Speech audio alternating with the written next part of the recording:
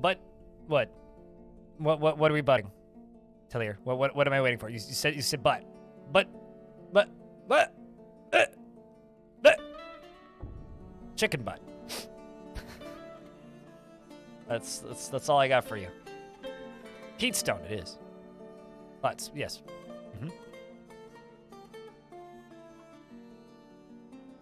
If a squad is training in barracks near where they're likely to deploy. Oh yeah, that's why I need more barracks, because I got 2 at the front door, and I need 2 at the back door. iPad keyboard can die at a fire. You should tell Tim Apple that. I'm sure he would love to hear that. Yeah. No, I agree. I'm not a big fan of touch keyboards either. Not a big fan. Not a big fan. Also, Arcmaster, hello. Old Hockey Thighs, good day. Am I missing anybody? I think I've said hi to everybody. Broccoli, hello. You know, honestly, it's also kind of the reason I haven't picked up the last Starship. Last Starship. Which is up and for sale now. Yeah, it's Intravision Software's new spaceship game. I played a little bit of the demo before it released, and it made me super sick because of the way the backgrounds rotated. So I just never bothered playing the game when it released. And now it's got mixed reviews. Well, that's a shame. I hope that game does okay. I like Intravision Software. They're a cool studio. Oh, it's definitely in between the cushions in the car, Tillier. If it's anything like the last Bluetooth keyboard I owned. Hello, Casual T. Good day.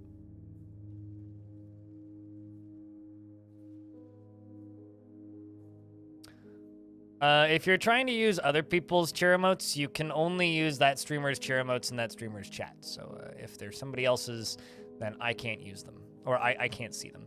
So we do have the gate open right now. We are currently... I'll turn on all of the redemptions and stuff in a little bit. But we are currently locked inside. There is... You know, we killed a bunch of necromancers over on this side because there was a bunch of necromancers that ran in the front door. This is the front area of my fort. I think all of the bits and pieces have been cleaned up. Although some of the necromancers, and this is one of them, was brought back from the dead.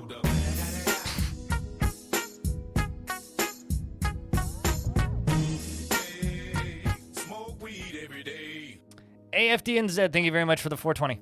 Cheers, dude. This was one of the necromancers who got resurrected as a neutral zombie. Well, there's 2 of them. There's a second one around here somewhere. There's also some water down there, apparently. Oh, there's the other one. Yeah, so we have friends that just hang out in the hallway now. They live there, I suppose. These are my 2 barracks that I was talking about. And then we're going to build another one over here. So we've got this problem where there's a couple of my soldiers dead in here, like Valor Nash and whatnot. We lost a couple members of this squad, and this squad is still mostly decked out, but they're just not trained enough. Now, the problem is this. This. So they are, you know, fighting jaguars and whatnot, but these guys are, Mebzuthsat's eyes, and they are small 3-eyed humanoids. They have a parasquat antenna, charcoal skin, which is sleek and smooth. This night creature was first created by the human necromancer Uthros of Orestrokes. The necromancer after horrible experiments on the goblin Atu in the year 280. And they are actually kind of strong. Combine that with... Where's the other ones? Hold on. Ranger Rick, hello. Good day. I will go through the named dwarves in a second. We also have, here they are. These guys. So we've got this giant disaster of glove shaken, these aren't that strong. We've killed a few of them. And then there's these guys, these Hand of Uthros, which are hairy scorpions, also created in the year 280.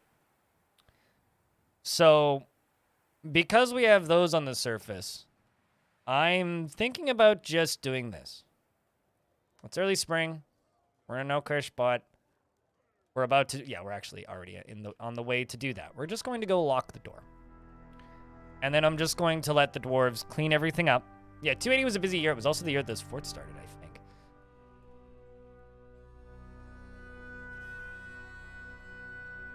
An adorable scorpion.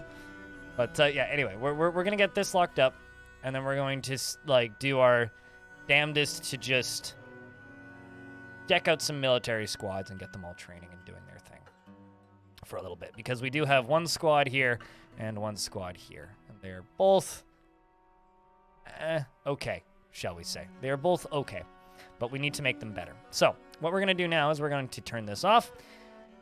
And we're going to continue working on, you know, keeping the dwarves happy and all that jazz. We do have guests outside, though, so that's going to be fun.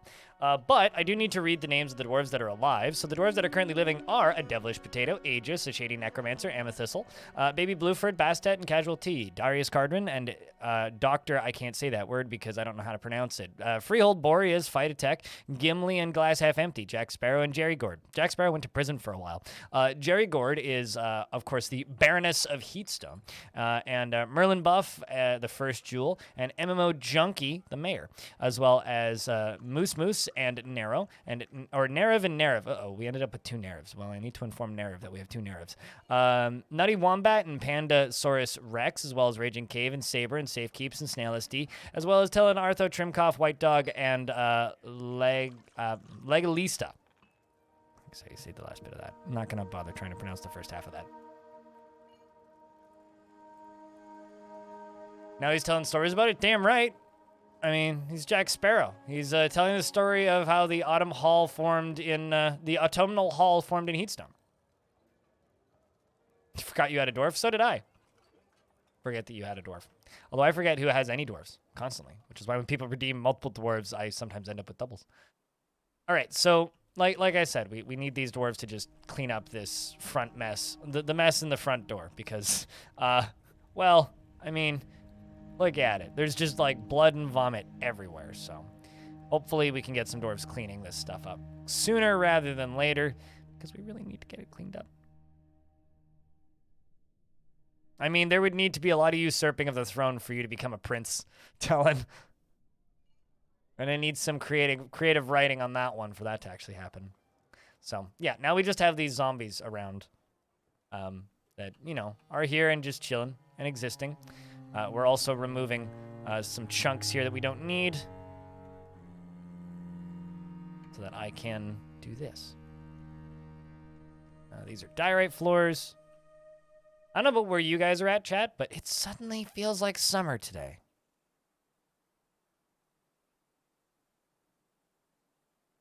No problems there? Sure, but the dwarves won't necessarily listen to your fan fiction. You just walked in the room. I am future prince. It's like, you're not even remotely related to royalty. It's like, hi, future prince. I'm blind. You have two dwarves, Narev, somehow. So, we have to wait for at least two of them to die before we can get you another one. What happened to make this mess? So, a bunch of necromancers showed up on the map. And the necromancers all made it into the map. Or into the fort. Intentionally, we let them in. We locked them in and killed them. But the necromancer experiments are still hanging around on the surface. So there's a whole bunch of necromancers on the surface. Yeah, it went from like being springtime to just being hot really quickly. And yeah, it's like warm enough in here that I'm actually like somewhat tempted Crypt to lurk, crypt beer. You know, go and set up my air conditioner in the next few days, but I don't really want to do that. Brander, buddy, how have you been? Hope things have been good. What is spring? It's a thing that, you know, pushes stuff away. It's used in mechanisms. It's a spring.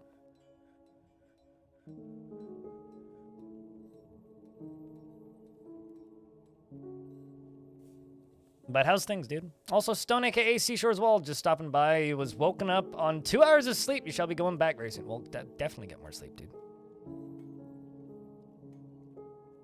Powers traditional clocks. Yep. Springs need to be wound, right? I think that's how clocks work. So yeah, no, we've just got all of these ostriches and things fighting with those spooky things on the surface. Do you also generally skip from spring to summer and then from summer back to spring? I'm curious if children are set to clean up right now. Let's just go to work. Labor. Standing orders, chores. Burial, net, clean. Let's put kids on cleaning, because I do have a lot of kids and there's a lot of cleaning that needs to get done here. Well, best of luck on your snoozing. Stone, we'll see you when we see you. A mythical Minnesota season between snow. You know, it's funny. We used to always joke that we have 2 seasons here in Vancouver. We have winter and then rain. But at this point, it kind of seems a little bit more like we have winter, rain, and then like a nice day.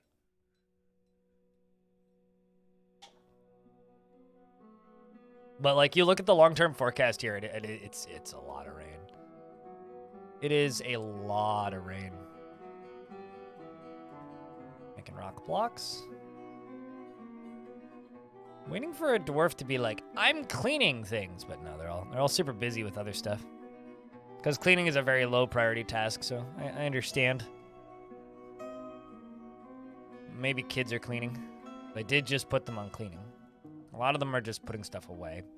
You're pen pasturing stuff. You're playing with a toy hammer. Word. A gold toy boat.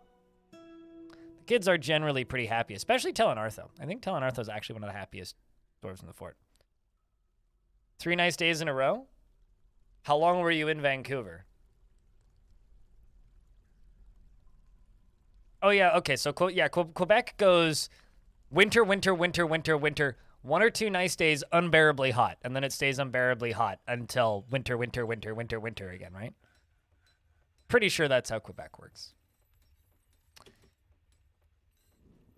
Like, pretty sure is in mostly sure.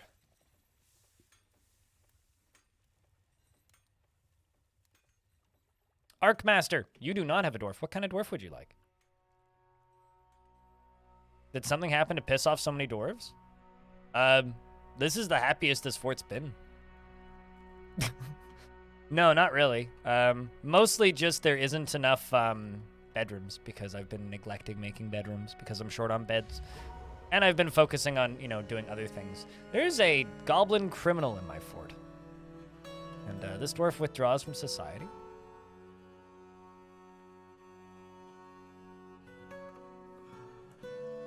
But also, like, a bunch of dwarves kind of died, so... Relatively recently, we lost a big chunk of my military. I also don't, like, use too many gimmicks to force good moods.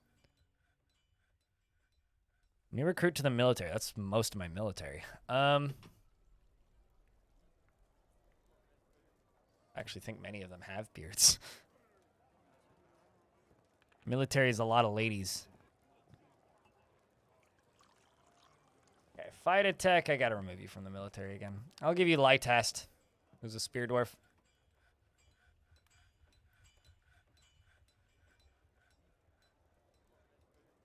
Also, hold on a second. I'm going who? Okay, you are getting removed from this position again. I'm moving. We'll move Edzul up. I also need to replace my bookkeeper with somebody who isn't in the military. Give it to Panda. Panda, you can go be my bookkeeper temporarily.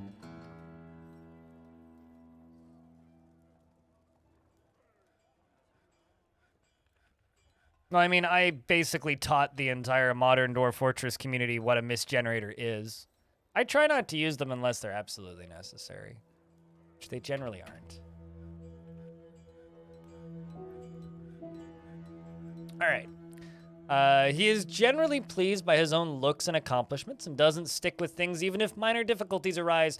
He finds helping others to be very emotionally rewarding, and he tends to make a small mess with his own possessions. He is somewhat quarrelsome, and he is bothered by this since he values friendship. He is quite polite, and he tries to do things correctly each time and often feels envious of others, and he is generally quite confident in his abilities when undertaking specific ventures. He lives a fast-paced life, and he has a tendency to consider ideas and abstractions over practical applications, and he has a tendency to go it alone without considering the advice of others, and he needs alcohol to get through the working day.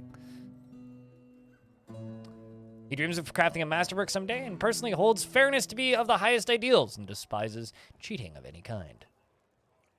And he likes Selfrite and Black Bronze and Tiger Eye and Giant Aardvark Bone and Rammy Paper Doing and well, Bits. my friend. Son is alive and happy. I quit my job and started my own business. Never a dull day. I Dang. hope all is well. Can I ask what industry? But good job. And thanks for the $5. He prefers to consume yak cheese and leeks and plum wine and water buffalo's milk and rice flour. And absolutely hates large roaches. His straight hair is extremely long. He has an angular chin and his somewhat short head is extremely narrow. His copper eyes are slightly rounded. His hair is raw umber and his skin is brown. How do you go? See, we've got a clothier shop claimed. Doc is running around and doing other things. Good, good, good. Anyone actually like large roaches? To the Dwarf Fortress Wiki. Large roach. Large roach.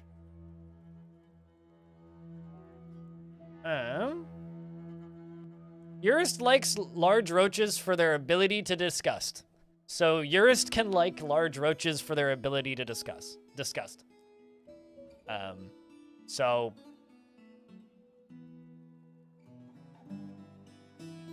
yes. Somebody likes them for their ability to disgust. Not me. Shady, what up?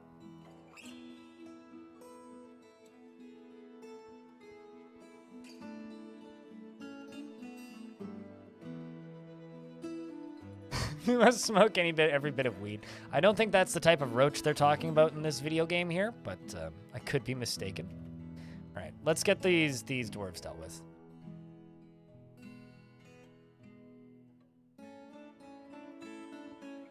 Well, they all have tombs assigned, so that's good. It's a quality start.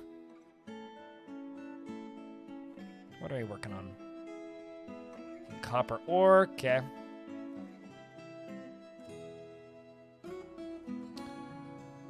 You currently are making a gold statue. Can I make another? I'm gonna say mean things about Blind. I'm gonna make sure that he's right in front of me. Still don't have another animal. I'll tell it to his face. Blind, you smell. Mm-hmm. Animal, how you doing?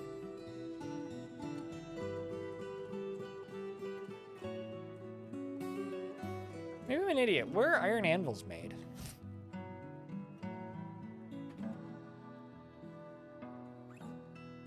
I swear that they were just made at forges. I'm trying to figure out how to pronounce that. Is that pronounced Trank? How do you pronounce that? Thank you very much for that that Prime subscription, though. Cheers, friend. Primes have slowed down a lot this month, actually. So appreciate it. They buried them under a tool menu or something? Well noted. Noted. Oh, so it's like tranquility. Okay, so it's like tranquil. Okay, that makes sense. But I tranquil. Thank you very much for the Prime subscription. Enjoy the emotes and the ad previewing. But no, plan currently is estimate how many dwarves still need beds and work on that, which is currently a lot because once most dwarves have beds, then we can, start doing other things that we need to do. So let's just place some bedrooms kind of everywhere, I think is what we're going to do right now. Because we just need bedrooms. That's all that we really need.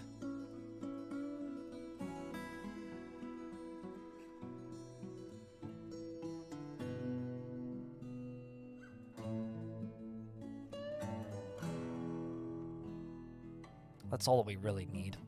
Because there's still dwarves without bedrooms, which is part of the reason there's some annoyed dwarves in this fort. Another reason there's some annoyed dwarves in this fort is, some people died early.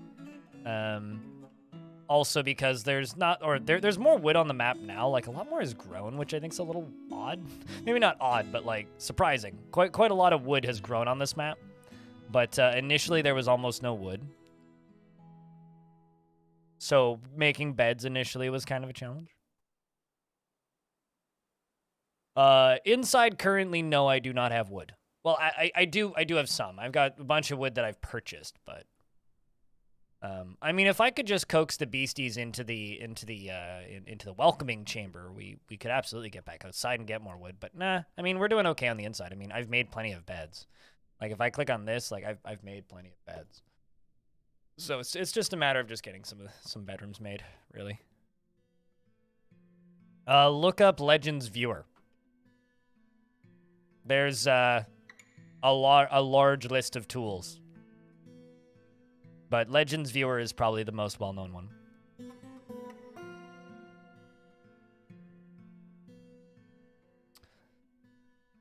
I'm planning to make a video on some basics Legends Viewer stuff, but I'm either going to do that tonight or this weekend. Are the beasties reproducing? I haven't seen any baby icons saying as much, but they could, theoretically. They also haven't been here that long. Although that's not really... them reproducing isn't really my concern. Food is my concern. They're finally home. Yay! Although literally all I'm doing is I'm just waiting for like a quarter of a season, and then I'm going to open the side door again and see if I can't just get them to walk in and, you know, go die.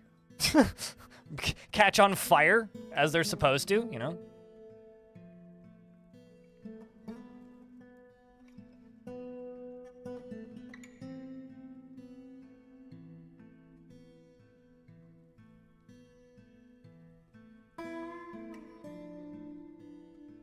You barely had time to play DF last night, but instant stock screen equals amazing. I know, right? Yeah, I guess I forget that, like, I'm the abnormal person who jumps into the patch the second it goes into the beta branch. So I've been playing this current patch for a while now with, like, no actual issues. Like, it's been a pretty smooth patch. But I forget that other people don't just jump into the beta right away, so... It's nice that people are finally getting to see that fast stock screen load. It's so nice. Like, oh my god.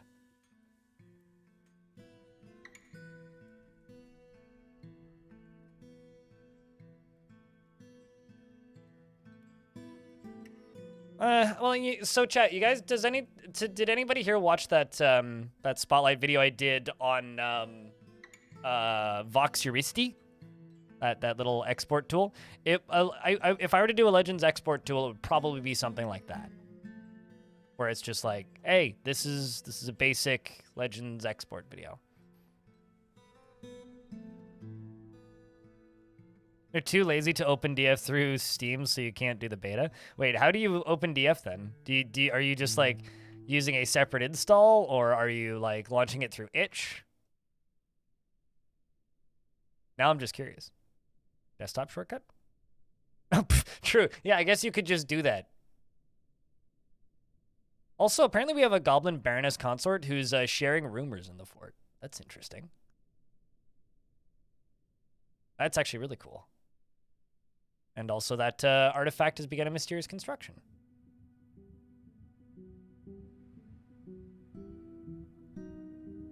So... to get to these bodies. Okay, so what we're going to do, we're going to do this. Let's open this back up.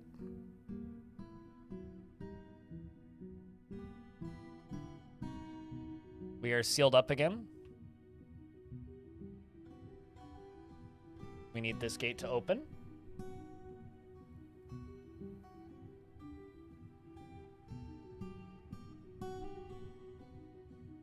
Windows key, Dwarf. Totally. I mean, I just always have Steam running, so. But then again, I always have Steam running to keep an eye on when updates come out so that I can, you know, grab the updates the second they come out and whatnot and yell about it to people and do my job that way. Because it's part of my job, is telling people when things are out. Send out the goblin as bait. Send out the Baroness. Or the Goblin Baroness is bait. Let's get to it. All right, let's see where these bads are. Oh, they are literally at the other side of the map. Are they moving, though? Because they've been going from place to place and just, like, obliterating.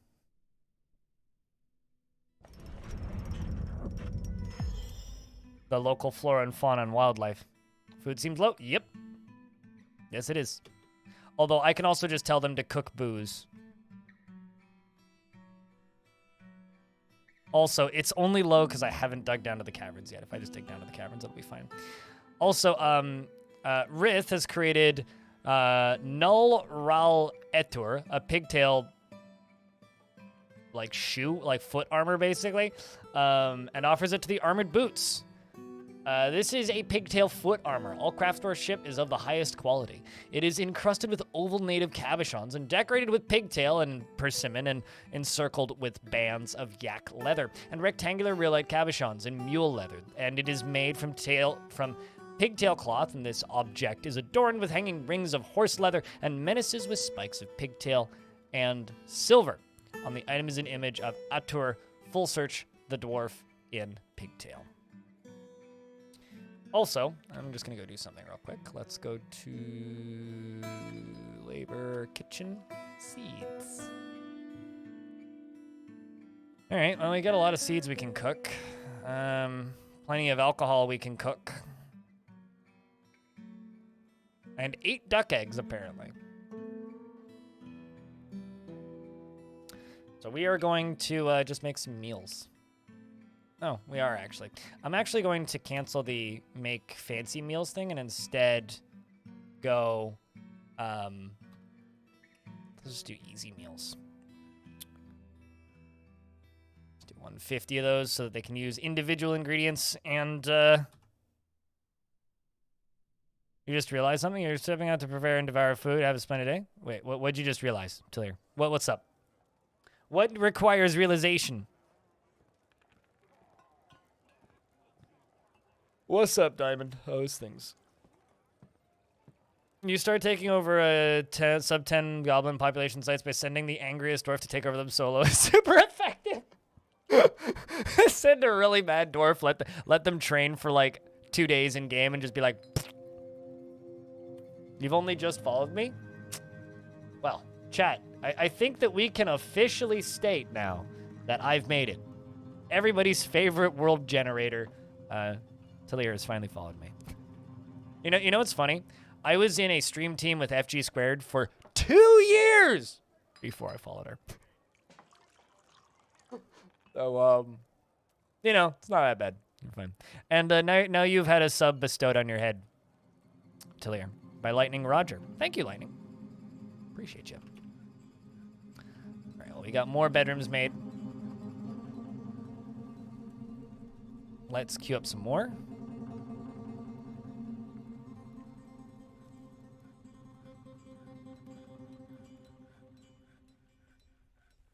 So yeah, I don't know. I would definitely say that's more awkward.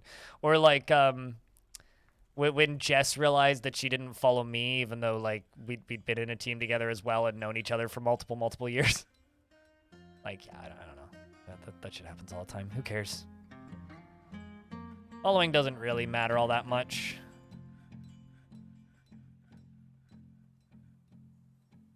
Oh, you know what does matter? The fact that you're here watching my streams.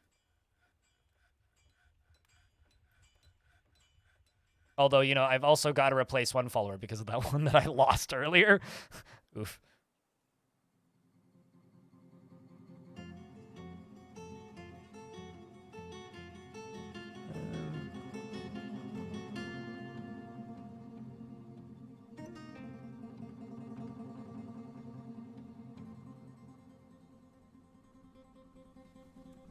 Do that.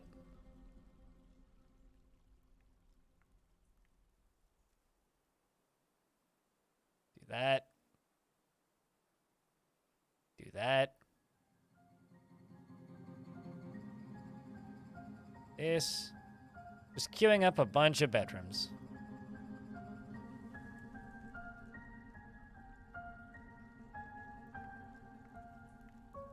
You almost gave him a sub. Well, I mean, someone else did. Just to keep everybody on their toes, right? Sometimes other people need to do the subs. Gifting stuffs. Can't all be you, Jerry Gord. As much as you try, it can't all be you. Oh, would you look at this? Guests! A goblin monster slayer and, the captain, who's definitely not a criminal of an unknown civilization. Thou art besieged? Yeah, I noticed. Thanks. It is a noodle. It's an evil criminal noodle. It's a noodle that is committing crimes.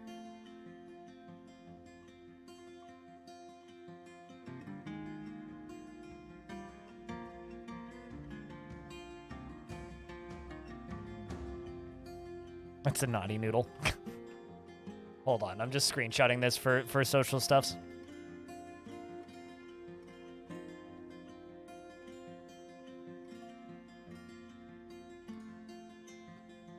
I'm sure that she is a perfectly friendly criminal noodle mastermind, you know?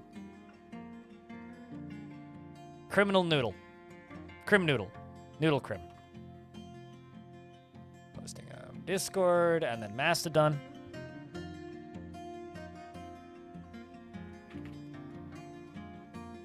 Criminoodle? Mm-hmm.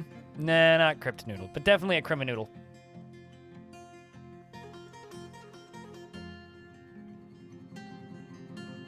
And of course, you know, if you follow me on Mastodon or on Twitter, or if you join the Discord, you can see these posts of screenshots of Dwarf Fortress a couple days a week. Relatively consistently. Except they're actually friends. They're not even invading us. They're just here. They're probably here to steal my stuff, though.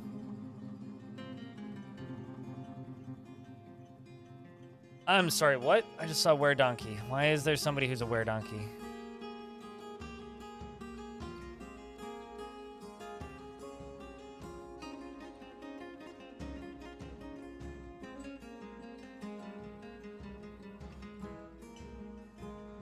Wait. Wait a s...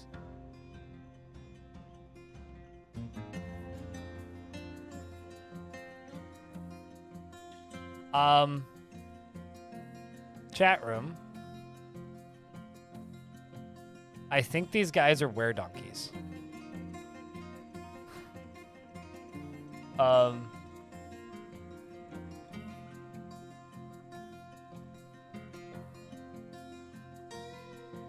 See, were-donkey criminal M, Nitamesm is fighting.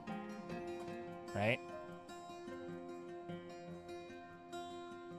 Were-donkey criminal releases the grip. Were-donkey strikes. You bite anybody? I'm enraged. Okay, yeah, we should... I mean, there's the were-donkey. It's dead now. Just wondering if it bit anybody.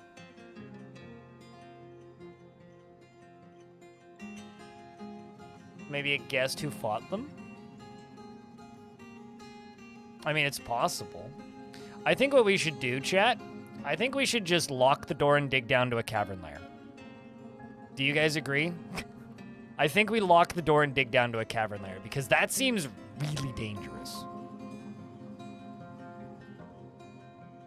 I think that's what we do. We lock the door and dig down to the caverns. Because I do need, like, food. And we have to get it from somewhere, and we ain't gonna get it from outside with that there. Oh, hey, Goblin's leaving. Bye, Goblin.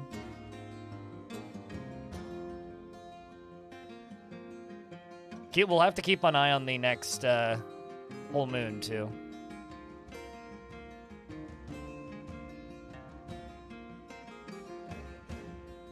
They don't seem to be particularly interested in being lured into the lava pool.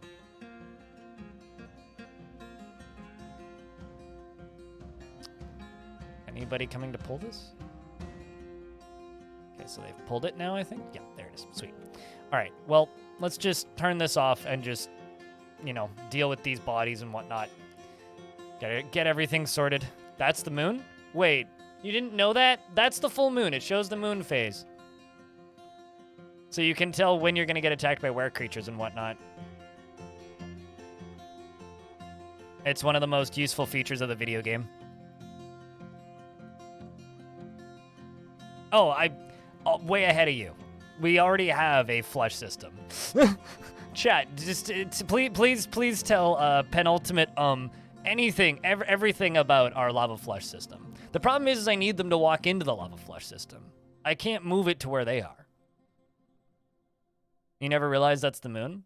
You know, there's been a tiny little glyph in the top corner of Dwarf Fortress for as long as I've played that's been the moon. But no, our lava flush system is this. I need them to walk into this entryway. But most of the necromancer experiments seem to be very uninterested in doing that, so.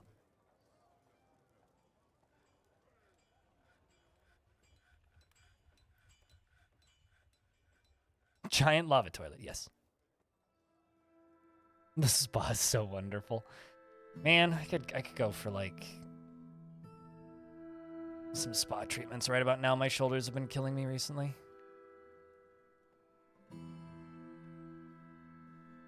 How am I? I'm okay. Getting by. Raised a lot of money for charity earlier in the week, which was lovely. Now we're just chilling.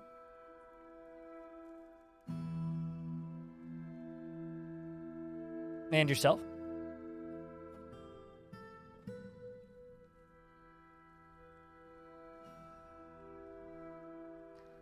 The whole ass mood, what? I wish I could just fix my shoulders right about now.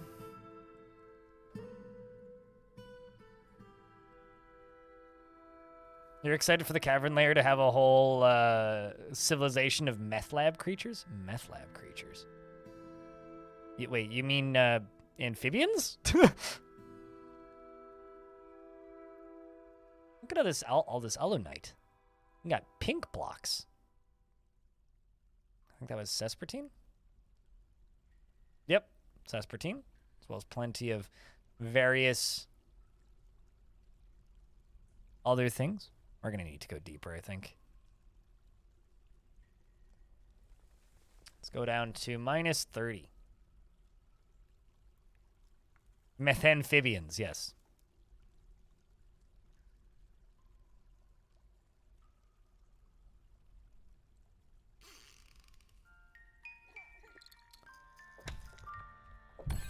Oh, there we go. Oh. Duh. Izwari. I was like, that name seems vaguely familiar. But I'm sorry that you've had to play WoW hardcore. That sounds awful. I hope you survive. You have discovered an expansive cavern deep underground. Yeah. Oh, great. Of course it's one without food. Go friggin' figure. Go friggin' figure. Okay, well. It's fine. We'll dig through it. Hold on. I just gotta jump up here and go to labor. Go to standing orders. Don't collect webs, please.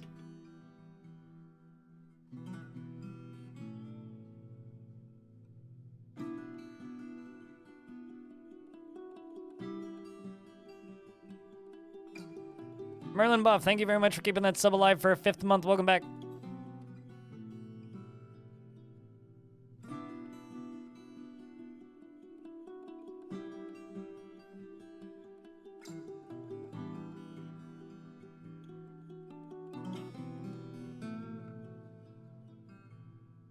Let's do that, that, and that. That'll be part of what we need, because I got one more I gotta do. Now we wait. No, I don't get cave moss from this one, because there's nothing growing down here. Because there's nothing growing down here, we get nothing. So I have to get to the next cavern layer to get cave moss.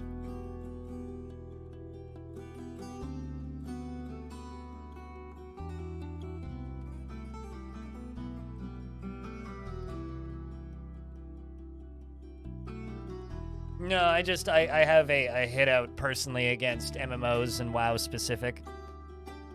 I am the, like, anti-MMO person, so my condolences whenever I hear people are inflicting MMOs on themselves willingly.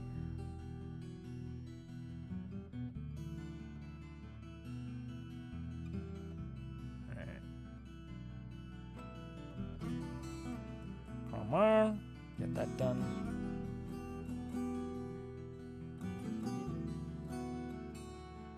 this, do that. And done. But taking a break from Dwarf Fortress, I gather, Zwari? Since you've been inflicting MMOs upon yourself?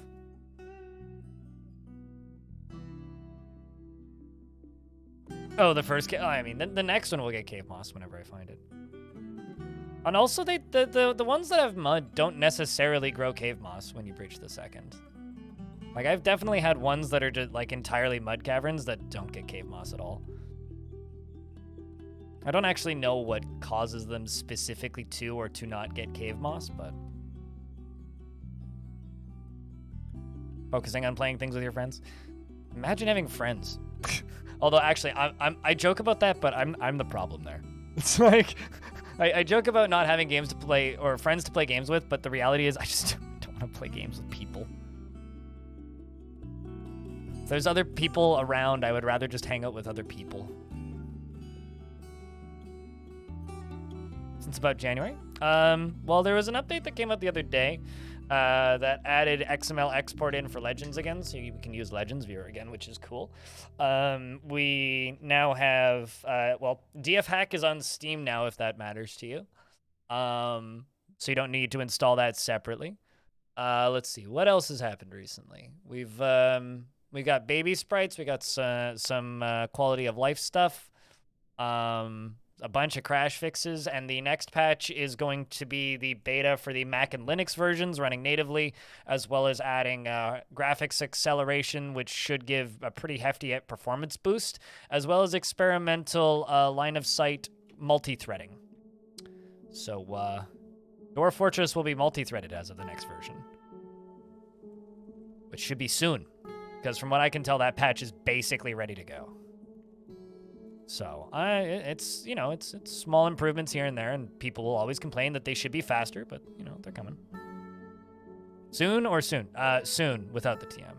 Like, when I spoke with Putnam, she was literally saying that the, like, SDL2 stuff, which is the graphics acceleration, and Mac and Linux versions will be ready, like, within a week. So. Multi-threading will fix DF? I mean, no, but it'll sure fucking help. You've discovered an expansive cavern deep underground. Has threads for audio and Fmod? Yeah, and the graphics already run on a separate thread, so. We've also discovered a magma pool. As if I need another one of those. I already got a volcano, but... There we go. That's what we needed. Look at that. Excellent. Excellent. Sweet. Okay, where are we? Oh, I see. Right on the edge of the cliff. Great. I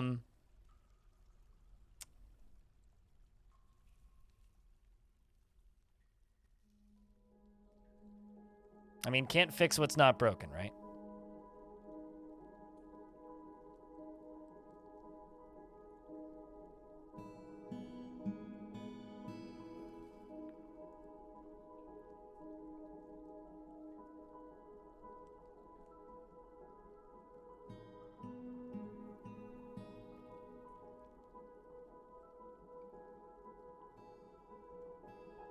Less that, and more just being able to offload some of the power onto graphics cards is what's actually going to help.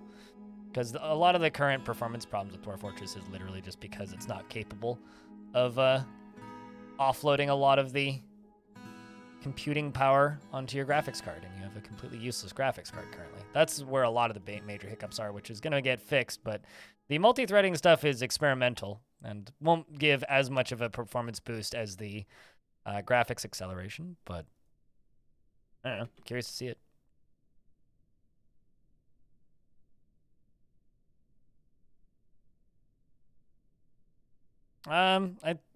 She mentioned something about like trying to implement that at some point, so.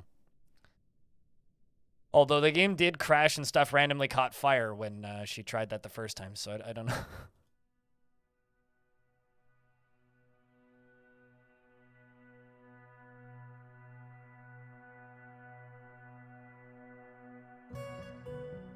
Wonder why they went up by one. Well, I guess I screwed up that.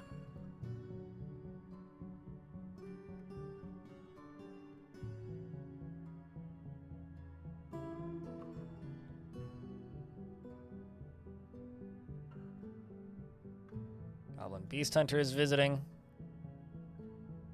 I told you to channel this out, though. Maybe I didn't. Swear that I did. You do that.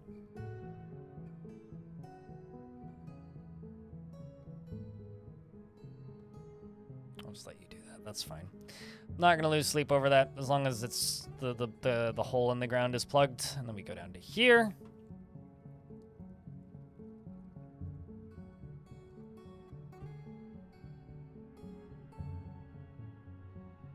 And I will probably just make a whole bunch of weapon traps in that little walkway right there.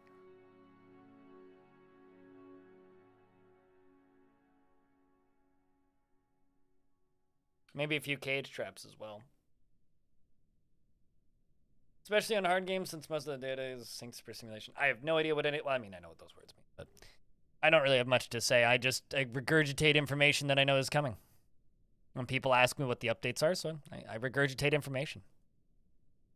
And then people always turn it into memes and just mock it because, you know, that's just what humans do, but...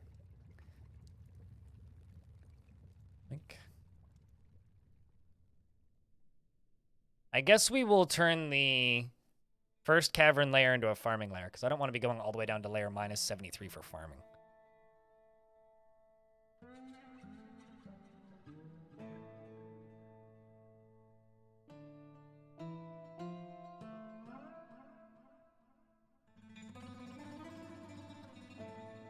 Dwarves, it's false, it's made up, that never happened. I mean, it's false, it's made up. We lied to you.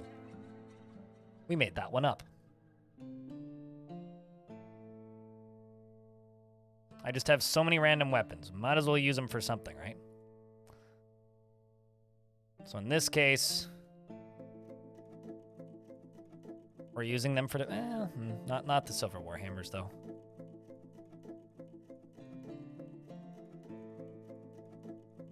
Make iron spears, iron flails, and iron maces. I don't want to use the warhammers.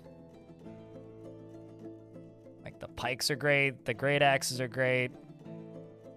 Use one warhammer because I clicked it. Maces, morning stars, that. The whip. Short swords, two-handed swords, great axe. Copper swords, two more whips. Copper warhammers, those we can definitely use.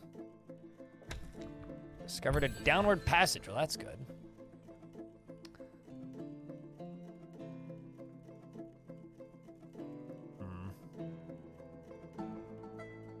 I need to make spikes or something.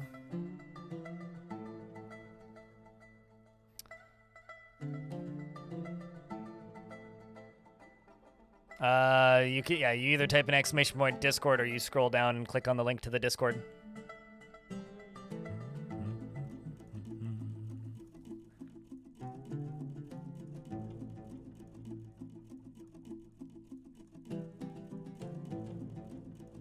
Parallelism is handled automatically. I love how, like, me just making a statement as to one thing that's getting added to this game always starts this super, like, long-running conversation. It's like, well, I mean, I suppose. This is still just what's getting added. We found Crundles. Maybe Crundle eggs are on the menu for everybody. What a cool cavern layer.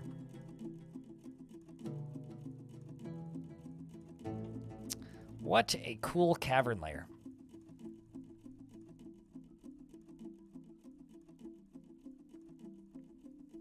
Also going to place 2 doors down here. Actually, multiple doors even.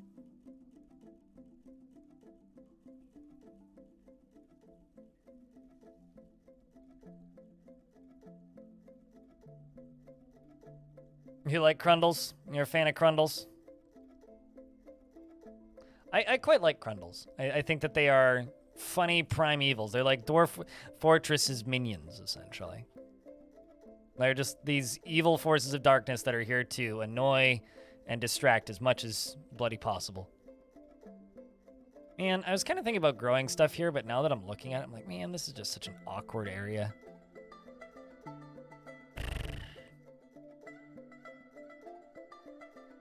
This is like such not a good cavern lair. This is such a bad cavern lair. They're chinchillas, angry at everybody and they hate life and want to die. Life is pain. Yeah, that checks out, actually. Why is there sometimes just mud layers? There actually is a lore reason for it.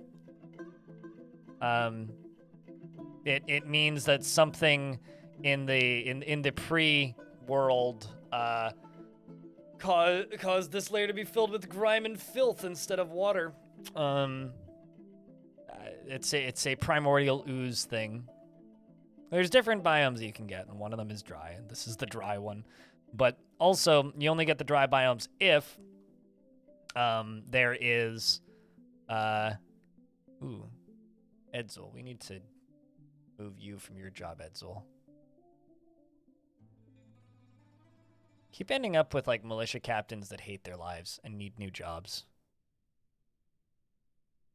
Moose, you can have that job.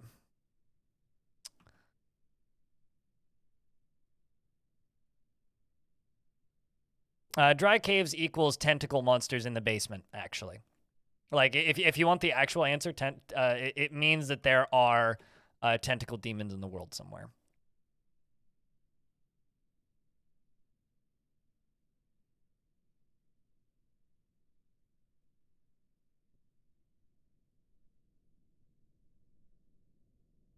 In their semi-demonic way? I mean, in their harmless semi-demonic way.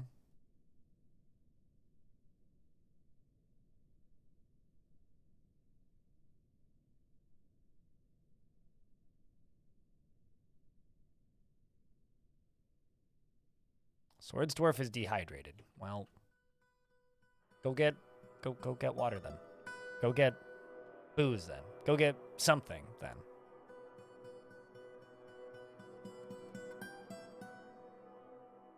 But that's something that you'll read more about once there's actually, like, you know, the stuff that's supposed to be in the game for the myth generator. The myth generation stuff is going to explain why some of the cavern layers are just mud.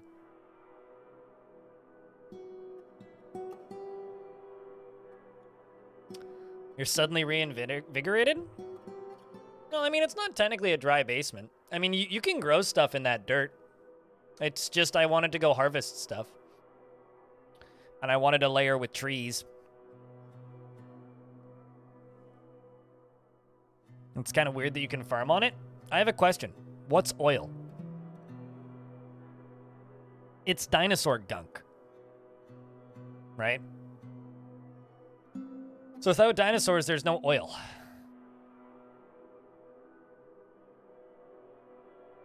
Tentacle demons redirects to the 40Ds version. That's usually what happens, yep. Weird specific things like that redirect to that. Completely unrelated to anything, but I've had this weird desire to play Conquest of Elysium again. Very imperfect game, but I've just had this weird desire to play that again. Like, I opened it up last night after stream. I was like, man, I want to play some Conquest of Elysium. That might be a Monday game at some point. We're in the caverns now? Yes. Currently, yes. We are in fact in the caverns.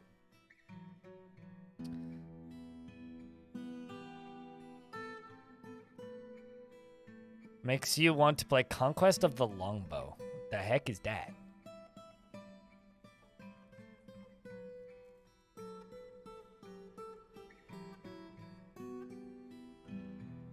Look at this goblin leaving off the bottom of the map. Bye!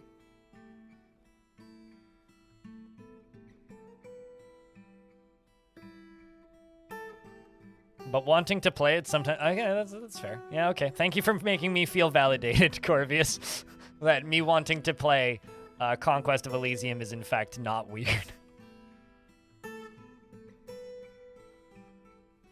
also don't particularly want to aggravate the cavern critters, so...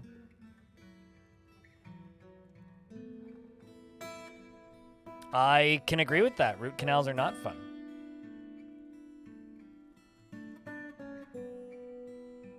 But yeah, the process of getting the root canal, not fun. The reward of no longer needing a root canal, very fun.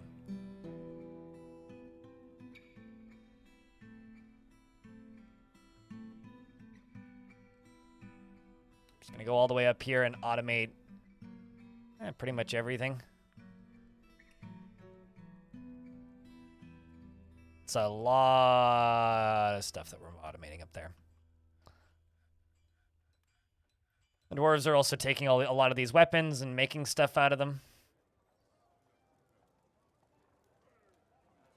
The magma looks pretty nice through the haze. You know, honestly, this is one of my favorite views in this entire fort. This right here. Look at that. Isn't that cool? It's kind of awesome. Okay, so is there a particular reason why this dwarf hasn't been buried yet? Oh, right. It's because they can't reach it. All right, well, I need to fix this. I'm going to, priority number 1, we're just going to mine through this. And I'm going to put a lever right there, and we're going to put a little mechanism, or a little drawbridge right up here.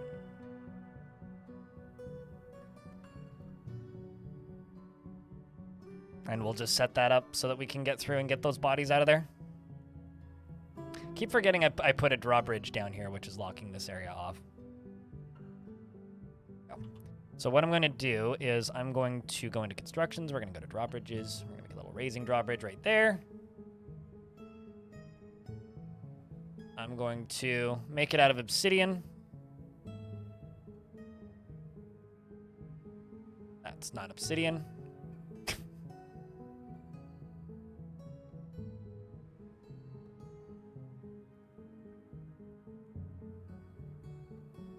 Place an obsidian block there. We'll place a door behind it.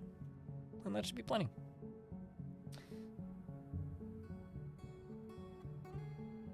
Yeah, no, at some point I will need to go through that process. I've got three teeth that my dentists have been looking at since I was 14 years old that are this close, according to them. Like very, very close. Like just a bad afternoon, from what I can tell, away from me having, like, some pretty serious cavities. But currently, they're totally fine.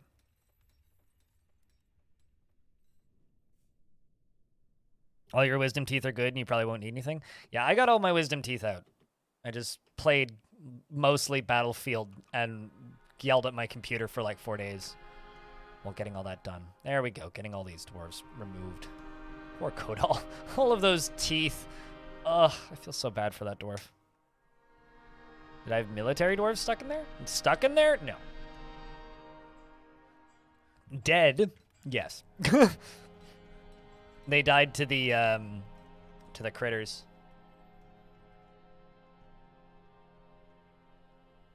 The evil monsters.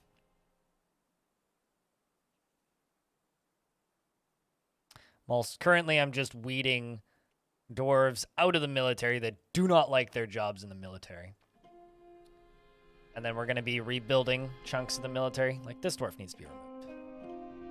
Go put your gear away. I'm also wondering when they're going to clean that blood up. That Baroness Consort goblin keeps on sharing rumors with us. At one point, do you think that the Baroness Consort is just going to get executed for, like, treason against her own faction for just, like, giving us all of their important information?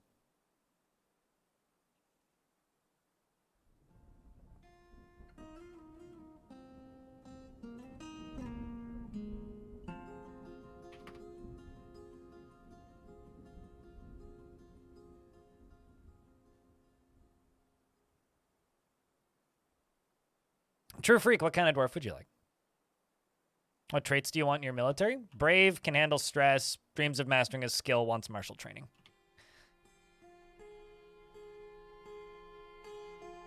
Are kind of like the go-to. There's a few others that are also helpful, but those are kind of the important ones. Something useless with a beard, got it.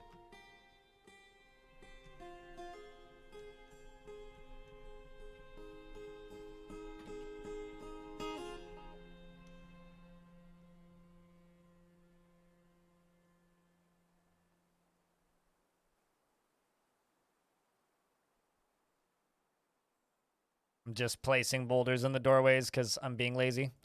All right. And then I also got to do these upper layers, but we'll do these in a minute. And then we also got to do these lower ones. But again, we'll do those in a minute. I'm going to name Useless Dwarf with a Beard. You can be this cheese maker, because I got nothing that can make cheese. True Freak. You're currently hauling a skeleton. Thank you, by the way. That is a not easy task to do. He's very quick to anger and very happy and optimistic. He is often nervous and he has an active sense of humor. He is generally quite confident in his abilities when undertaking specific ventures, and he's not particularly curious about the world and occasionally overindulges and generally acts impartially and is rarely moved to mercy and often feels discouraged and tends to be a little wasteful when working on projects, and he tends to be a bit stubborn in changing his mind about things, and he can handle stress, and he often feels envious of others, and he doesn't often feel envious of others. That's the word that I was looking for. He can handle stress. There you go. He doesn't mind wearing something special now and again, and begins to talk more slowly when he's angry, and he rolls his eyes when he's annoyed, and he needs alcohol to get through the working day. Dreams of raising a family. Personally, thinks that the entire concept of sacrifice for others is truly disgusting. Believes truth is unavoidable regardless of the cost, and disdains the law. He values tranquility and quiet tranquility and quiet, and has great respect for fairness, and doesn't respect a society that is settled into harmony without debate and strife, and dreams of raising a family. Likes ash glaze and sterling silver and brown jasper and giant stoat tooth, amber and giant leopard seal bone, and gems.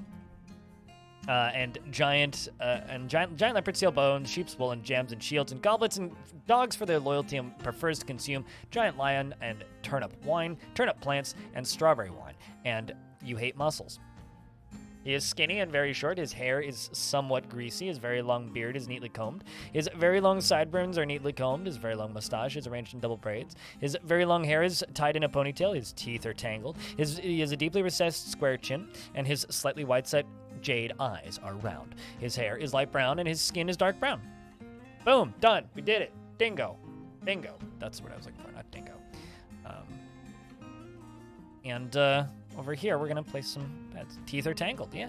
Just like the movie. It's a Disney classic. Better than Frozen.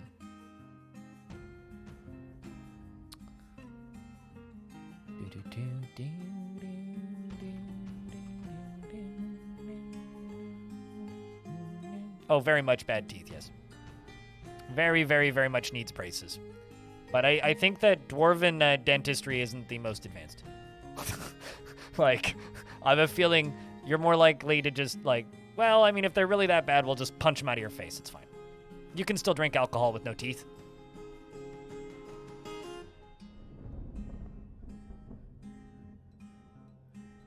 It's hardly debilitating. Better than Frozen is not a high bar, TBH. But, like, people hold Frozen at such high regard for some odd reason. And it's like, man, but Tangled was better. I like to think dwarven dentistry consists of smacking you in the face with an adamantine warhammer, assuming you have access to adamantine. But it's either that or like a featherwood training sword. Just smack him in the face. You know, honestly, Tangled is the last like animated Disney film that wasn't Pixar that I unironically enjoyed. Not even like joking here. Like this is just the truth. Unironically enjoyed that movie. It was a great movie. I'm not going to actually, Foul G. I will never let it go. I refuse to let it go. And before you ask, no, I don't want to build a fucking snowman. That's it. No, I don't. After all this time, been asked many, many times, I still don't want to build a snowman. Although I did get quite drunk this past winter and built a snowman on the side of the highway. That was kind of fun. You needed that? You're welcome. Happy to be of service.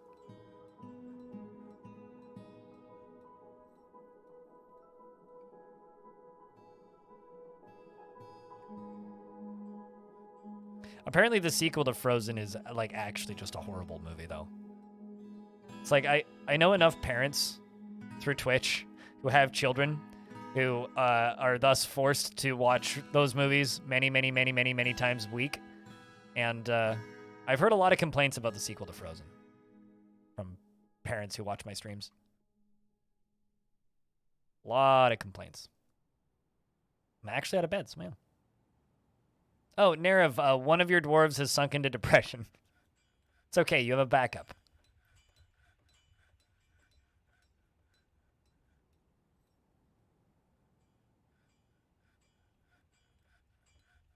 I mean, I'm Puss in Boots is DreamWorks, is that not?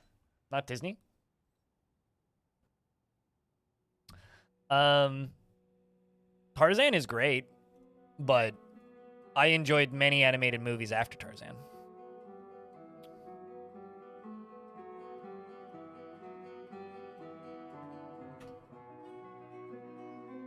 No, it's all good.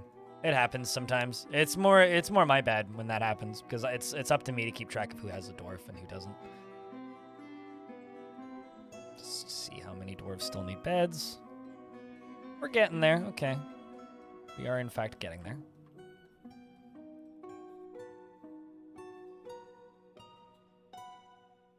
These are getting claimed mighty quick, which is good.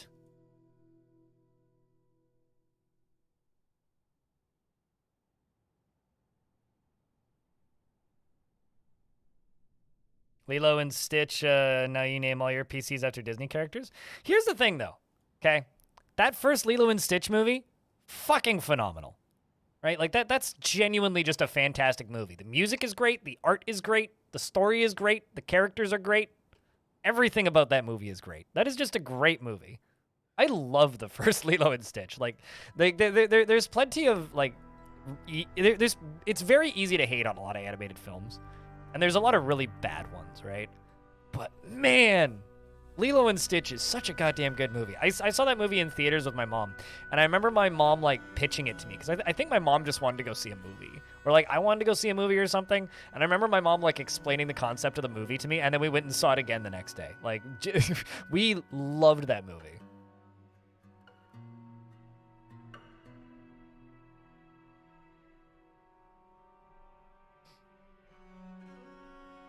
You grew up on Dumbo and Sword in the Stone, Lion King? Yeah, no, I mean, I remember watching all those movies when I was a little kid, too. We had, I mean, Lion King is an incredible movie. Like, just everything about that original Lion King is beautiful. Absolute favorite? I wouldn't say it's my absolute favorite, but it's definitely, like, one of the best of, like, that era of Disney. So many criminals are visiting. Human criminal is visiting. Criminal mastermind is visiting. Thief is visiting. You just watched How to Train Your Dragon? I remember How to Train Your Dragon being good. I remember enjoying that movie. I remember, like, nothing about it. I don't think I saw Moana, actually. Pretty sure I did, actually. I remember wanting to like Brave, but thinking that that movie was just really boring.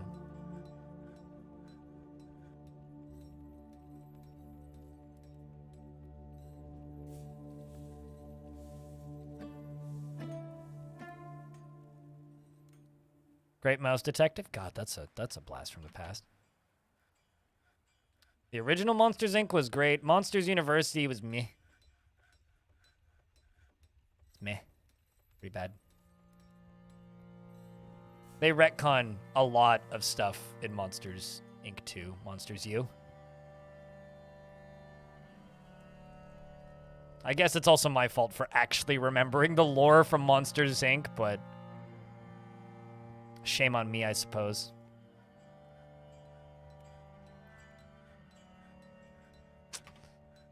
What other fun colors do we have? Ooh, I got 12 Ellenite blocks. We got to cut more Ellenite. I got to go dig out more Ellenite. Let's do Cinnabar. Let's have a red bedroom.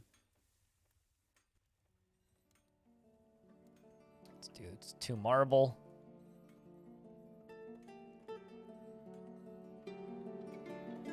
Being way less coordinated with the colors this time. But I think it's working. And kind of the random colors just looks nice. An A team? Man, So like, you remember how earlier today I mentioned that there's a picture, oh God, the Rescuers. Fucking loved the Rescuers growing up, man. That and Fievel Goes West, and all those movies. An American Tale, that's the name of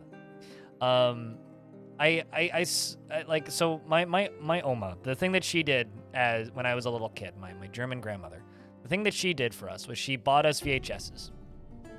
She'd always go, and every time she'd come over and spend the afternoon or the day or the weekend at my parents' house, she would bring some VHSs, and it was always new movies.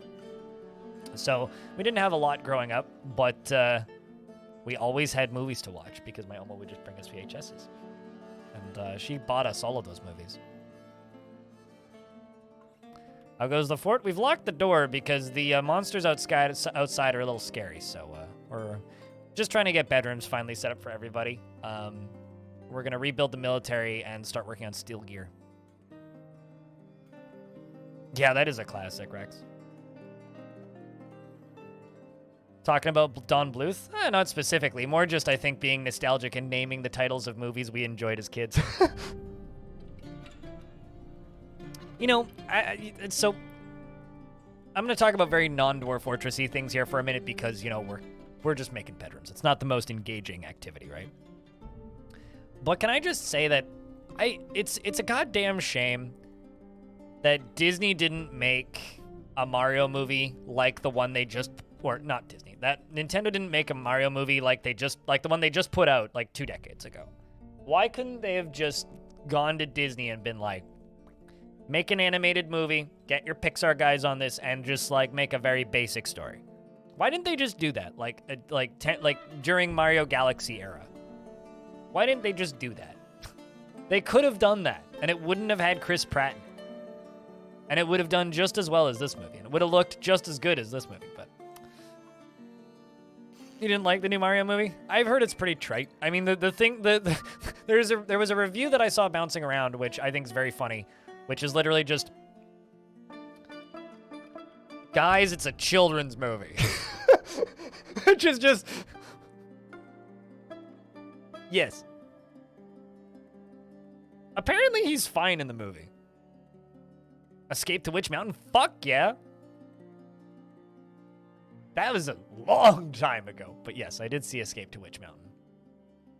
Actually, you know what I remember more than Escape to Witch Mountain? I remember the advertisement for Escape to Witch Mountain, which played before one of my other movies, and I will never forget the "In Escape to Witch Mountain" line. It's just the hey, Trimkoff is playing with a gold toy axe. I too played with golden axe when I was a kid.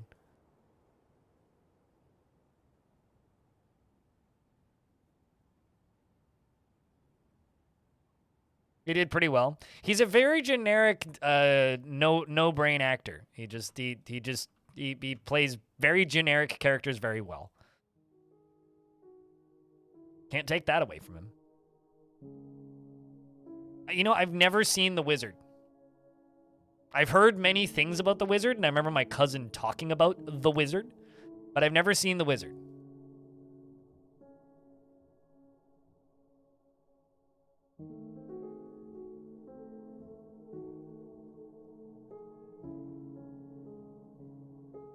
Just trying to get furniture into some of these. Is it possible to get the animals back on your map that were there at Embark? You mean like wild animals? Wild animals just come and go. Just kind of have to keep an eye out for them. Unless they've gone extinct in your world, which is pretty rare. But at Embark, a bunch of animals wander onto the map, and then they just start rotating through the available animals for the area. So short answer is yes, but you don't have any control over them, and you just kind of have to keep an eye on them. You had rhinos and you want to catch them? Set up traps. Start waiting. Rhinos are pretty cool, though.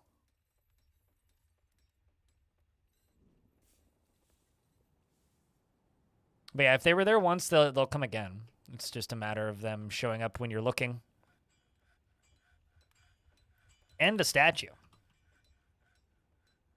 Not just 2 cabinets. 2 cabinets and a statue.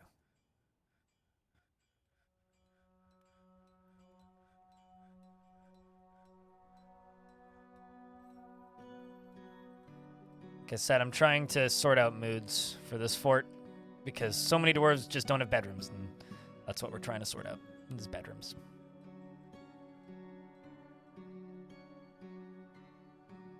Dwarf Fortress needs animal bait?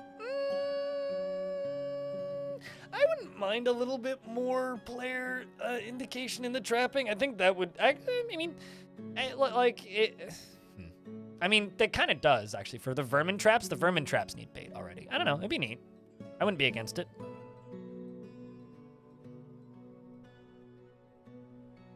They're fighting with gray langurs. Not seeing any more of them turning into were creatures, which is a shame.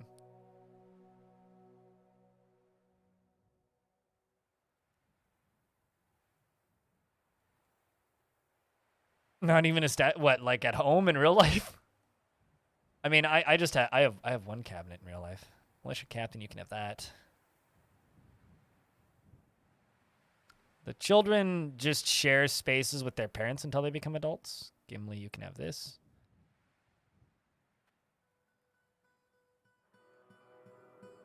So they don't generally claim them. So they're lower priorities, but we can start giving them spaces after that.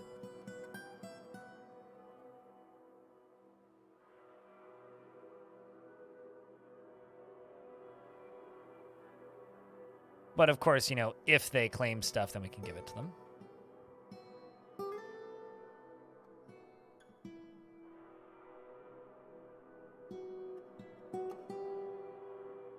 Let's also do this.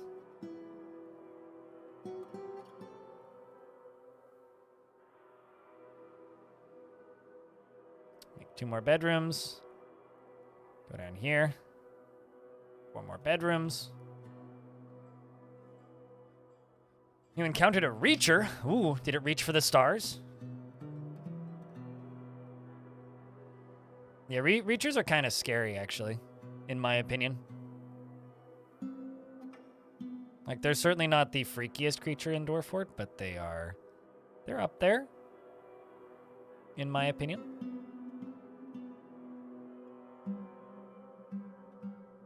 They're just creepy. I don't like them. And the fort you're running right now is what I intended to run AM. It's what I intended to run AM with once it's added. AM with. What's AM? It's just, yeah, they're just unsettled. I think that's actually maybe a better word to use. They're just an unsettling creature. It's like, that's not the sort of creature I'd want to wake up and find, you know? At the foot of my bed. It's that kind of thing. It's not that they're actually that scary. God, there's so much blood there. Look at all the blood underneath all of the beds. That is creepy. Oof.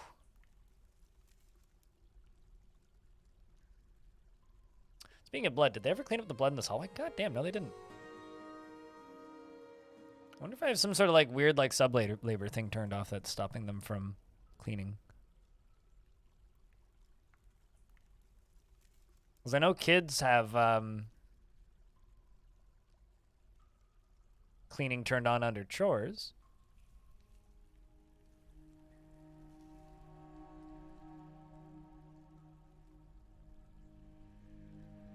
Yeah, no, there's no weird like stand. Odd. Why is there blue blood? Blue blood is troll blood. Trolls have blue blood. Dreams of mastering a skill. Beauty in nature, pleased by his own looks out of town. Finds his natural tendency. Doesn't tumult in discord. Stubborn. Doesn't. Okay.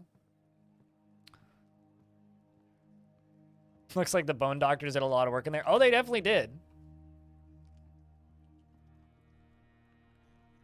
They definitely did, but.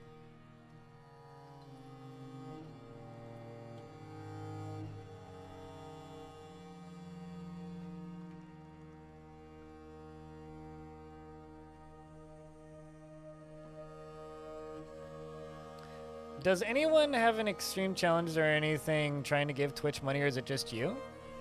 Tried PayPal, credit card number, it doesn't matter. Is Twitch, maybe Twitch's payment processor just isn't working right now? I mean, that's kind of tricky. I don't know. It shouldn't be. I personally have never had any trouble giving Twitch money. But I just use Amazon Pay. So, I mean, if you have a confirmed PayPal account with a credit card attached to it, it should just work, but...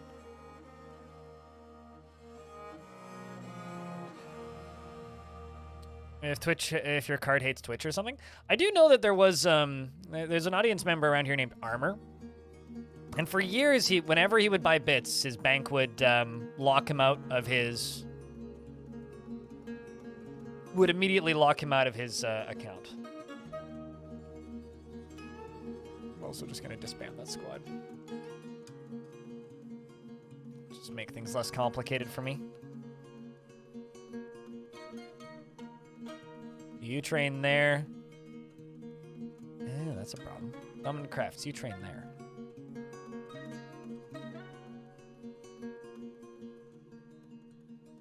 Meditate on courage, Amethyssal. Well, we do need courage right now. Dreams of attaining a rank in society, eh? How do you feel about fighting?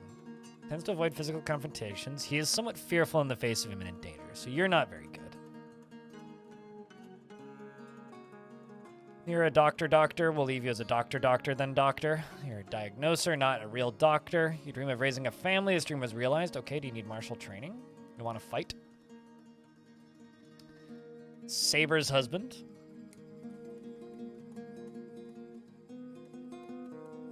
Yeah, I don't know. Like, I would just try, like, refreshing the web browser and trying again. That or just take it as a sign that maybe it's better to save money.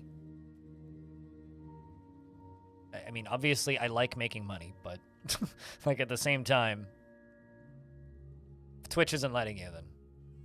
You dream of ruling the world, hey? Is a nervous wreck. Yeah, that checks out. Most people who dream of ruling the world are generally better at ruining the world. Tends to share her own experiences and thoughts with others, and she is somewhat uncomfortable around those who appear unusual or live differently from herself. I'm sure you love the visitors we're having. Specific countries, card usually works fine. Usually it's like as long as you have a credit card or a PayPal account, like it's just not a problem. But like my assumption at this point would actually just be that Twitch's payment processor is down.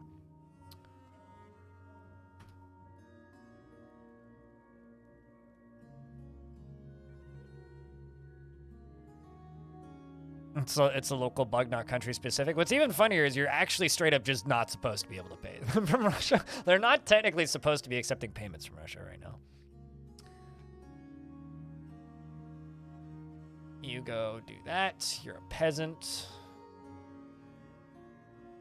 Crafting a masterwork. Okay, well, you do have a very bad sense of empathy. Impervious to the effects of stress. Okay, you know what? We're going to put you into the military because at the very least you'll be impervious to the issues with it. The sense of duty doesn't tend to hold on to grievances. Generally acts with inner focus. Yeah, you'd be okay.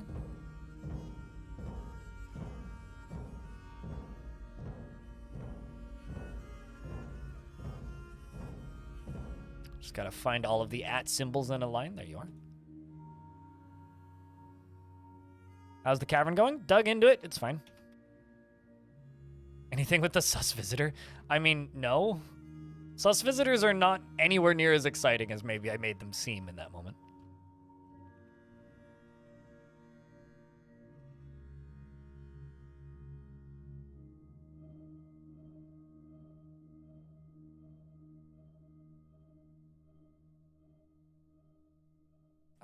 These are just a bunch of tiny little... Tiny little garden plots.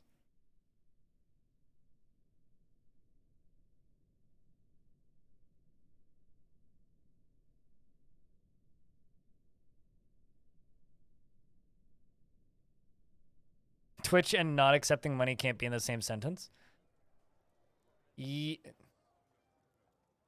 I'm not going to elaborate on it because it's just going to get into conflict bias and whatnot, but at the end of the day, technically on paper, they're not supposed to be accepting money from certain countries right now.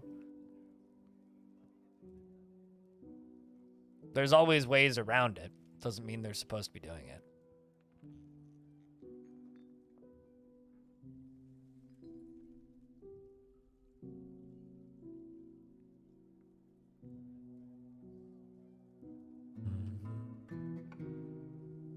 Why is this lever forbidden? Oh, I know why. Exactly, Darius. Exactly. Maybe now the money will eventually reach Blind. Hey, it worked. Yeah, that'll reach me. Well, what fixed it, no, Brodon? Welcome back to the land of ad-free viewing. It's a good land. Right, what does my nobles want? A buckler.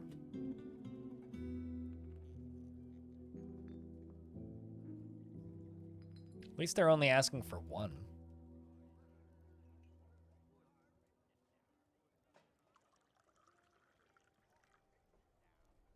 At least they're only asking for one.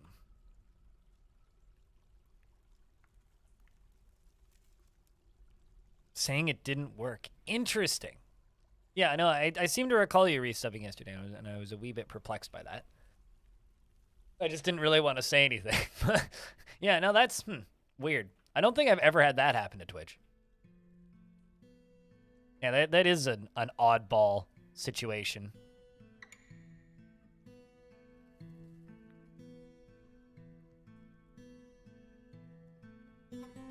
But what can do, really? Chat, can I get a round of beers for Twitch finally accepting No Bro Doin's money? A+ Twitch.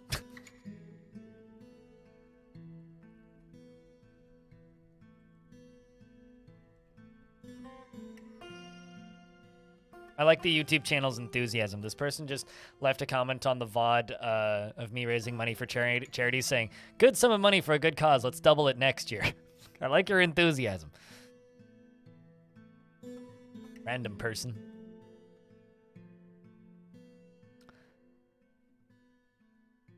No, there was definitely much rejoicing. Also gonna test something. Curious if I add a bunch of engravings to this area, if they will clean this blood up. Because I really just want this blood cleaned up. I want this blood and vomit cleaned up, like, stat.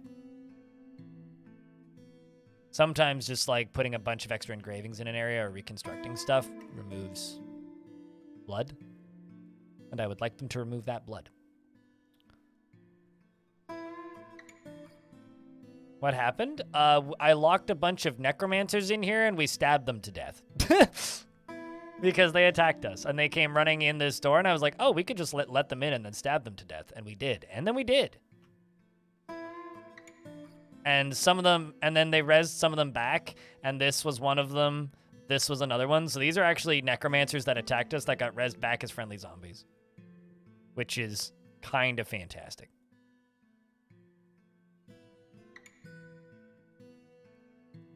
You need to watch the VOD. I mean, there's also, like, if I go look at this, oops, this screen, all of these on the map, these are all necromancer experiments. They kind of live here right now. They're also quite tough.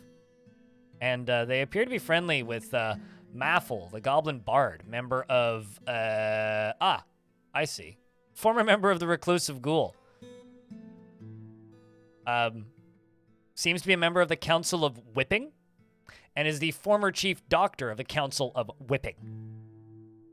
And a member of the Hatred of Squids. Why do they hate squids? I guess he decided he likes squids, so he left. She decided she likes squids, so she left. Stab Romancer? Oh, definitely. Yeah.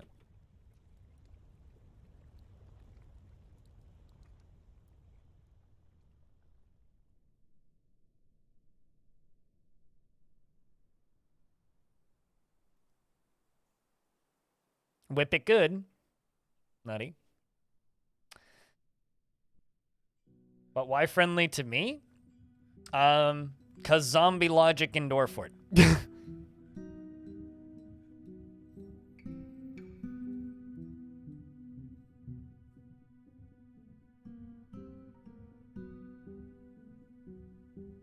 That's all I can really say, is because zombie logic in Dwarf. At the very least, this is cleaning off parts of it. Looks a bit better now. It's an improvement.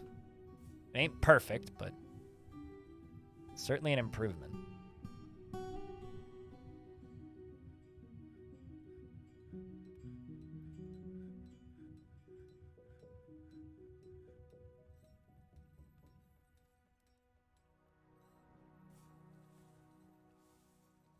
Let's see. How are my newbie military dwarves doing? Satisfied upon improving fighting. Well, at least that's something. What about you? You're a good swords dwarf already. You're already a swords dwarf as well.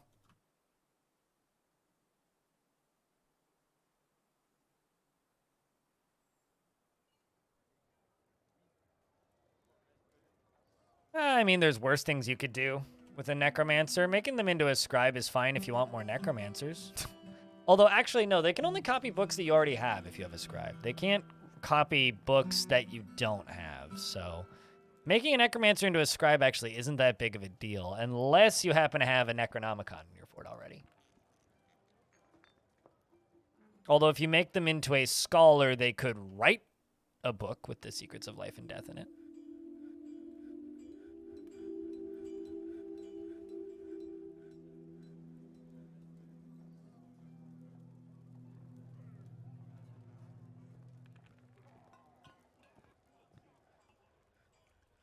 Unless I'm very much misunderstanding how that mechanic works.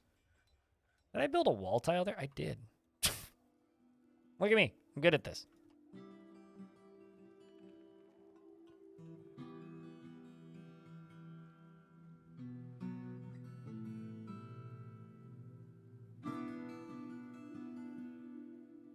Make a fortress all into necromancers by mass producing necronomicons? You don't even need to mass produce them. You just need one and a public library. That's literally all you need. You need one necromancer or one necronomicon and a public library. That's literally all you need, and you will have a fortress full of necromancy.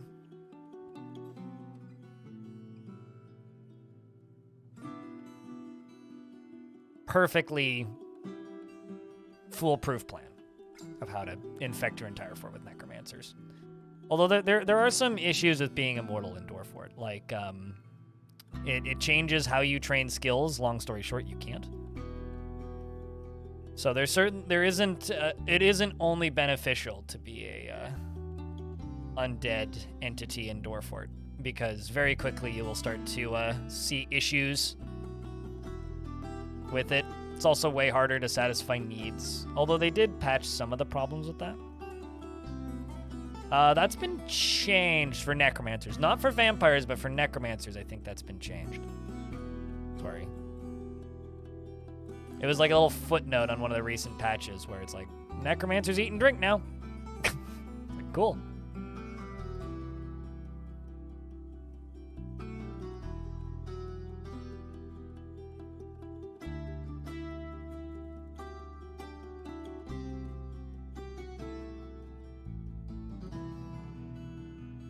Is there a quick way to check how many bedrooms you have? I just scroll down this list and at a glance see how many dwarves don't have bedrooms, because it says they have quarters or they don't have quarters. The other thing that you can do is you can open up this bedroom, go to multi. I think you can do this over multiple levels, so let's try. So you click and drag, click and drag, go up a few layers. Okay, no, that doesn't work. But you can do this per layer. You just click and go, boom. 22 bedrooms on this layer, all unused. Then on this layer, 63. And on this layer, 32.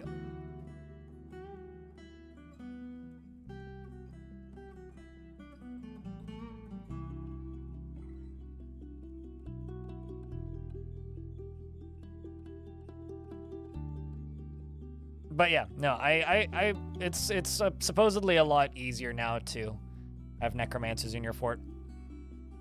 Still almost impossible to have vampires in your fort without, just letting them eat your dwarves, which is, not exactly optimal.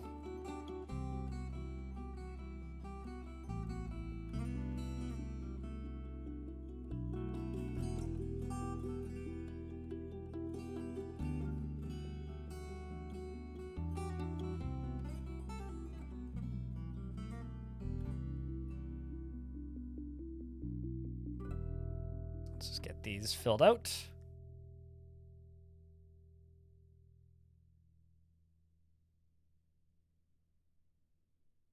Bunch of different colors. My fortress is out of food. Yay. Again. Vampire mayors are a pain? I just expel them. Just get rid of them. Boot them out of the fort. Vampire mayors don't need to be in your fort.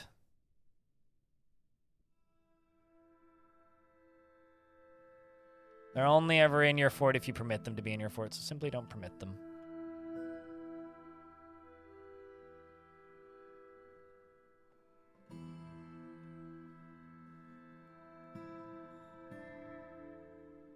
And then this is a tunnel down to the lower caverns.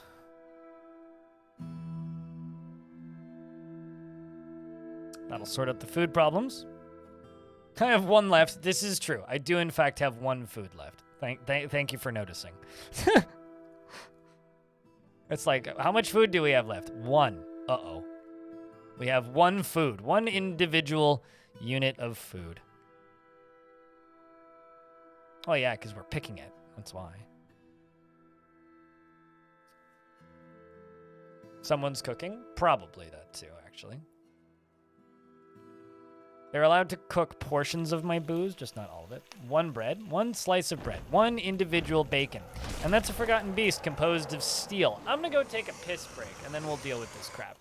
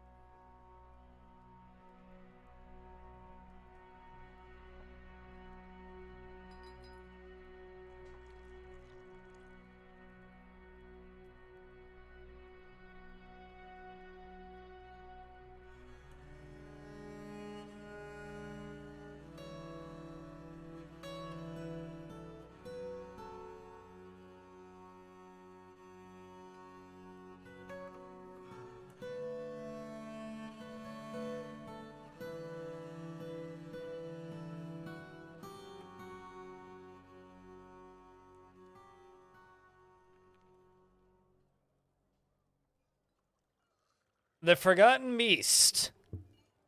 That looks like Sasquatch. The Forgotten Beast, Much. Norma Rogopet. Anybody want a Rogopet? Or a Nomergopet? A Nomergopet. Has come. An enormous quadruped composed of steel. We're fucked. It has 3 broad horns and it squirms and fidgets. Beware its poisonous gas. Sasquatch Robopet, yes, my favorite new brand of novelty toy, is attacking us.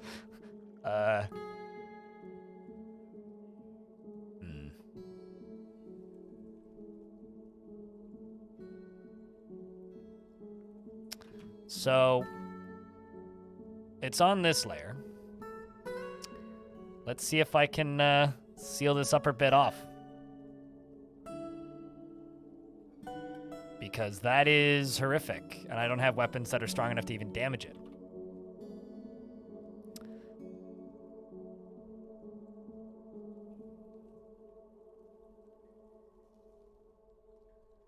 Like, I'm pretty sure we don't even have weapons that are strong enough to damage it, so.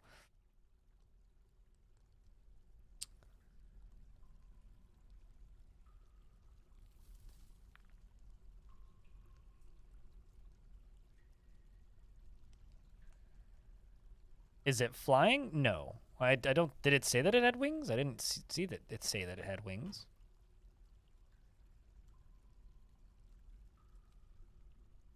It just has poisonous gas, which could be terrifying. Isn't necessarily terrifying. Oh, it absolutely can climb. Yeah.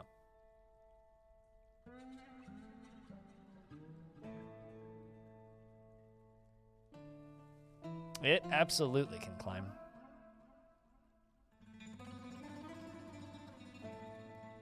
Could I direct it to the surface to break the siege? Sure, but I don't want to.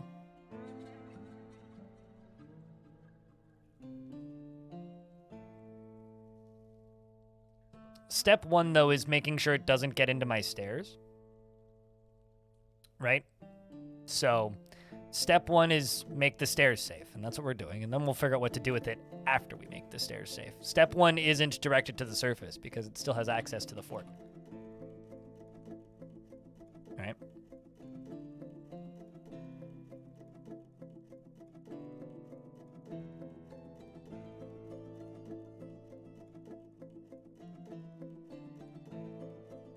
Step 1, not dying. Yeah, step 1, don't kill the fort with the big monster. Don't let the big monster kill the fort is step 1. Once we complete step 1, then we'll worry about maybe directing it to the surface. Goes bananas on them. I mean, we might be able to do that. Might be able to.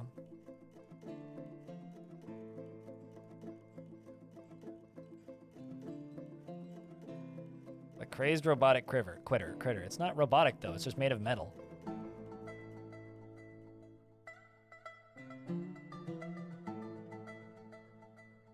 Also, it's probably pathing to kill Crundles right now.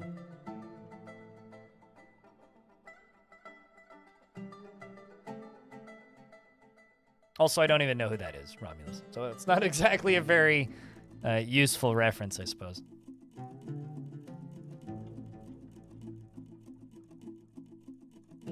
You know, actually, no, we do need to go to the edge. Futurama. Still don't know who. I still don't know who that is. I've seen Futurama, but it's been a while.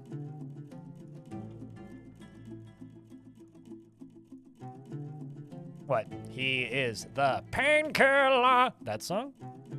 He is the painkiller. Or whatever. Good song.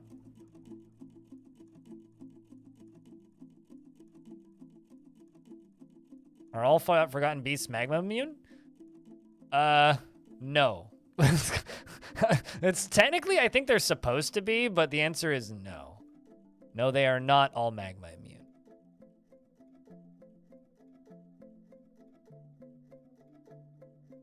But that steel one definitely is.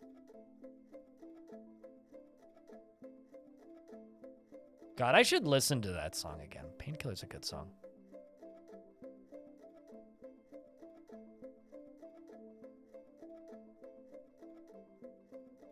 Okay. Currently, food is my problem, and worrying about this Forgotten Beast is not super huge in the priorities shtick right now.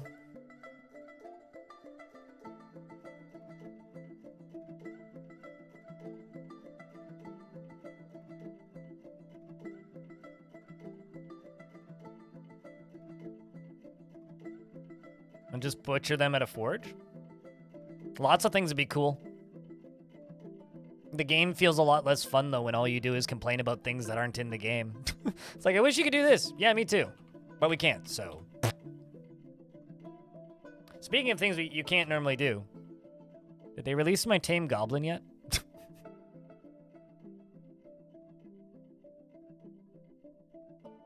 I think, what? Yeah, I think they did. Such a weird thing. Oh, nope, never mind. Okay, so he's still listed as Goblin Tame. Are you technically one of my subjects then, Goblin? And is your name Goblin or is your rank Goblin?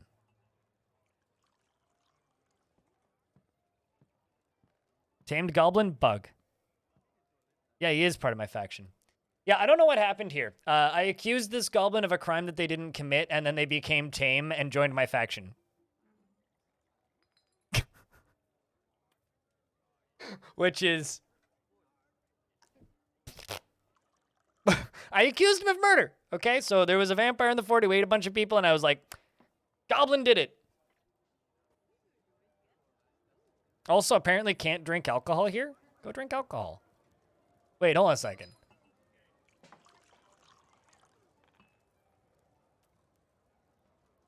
She doesn't need alcohol to get through the working day. Why are you upset after being kept from alcohol? I'm just gonna put the goblin into the military. I think. We're gonna make the goblin a goblin squad.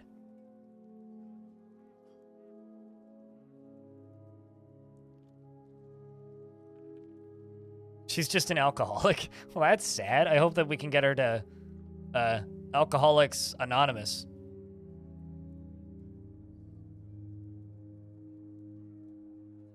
Oh, I can't actually replace their name because they have a name. It's just hidden, so I have to replace their rank.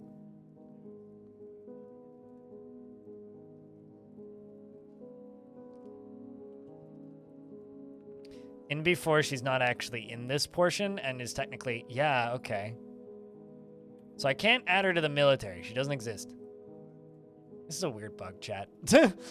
Weird bug. Baby Blueford wants me to read the Discord word story, so I will do that.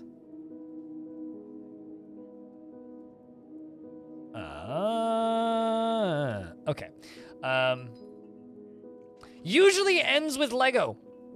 Victory leads dogs to tasty field treats. Crocodiles flaunt fancy necklaces and disassemble skeletons for election.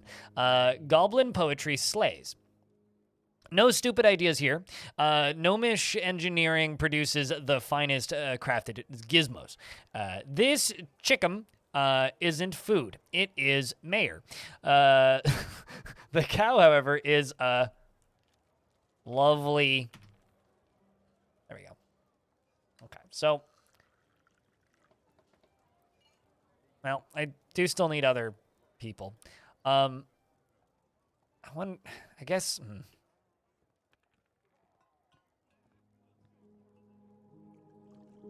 Crafting and masterwork someday. You also want martial training and excitement. All right, well, we will put you into the military.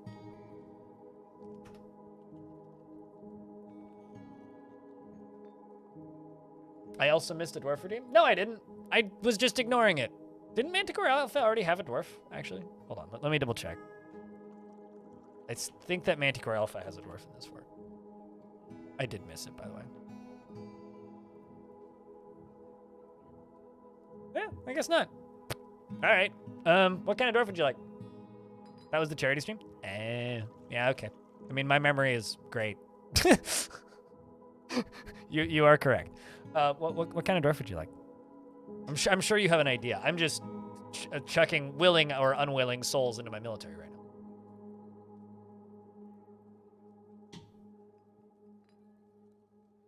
now. Routine. Ready. Ready.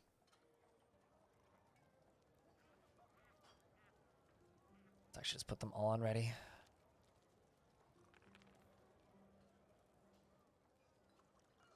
Toss you in the military?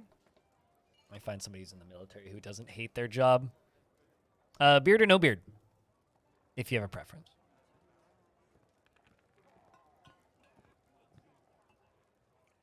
Either? Okay, well, let's go with Rimtar. Well, okay. What would you like? Asmil, Fath, or Rimtar? I guess. Now they have no names. This is true. The goblin now has no name. Asmil? Okay.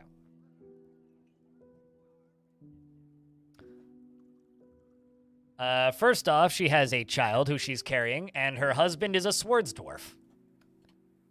Manticore Alpha. Militia Core Alpha. She is emotionally obsessive, forming lifelong attachments, even if they aren't reciprocated. She is very greedy, and she is a perfectionist. She is very slow to anger, and she often feels lustful. She's not inherently proud of her talents and accomplishments, and she isn't particularly ambitious. She tends to ask others for help with difficult decisions, and she has a noticeable lack of perseverance. She finds obligations confining, and she is conflicted by this for more than one reason. She is trusting, and she can easily fall in love or develop positive feelings. Also, in regards to the siege on the surface, I'm kind of just waiting for like a goblin siege to show up because they've been showing up like twice a year, and they'll just deal with it for me. I'm kind of just waiting for them. Is that kid destined to be orphaned? Well, currently Mom is carrying it, so kid would die along with Mom currently. But no, nobody's destined to be orphaned. She believes that those who sacrifice for others should be deeply respected and finds introspection to be a waste of time and values peace over war.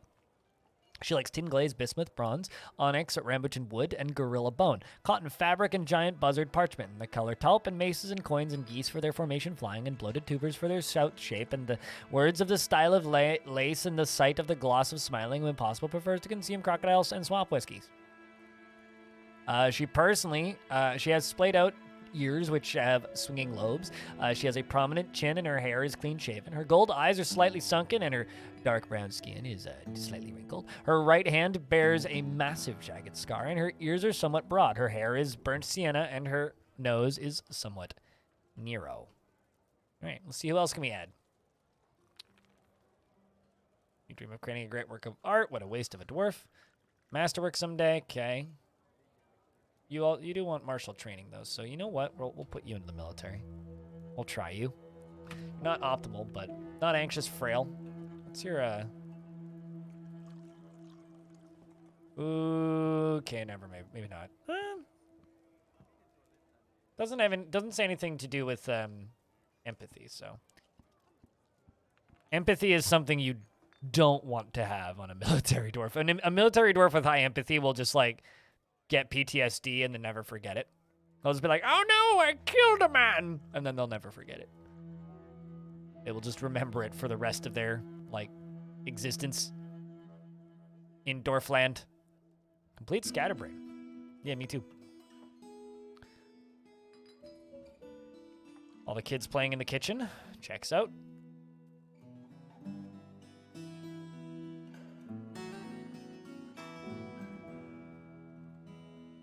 Wants fighting, martial training, sacrifice, values tranquility, or focus.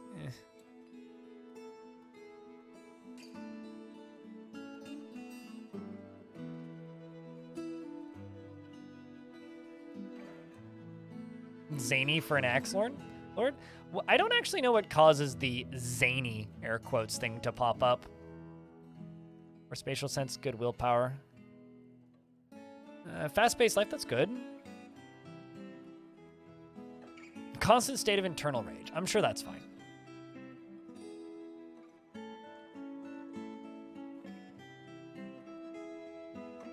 I mean, any vampire theoretically could report its own murder.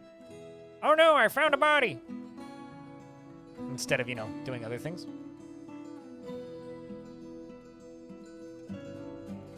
So you're gonna go join the military? You're gonna go join the military? What else is going on?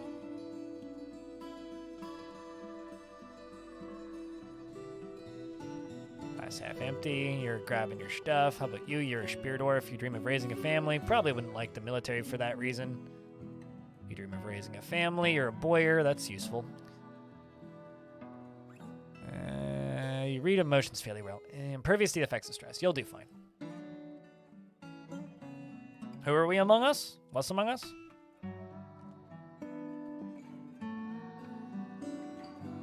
I love the fact that, like, Among Us was just the biggest game in the world for a minute, and now it's just a decent-sized multiplayer game that is just a meme.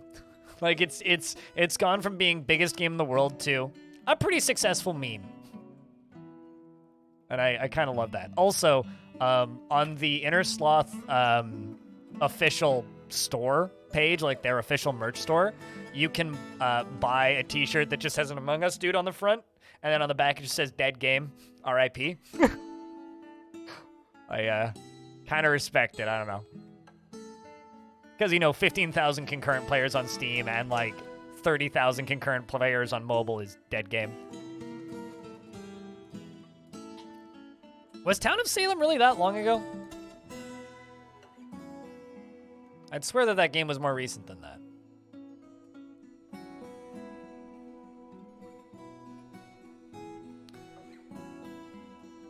You tried playing Among Us VR and it's all just terribly annoying children. Oh yeah, of course. Of course it's terribly annoying children. What else do you expect?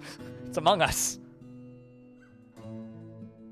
It's like Fortnite. It's full of terribly annoying children.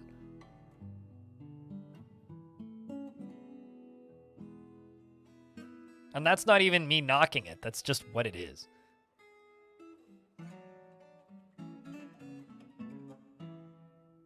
was like 2015. I guess, yeah, that 2015 is getting close to 10 years ago. In all fairness. Like, we are getting to that point.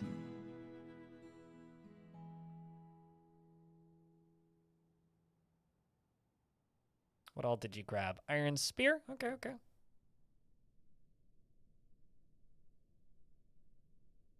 You feel old? Word.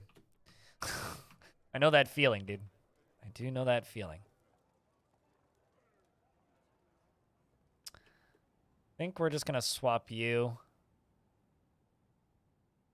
with plump helmets.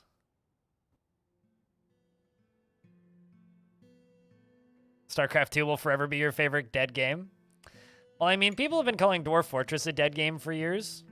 Like, back when I was streaming this before it was out on Steam, the number of people that would just randomly tune in that I'd never seen before that would just be like, I thought this game was vaporware, and then they'd tune out and never tune back in, was very funny to me.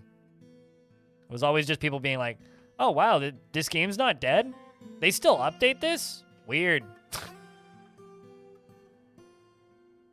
They're older than me. When I tell people my age, half the time chat's just like, oh my god, I feel old. Because I'm only 28. I was born in 94. Like, I am a child. In the grand scheme of things. I'm still very amused by the fact, though, that my parent, or it took me years to convince my dad that the people who watch my streams are, on average, older than me.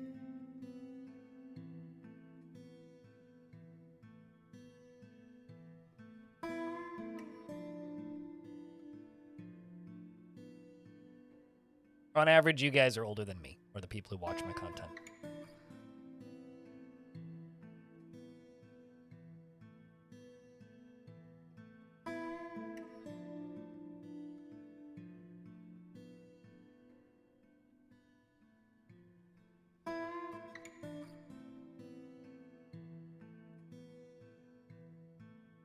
Video games, those are for children. Yep. Yep. Video games are for children, definitely. Like, you know, Dead Space, a game for children.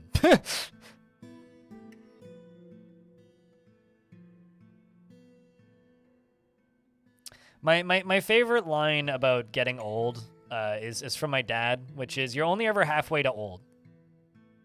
You're only halfway there. You're not old. You're only halfway there. So if you're 40, you're not old. You're halfway there.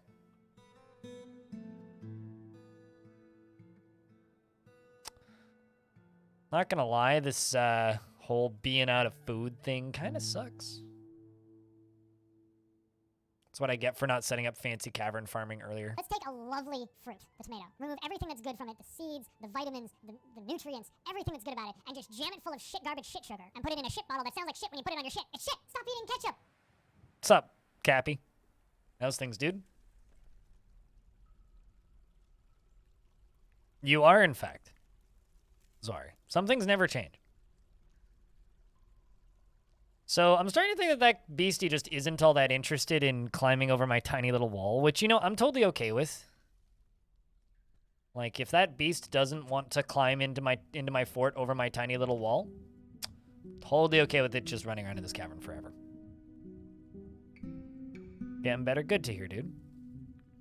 'Cause you're a coward? I don't know if that makes you a coward. Bit of an extreme thing to say about yourself because you don't set up cavern farming.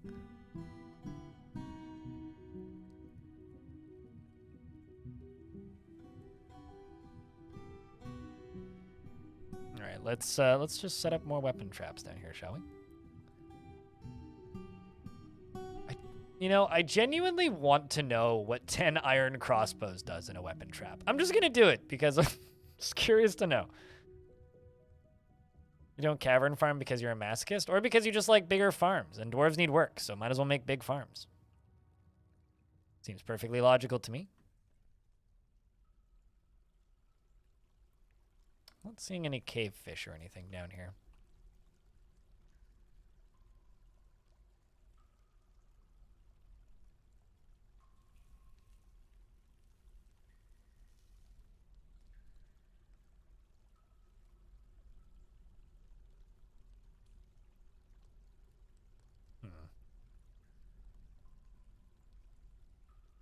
assuming we can get to these. It looks like we can.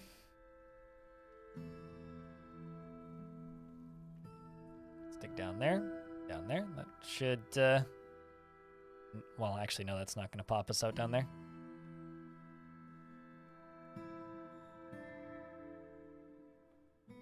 When you started, you thought the big farms were necessary. You've kind of held on to it for comfort reasons.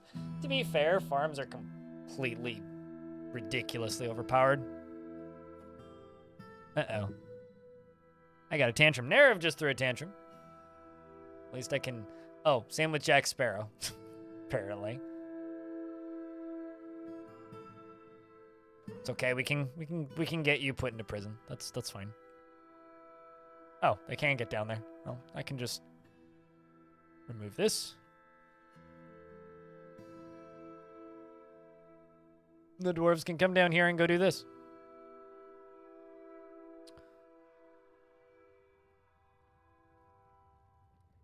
Get some cave wheat. This will get us some food.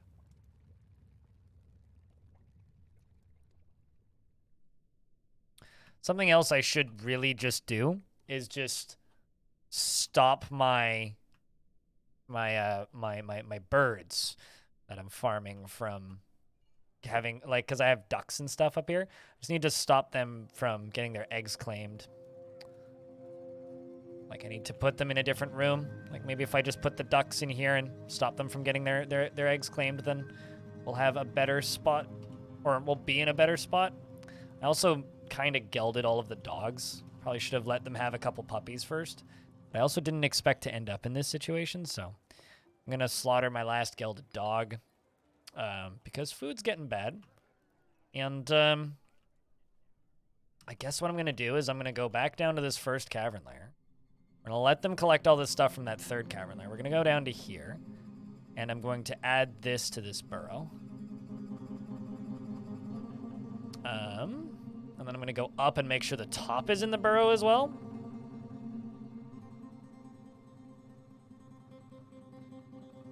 Most of it is, not all of it.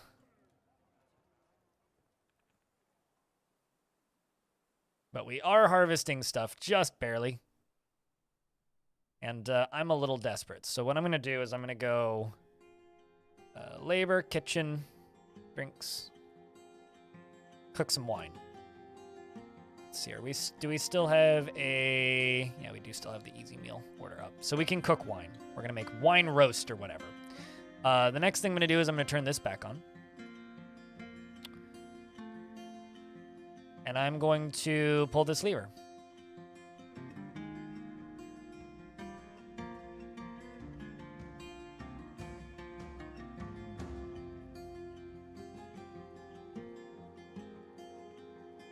That lava's on the precipice of overflowing. It's not going to overflow, though. It's fine. And if it does, that's also fine.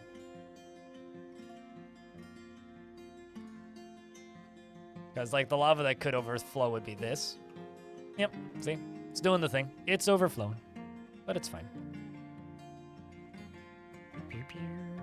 Also, this lava down here overflows periodically.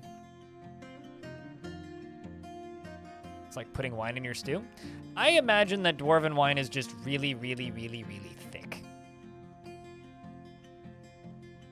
That's what I imagine. I imagine that dwarven wine is just really, really thick.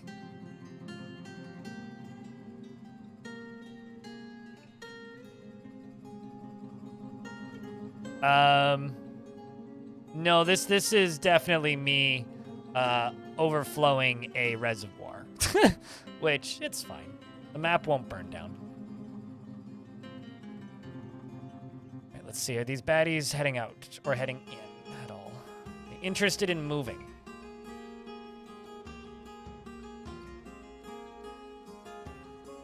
Because they haven't been up until this point, but now suddenly they're moving. So they're either moving, well, to... I love how quickly they steal an artifact. How quickly they steal an artifact when I open the door. I open the door and immediately an artifact goes missing. Tisk. I could... I'm going to interrogate the tame goblin and assume that they know what's going on. I'm going to interrogate you. Actually, who's still here? This person's here? You're not carrying my artifact.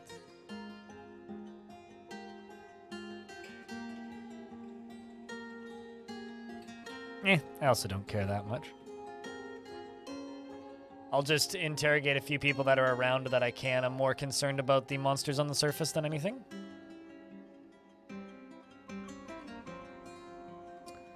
Bunch of random visitors walk in. Stray dog's been slaughtered.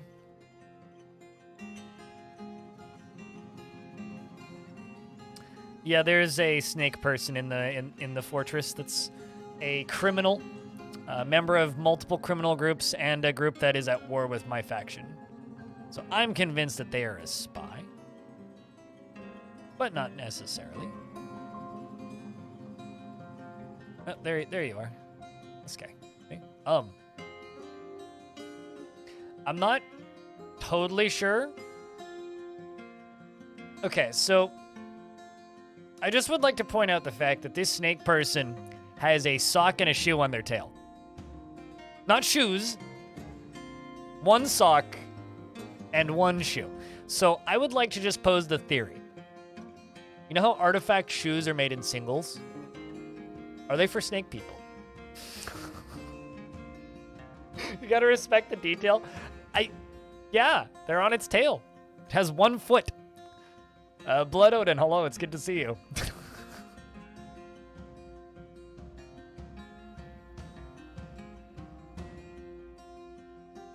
Just got a damn good embark and your farmer got bonked in the head by a log because you were cutting down a tree and now he's lost the ability to stand. Sounds like he... 2 artifacts. What the heck are you? Ah. Necromancer.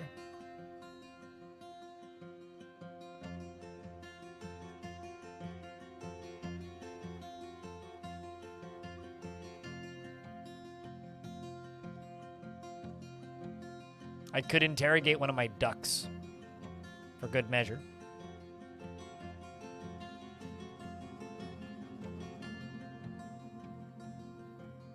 I'm interrogating a bunch of people to see if we can figure out who's...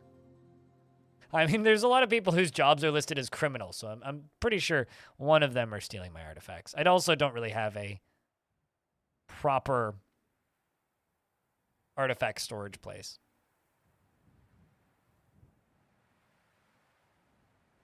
Can't go around bare-tailed. This is true, yes. That would be a sign of weakness. And their subordinates would definitely not like any sign of weakness. All right, well, they appear to finally be heading over to my entryway now, so. Initially, they were, like, way too interested in just killing all of the emus on the surface instead of attacking me. But now they're actually walking towards my front door, so I've got some hope here.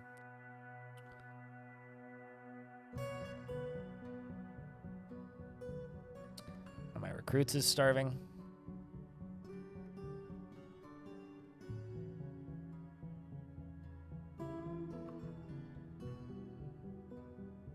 Hello, Q and Green Tea. How are we all today? We're doing all right. I'm sorry, how did this doctor just get into the fort? How did you get out, actually?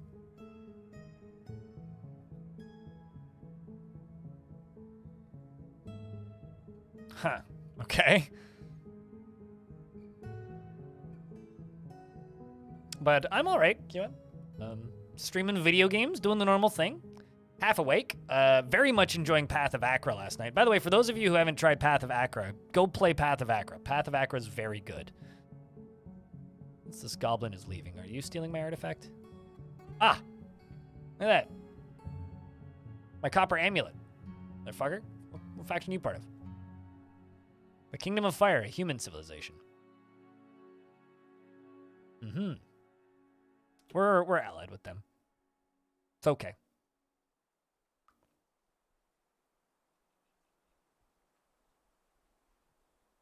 That was the game in the short that I put out, yep. Also, the demo is a full build of an older version of the full game, and progress carries over.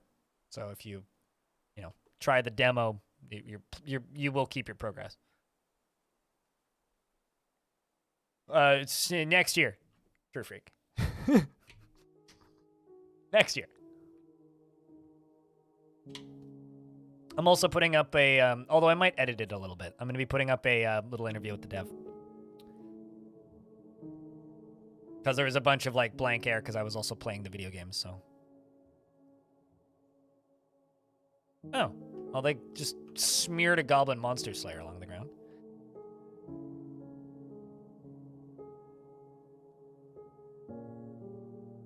Here comes the first round of the freaky scorpion things.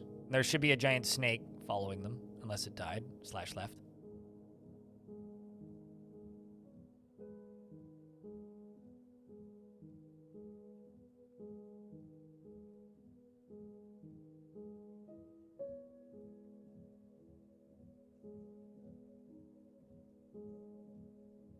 Hold on, let me just go look them up, see where they're at.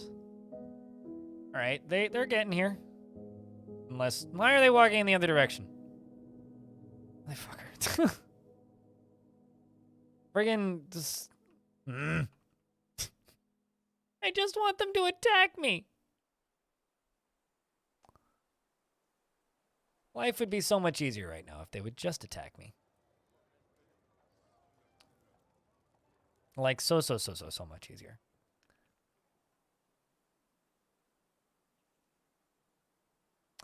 Those creations were hanging out with the goblin earlier. You just have to go to your apartment office. What happened to that guy?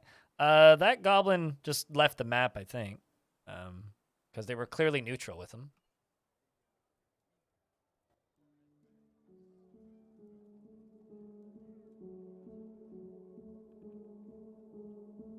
Jabberer is fighting. Uh-oh. Oh, well, I think a Jabberer found my weapon traps. Unless there is still a Jabberer alive on the map, in which case I need to find it. Nope. No, there is not. Well, we got a Jabberer. Wonder if we can butcher that Jabberer. Fighting? Dying, more like. I'm just gonna place a butcher shop down here. Just on the off chance that, like, we could butcher a Jabberer down here.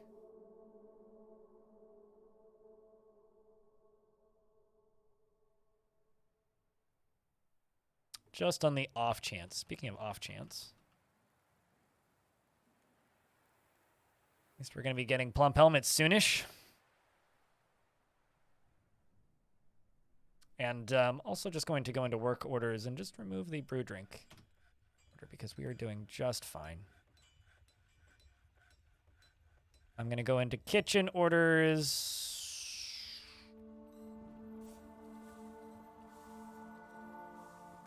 I need to cook stuff. I don't need to... I guess I could allow them to cook plump helmets, but I kind of don't want to.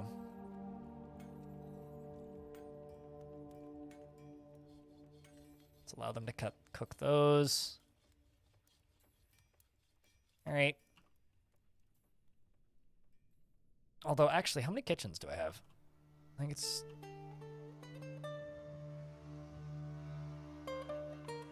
Is there a particular reason? Okay, hold on. Particular reason why stuff's not getting done. Oh, it's because none of them are confirmed. What the fuck's my manager doing? MMO Junkie is my manager. Let's just assign a new manager real quick. Somebody with more free time. Like Nerev as an example, who needs a chair assigned. Where did I put that manager's office? I know I made one. Also, like, completely spaced on where it is. You know what? I will just make this into a manager's office. It's like, that kind of explains why no meals are getting confirmed, is because, like, nobody's, like, queuing them up.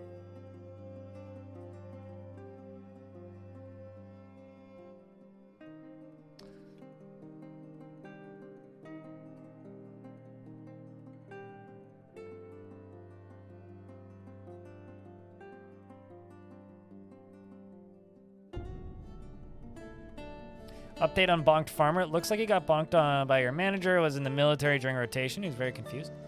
Huh.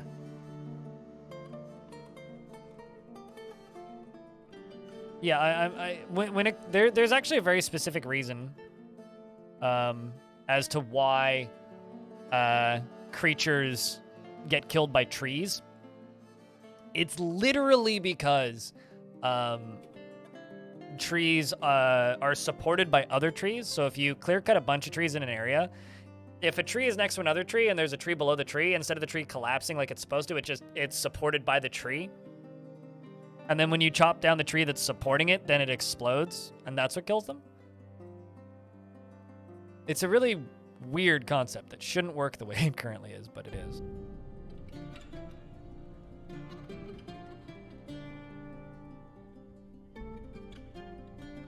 Tree grenades, sure. What's up, Tolis? How's things? For 2 months while your manager was in the oh, right, yes, duh. Military during rotation. I mean, that's what I ended up doing, actually, in this Fort accident. I added the manager to the military without realizing it. Admittedly, I wasn't paying the most attention as to who I was putting in the military, but they were a good fit, so put them in the military.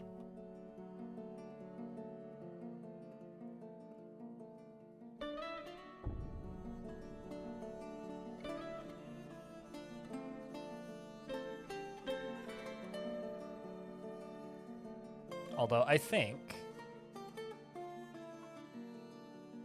Alright, well, we've got stuff queued up now, so that's good. Cooking a bunch of seeds. Got another goblin walking back into the fort. This one's a goblin merchant.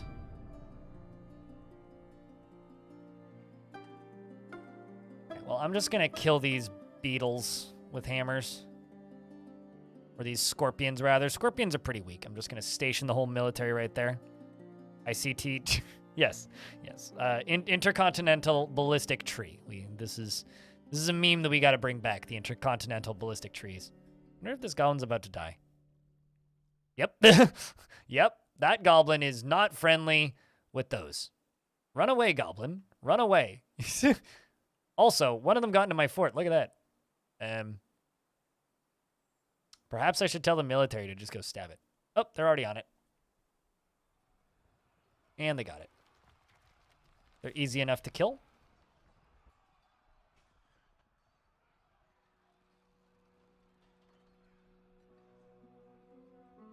It appears that they finished stabbing that one first. Grimtar the Pike Dwarf is going to go kill the Hound of Uthris. Also, I see how it got out. It walked through that door. Duh. Gotta lock that door.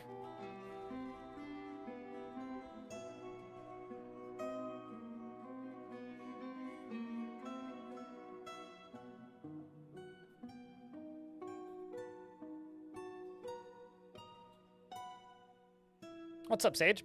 Watching the VODs for this fort, and I wanted to ask the question in the YouTube comments before realizing that you were probably live. Yep. If you're getting attacked a lot, would it be worthwhile pumping the excess lava from your lower pool back to the defensive reserve? Oh, sure. Yeah, absolutely. I've definitely done that before in previous forts. But I don't have, like, water source for power, so I don't have, like, an absurdly large amount of power. Uh-oh, that seems bad. Why are you walking this way, Dwarf? Why are you doing that? You might not want to do that. That seems like a bad idea. You should back up. Back up, Dwarf. Dwarf, back up.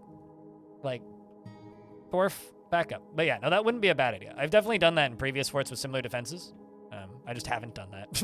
It's not a matter that I shouldn't do it or should do it. It's just I haven't. Which is often, like, the reason for things not happening in my forts is because I just haven't done it. Let's see how this Spear Dwarf fares against this guy. All right, not bad. Got him.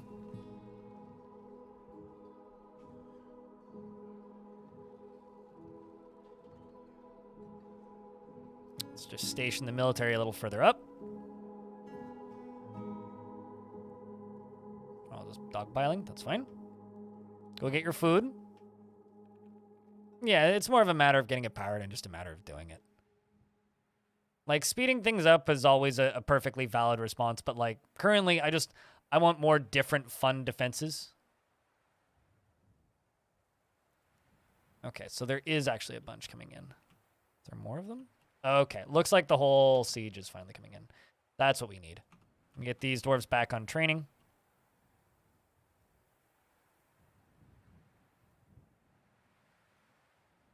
Because currently they're all just waiting.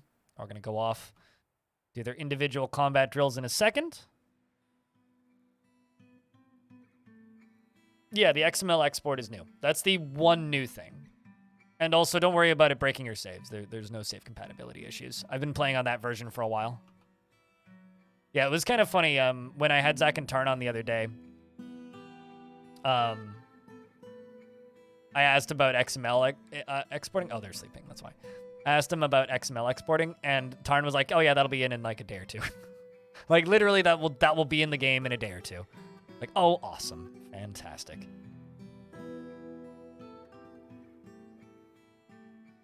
You forgot you still need to watch that VOD? It's pretty cool.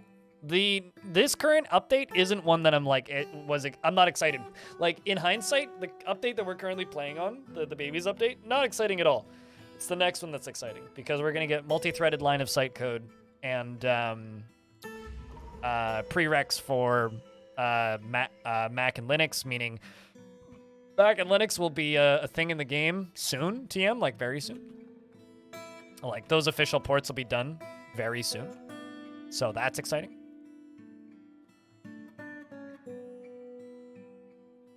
But baby sprites are cool. I got no issues with baby sprites. Let's just pull that, get that dealt with, so I don't need to worry about it. There we go, perfect.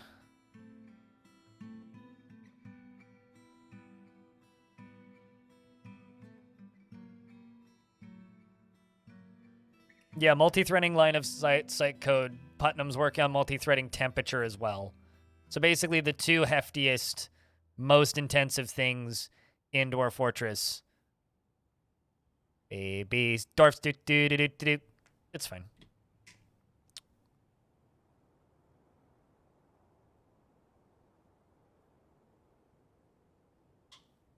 Each entity can be considered an independent task. That's what Putnam said.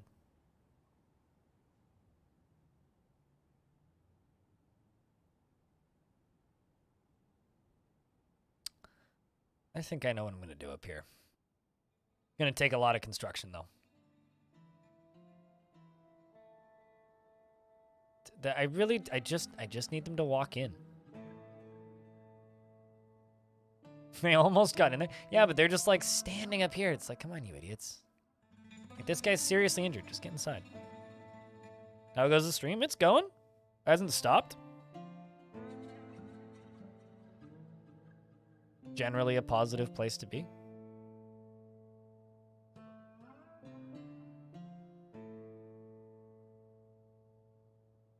Keep it in an aquarium? I don't know about the aquarium bit, but yeah, it's possible to trap large aquatic creatures. Works secretly. All right, good luck.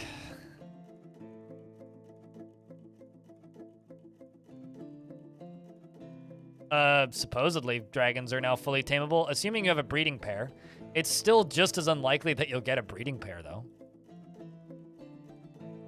By that, I mean ludicrously unlikely.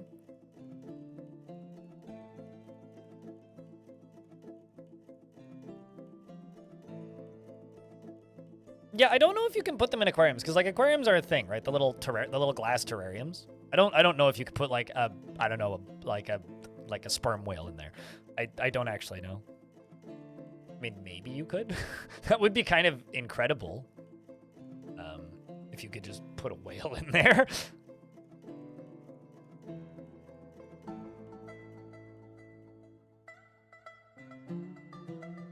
The chance is almost 100%. If you play long enough. A non-trivial amount of time. How's that?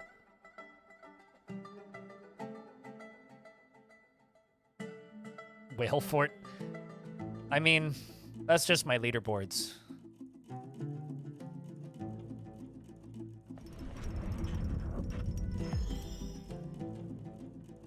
Hey, the official MSF account liked my tweet. Darth Butternuts. That's A+ username. Thank you very much for the Prime sub. Id, the doctor, has created Stalok, a diorite figurine of course, of Ilana Hollowvine, and offers it to the armored boots. More of the same. This is a figurine of Ilana Hollowvine. All craft store ship is of the highest quality. On the item is a masterfully designed image of Ilana Hollowvine, the dingo, and in diorite by Id. Ilana Hollowvine is laboring. The artwork relates to the settling of the dingo, Ilana Hollowvine, in the true dune in the year 7, encircled with bands of cushioned self-right cabochons, and on the item is an image of Bend Whittled the Orpient Scepter. Orpiment? Scepter? And diorite. Yep, that fucking dingo. It sounds like an insult when I say it that way. That fucking dingo. God damn it. So I'm kind of tempted to just take a really pissed off dwarf and just be like, yo, buddy, join the military and run up to the front door. I'm gonna do that. Edzul, you are pissed. Do you have family? You have one friend. That's fine. Sorry, Edzul. I'm gonna use this dwarf as bait.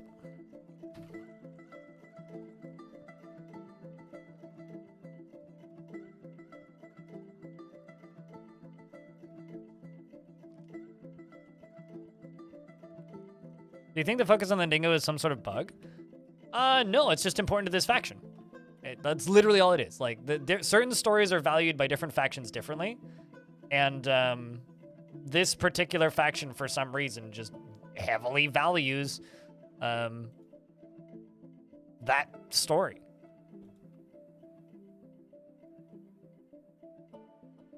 I mean, she settled in the true dune. That in and of itself is impressive.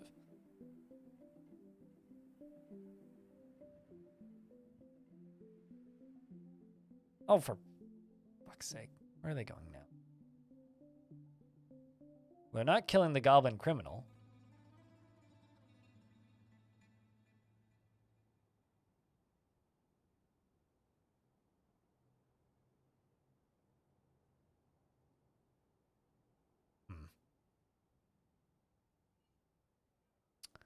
Here comes the goblin merchant, who isn't stealing my artifacts either.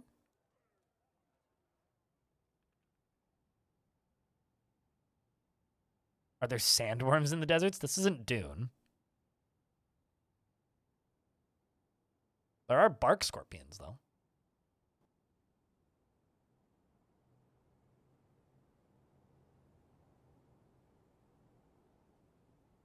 Where the heck are you going?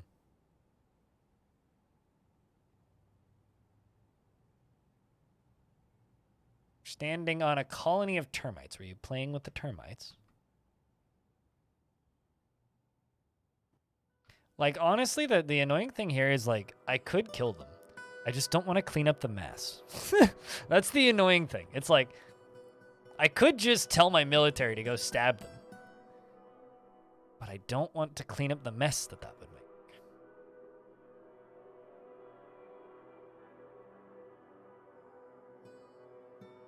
And also, they do have weapons equipped. They are equipped with mostly bronze gear, copper and bronze gear, which isn't particularly good in comparison to my gear. Oh, they're chasing after this human. Oh, good luck there. Oh, man. What a way to go. Rest in peace, Requi. Let's check the,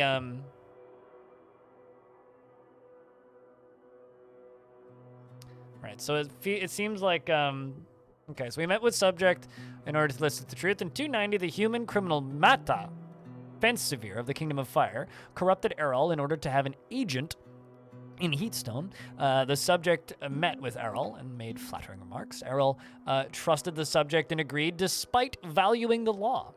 The subject revealed that in the early autumn of 290, Errol plotted to steal Mauve jailer picks under the influence of the subject. And the subject in question is, well, are they still here? Ah, there you are. This person. This person! this person.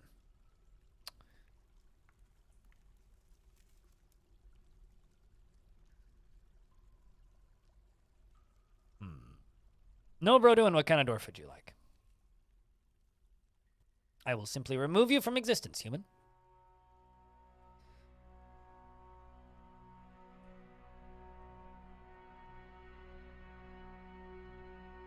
All right, well, I've got a dwarf standing right here now, so maybe that will attract them. Ah, an item was seen being stolen. Excellent.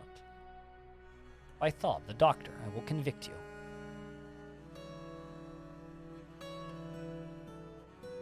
Convict all of these people. There's a lot of espionage charges in the fort currently. Mostly against Mata. You know what? Let's cancel that order. I'm in prison. It's fine.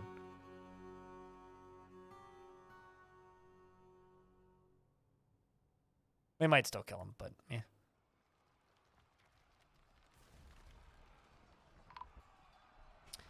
All right, well, there goes that, so I can remove this bottom squad. Maybe that will coax them in? Maybe? Come on in. It's right there. Just look at the lovely front door. You just gotta walk.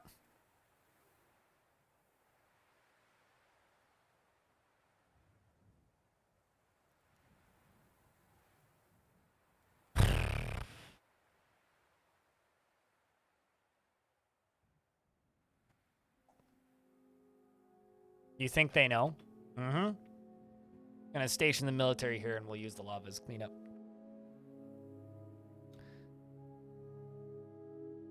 We'll do it that way.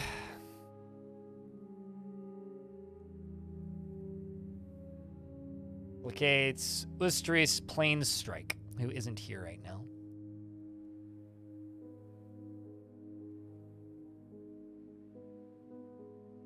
But I need this siege gone. Really need this siege gone. Although at the very least, like, our food count is going up again, which is for the positive. Comes the military.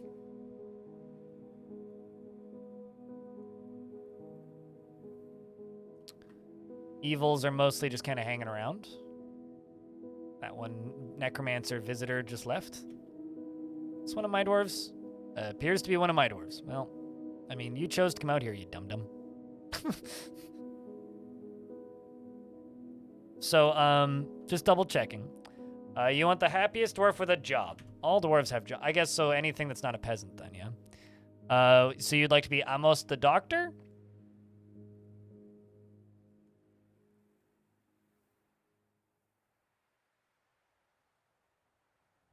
I'm assuming. Faux show? All right. Faux show, yo. No. Oh, we'll just go with Bro doing. Is very impolite and inconsiderate of property and currently more rude. Generally, sounds like Twitch chat. Love you guys. She is greatly moved by art and natural beauty, and she is troubled by this since she dislikes the natural world. She tends to avoid crowds, and she is a friendly individual. She doesn't seek out excitement, and she is often cheerful.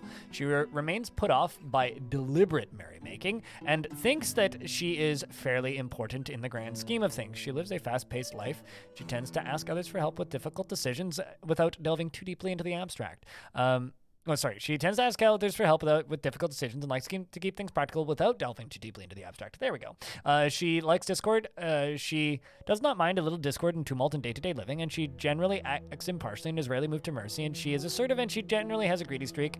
She finds herself to be hopeful about the future, and she is somewhat uncomfortable around those that appear unusual or live differently from herself, and she has an active sense of humor, dreams of crafting a masterwork someday, personally is disgusted by merrymakers and disregards tradition. She likes microcline, iron, tube agate, and giant gray squirrel leather, giant mountain goat hoof, and corns and rings, and dogs for their loyalty, and wrens for their intricate songs, and when possible prefers to consume chicken and teff beer, and absolutely hates mussels. Her fifth toe on her right foot is broken. Ow! She carries a massive amounts of fat, and she, especially for one so short. Her extremely sparse hair is somewhat greasy. Her very long hair is tied in a ponytail. She has a deeply recessed chin, and her eyebrows are extremely sparse. Her eyelashes are short, and her hand is somewhat narrow. And her hair is black, and her skin is brown. Her eyes are amethyst, and her nose is somewhat short. She's a Discord mod? I mean, no, but she does prefer a little tumult in Discord in day-to-day living. All right. Let's see this fight.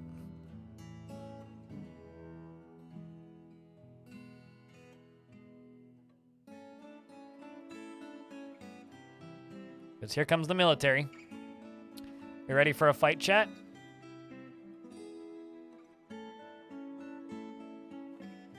We're glomping the entire military up here. Fortunately, my military is decently trained.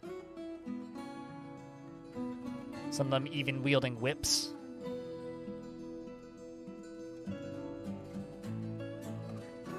You came back just in time, damn right.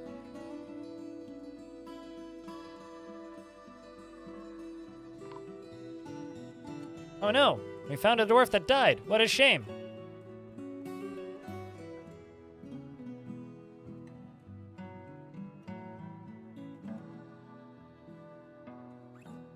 Just want the fight to happen right here so I can use the lava to get rid of the bodies.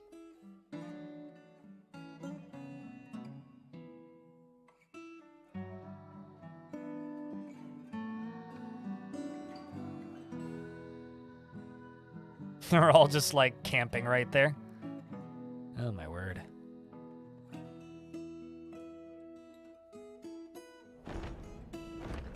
Game.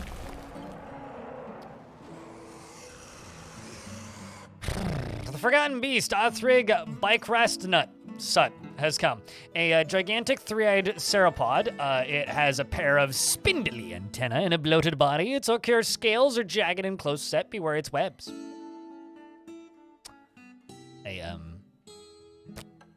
It's on a layer where it can get to us. Well, that's... Okay. Military, go back to training. I'm gonna follow this thing.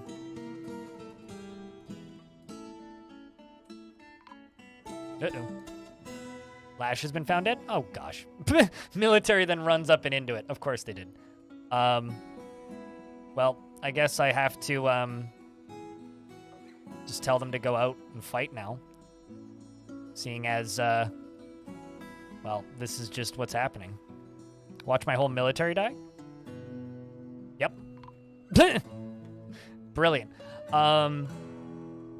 You know what? Actually, nah. We're just going to get you guys back to training. How many did I just lose? Bunch that weren't named. Well, I guess that's for the best.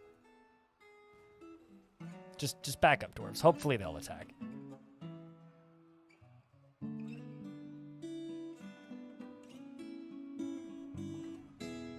Oh, creature's already in the fort. Well, that's cool. I was going to try and lock it behind that door, but nope. Fortunately, I do still have military left. This is good.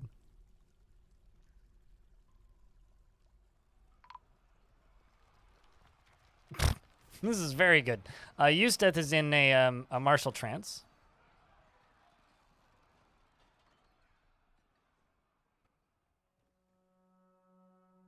Let's pull this lever and see if I can just lock some of them in there.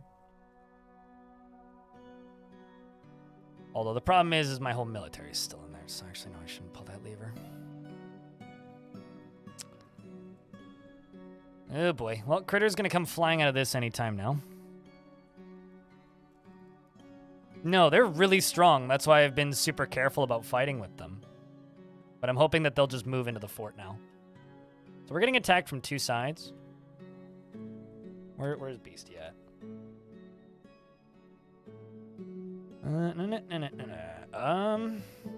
Oh, sweet.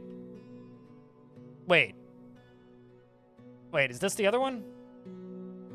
Yes, this is the other one. So there's two, sorry, there's two Forgotten Beasts. There's that one and then there's this one. This is the one that I want. This is the one that I don't want. I want the lower one.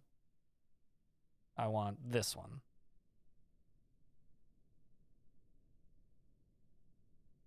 So this is really bad, by the way.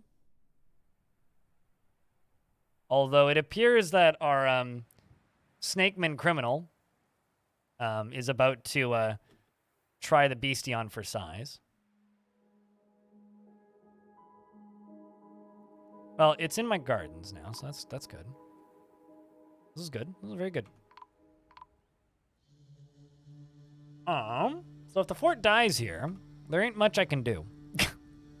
Just for full-on reference, there isn't much I can do.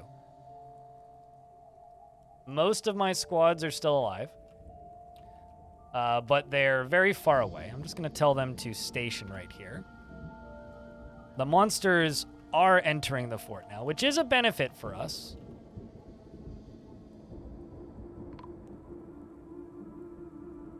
But I'm still waiting on most of the military getting out. Seems like the dwarves are diving down to go see if they can help. The creature is now out.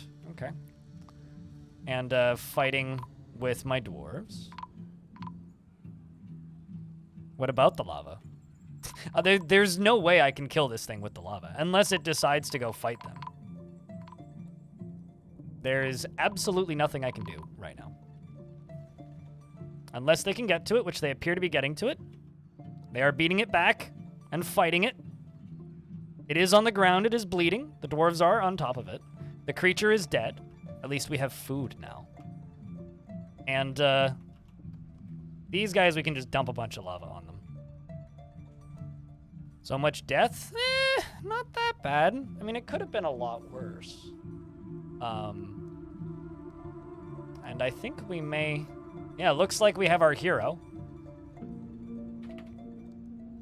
Erdim, Beast Slayer. Got the kill. Shoutouts to Erdim, who has a very calm demeanor after seeing somebody's dead body. Erdim, how did it happen? How did you kill this creature? Looks like Jerry Gord got caught in the fighting too. Jerry Gord, the Baroness of Heatstone strikes the Forgotten Beast in the neck with her copper pick, tearing the muscle and fracturing the bone.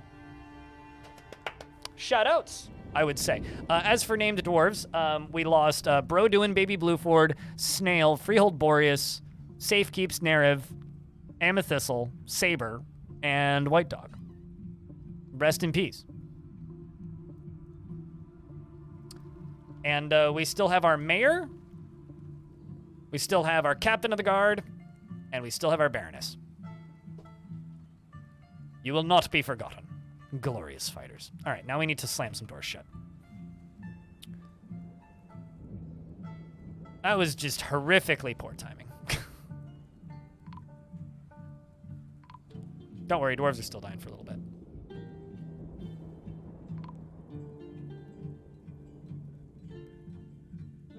I really, really, really hope that somebody pulls that lever and locks these dudes in there. Why is there a human mercenary up in here? I mean, okay, good luck. Good luck with that. Good luck with that, guy. What are you doing? Really hope you stop picking up equipment.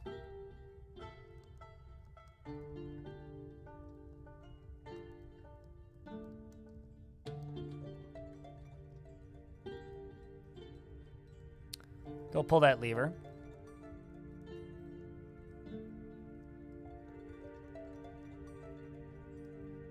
Dwarf gave a life so that the fort could live. Yes, this is very true. All right, well, let's get the automatic cleaning service set up and ready to go. Also, that silly dwarf who was collecting stuff didn't even get too far, so that's good.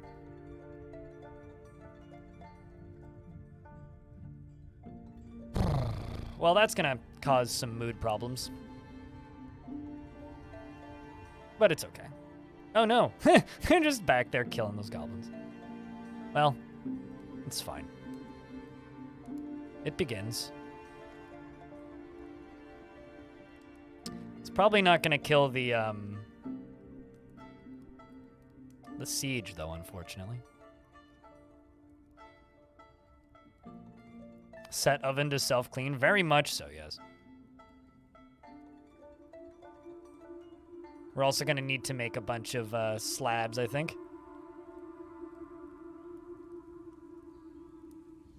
Good thing these guys are flammable, hey?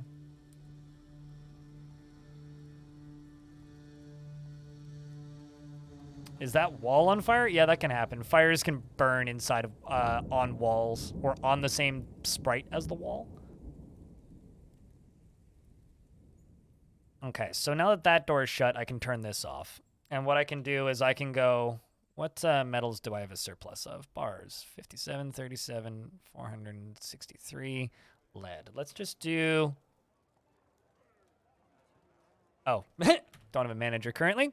I need a broker, manager, and a chief medical dwarf. All right, well, chief medical dwarf, Kolib, you can do that. Broker, could be Errol the diagnoser, slash, yeah,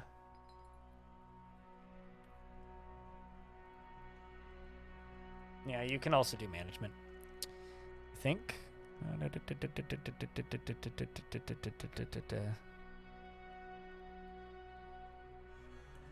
know what, manager, you can just be MMO Junkie.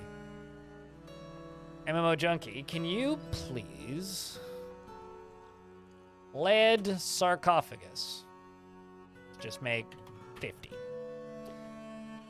I mean, I think we need a bit more than that, actually, but... better than nothing. So hopefully they just all clump up around here.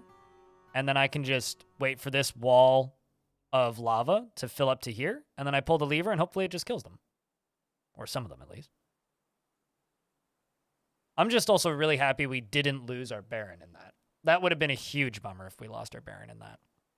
But overall, you know, did they get to butcher the beastie? I think the body already got removed. Yeah, it looks like bodies are being moved upstairs. I don't know if they're going to butcher the beastie. We do have butcher shops. Yeah, there's nothing to butcher. So whatever it was, or whatever, it certainly wasn't butcherable. Oh shit, my ceiling works. I built a vent to spread the lava quicker, and it's definitely working. That's good. How do I have that much lead? Galena is how I have that much lead. And also, yes, it is extremely heavy, but it's also not really a problem that it's heavy. Weight isn't really an issue in this instance. So kind of what I'm thinking about doing is building a better entryway to this thing so that the defense over there is like step 2. Oh, also bodies explode when they get superheated by lava. So if you see like bursts of stuff, that's the bodies just rupturing, which is true to real life. If you sit on lava, your blood boils and then you explode.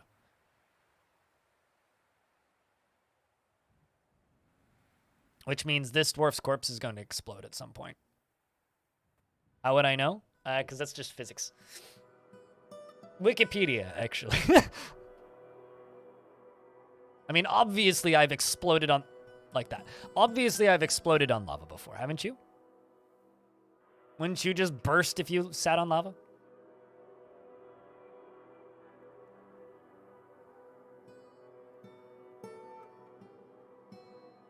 I like that there's just this corpse here. It just seemingly doesn't care currently. This one's burning.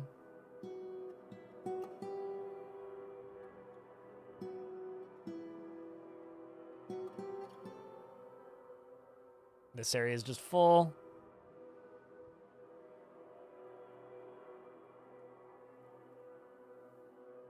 All right, well, let's just open up this lever. See if I can't get some of them.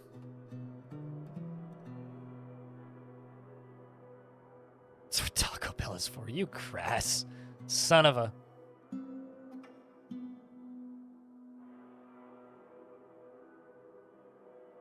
Let's see how unintelligent their pathing is. My current assumption is quite.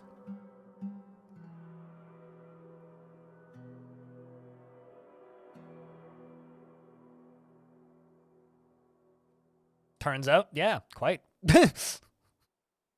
It's like, let's see how good their pathing is by pathing away from lava flows. Pretty bad. We got a good number of them.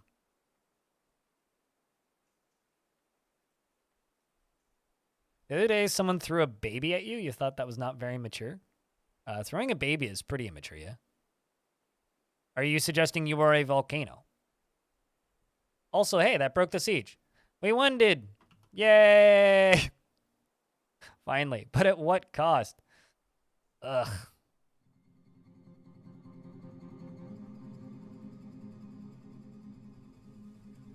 Okay, well...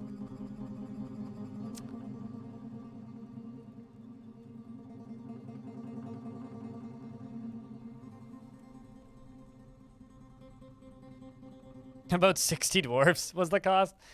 Yep. Yeah, that was a cost. Although part of it was my own incompetencies in letting that forgotten beast into the fort. But, you know, it was entertaining, I think. Also, I guess I can turn on automatic collect webs for a little bit. Oh, so you remember the snake person that we were all sus about? Well, found their body. That's pretty funny. I'm also going to change a labor law real quick. I think it's under other. Everybody harvests. Let's go harvest all those plump helmets, please.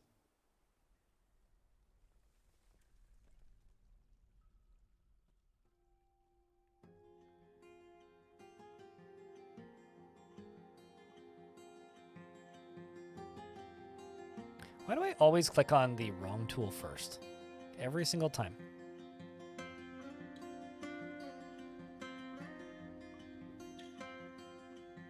Sneck is dead? Yep, Sneck is dead. They were a criminal. Guarantee you they were plotting something. It was a very suspect Sneck.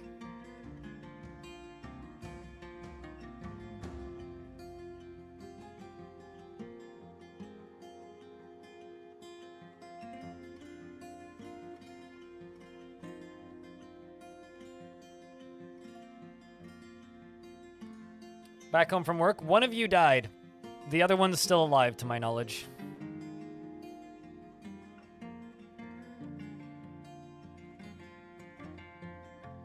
Lamau. That is the right response to that statement. One of you died. Yay. But what's up, Nerev? Welcome back. They're great. I'm a real big fan of the baby Cyclops. But, you know, we'll never see any of them, so. You could also just, like, go into the game files and look at them there. That's where I looked at them.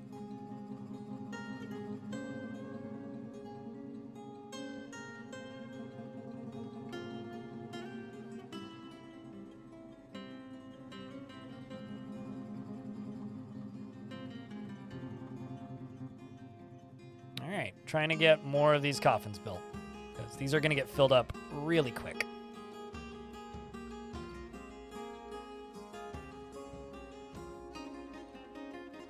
All that. We're going to do doors. And hopefully we get migrants as well. Now that the siege is over. So frankly, we need them.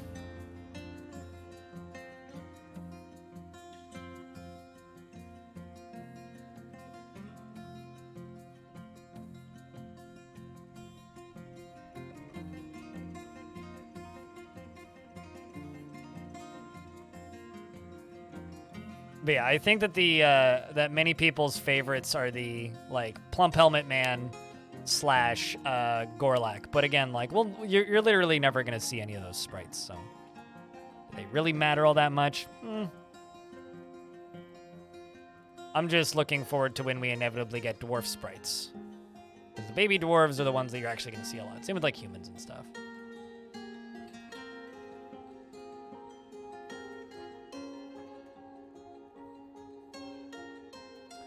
Now, suddenly we're just going to get a ton of place item in tomb jobs.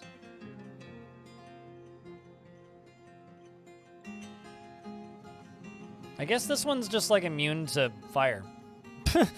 It's just rotting in there. It's just in there, mangled and rotting, you know, perfectly normal.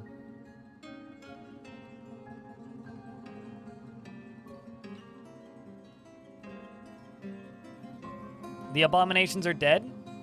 Yeah, we also got hit by a forgotten beast. So we are having to clean up that. It was a web-spitting forgotten beast that got by my very small door contraption because we were also dealing with, you know, the, like, abomination sieges. Oh, hey, we did get the blood cleaned up at some point, though. That's nice. A couple dwarves in prison. Jack Sparrow feels self-pity. Dishmab feels guilty. And Nerev is humiliated. Oh, yeah, other Nerev is in prison, by the way, because you tried to steal an artifact. How dare you? On the bright side, we probably have enough bedrooms now. We killed most of them. Unemployed Shaku. We killed most of them, is what happened to them.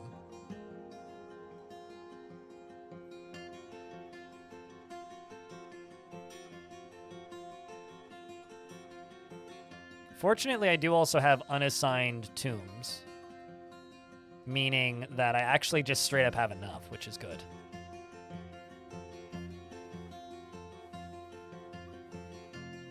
But I am going to need to make another catacombs layer, I think.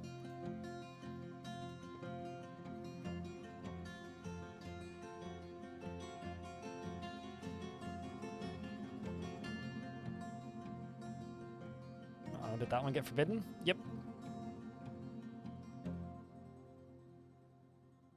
So, you know, as horrible as that was, I think we're actually better off in almost every way now.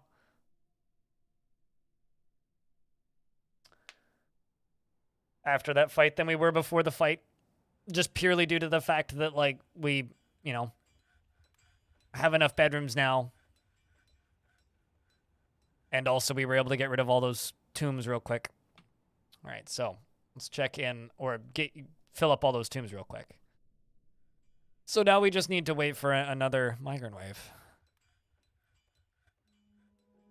What did you miss? A siege that killed a bunch of my dwarves and a forgotten beast that spat webs that got into the fort. That's what you missed. And like 60 casualties? Well, not quite actually. 50 casualties.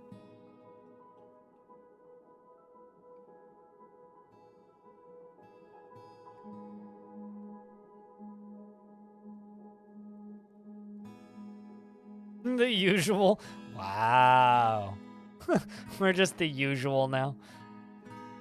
We're dealing with a bunch of clothing that we don't need now. Also a bucket, apparently. Whoops.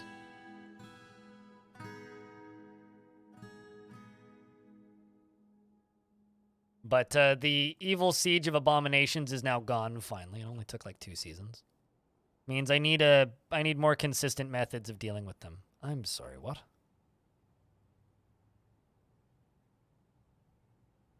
Is this... I thought that this was sealed. Guess not. Weird.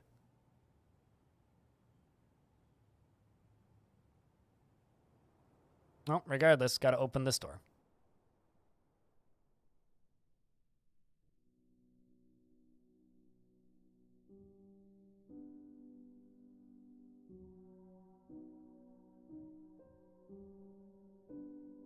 I did see one living in the magma. No, this guy's dead.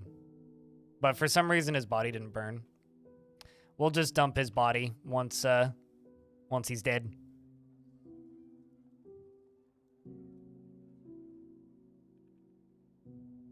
How's this bottom layer doing? Pretty damn good. This is going to start overflowing on this side, which also looks kind of badass. Because this is the drain, and it flows down and out that way. And then the reservoir is almost full again. Meaning I actually should probably give myself a way of turning off the overflow so that we can finally finish building on top of it. Because the siege arrived last time. But we'll just let it overflow for a bit. It's fine. It's fine. What could possibly go wrong aside from, you know, everything? right, so here's the thing we actually need to do. Let's go down to the caverns, and let's make that entry tunnel longer. This one is safe. To a degree.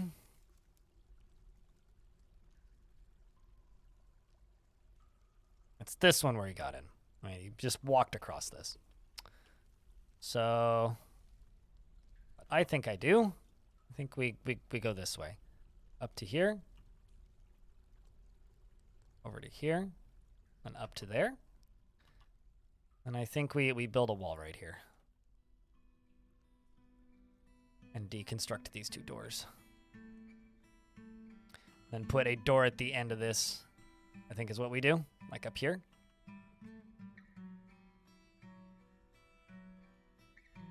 Time for all the bits? What? I saw the word bits and it piqued my interest.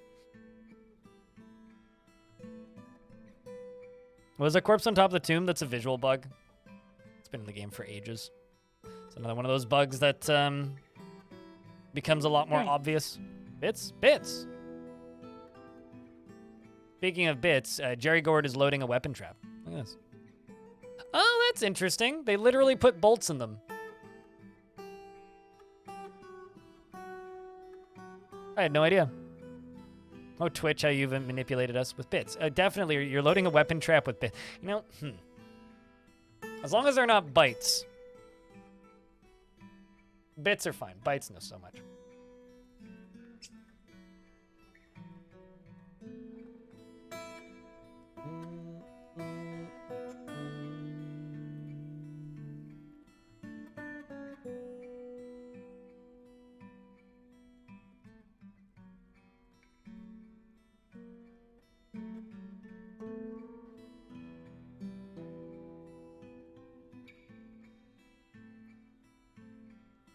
But thank you for the bits.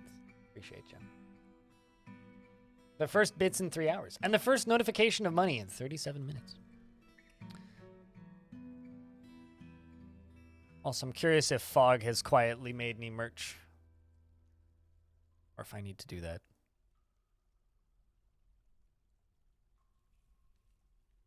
He has not. Okay.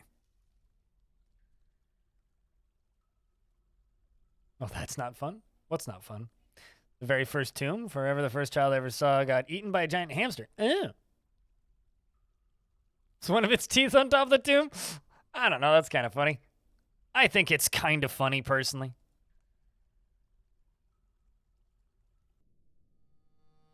All right, there we go. Curious if you're going to actually successfully look. Oh, look at this. A forest that is dark and vile has arrived. All 6 of them. Get them, squatties.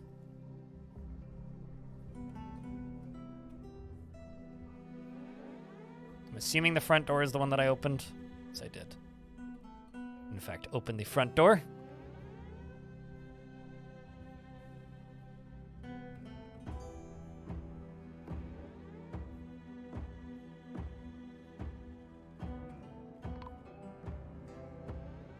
Snatchers, protect the children. We must protect Matt Damon. Not that we have a child named Matt Damon, but...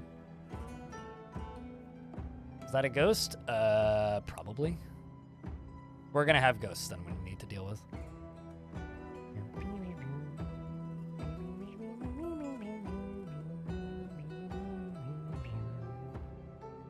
Alright, these guys are pretty much a piece of cake. We don't have a child named Matt Damon yet. This is true.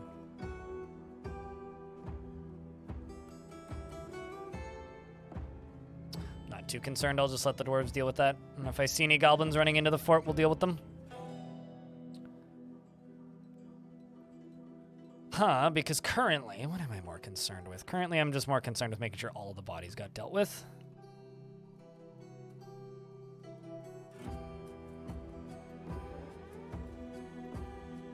Currently, no ghosts, no. You may have seen the zombies. And also, I need a better manager, because no offense to MMO Junkie or shitty. Milker over here is going to be the new manager. We're going to milk them for all they got. Work them to the bone. Management office. Right there. Still haven't made any thrones or chairs. Oh, right. Yeah, well. You can have a table in your office. It's something. Hey, and something was seen being stolen. God damn it. I think what I need to do is I need to, True Freak was stealing an artifact. Gosh darn it. Where's True Freak? Let's interrogate you and figure out who convinced... Well, actually, change my mind and then change my mind. Here you are. We will interrogate you.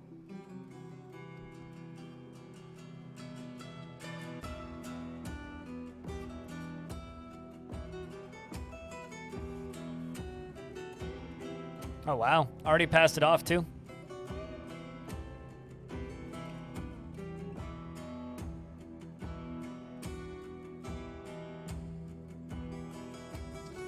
Guilty until proven innocent. Yep. It's generally how dwarves tend to work.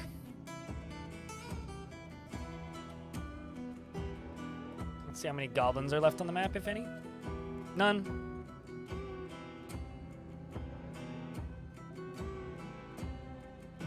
It was a gift from your uncle. Yeah, that we made in this fort 3 months ago.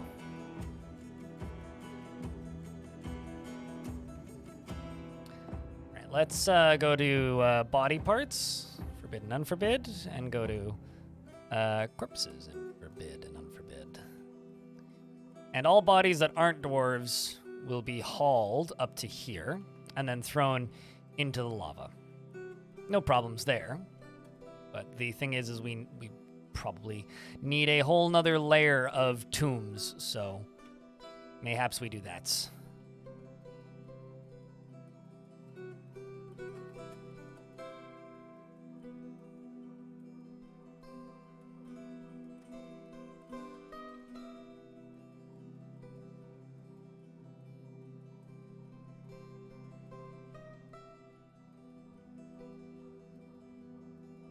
I still think that the best line of dialogue in this game is, I have claimed this item from afar, blah, blah, blah, please, it is mine now. It's like, but it's like, I've been questing my whole life to find this item. It's like, but dude, we made it here 3 weeks ago. Like, it was made here 3 weeks ago, and you've quested your entire supposed life to acquire this item, yet we made it here just a couple months ago. It's like, you're not very good at your job of convincing me that you deserve that item. By that, I mean they're actually terrible at it, and it's kind of comedic.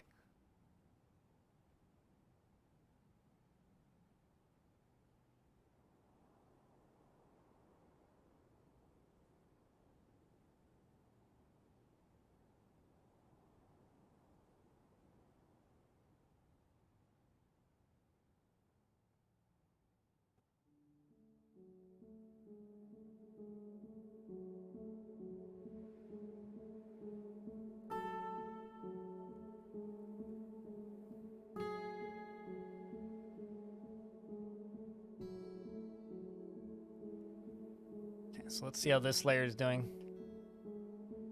Okay. There are still tombs that haven't been filled yet, which is good. Let's check the body holder, which is up here. I don't know if these are my dwarves or not. They may or may not be dwarves. I mean, those are dwarven names.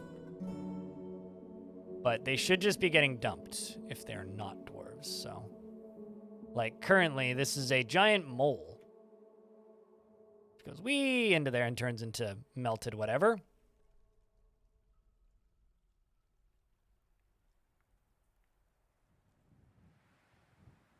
Dwarven Manifest Destiny, yep. That kind of reminds you, there's a thought of X, where are you?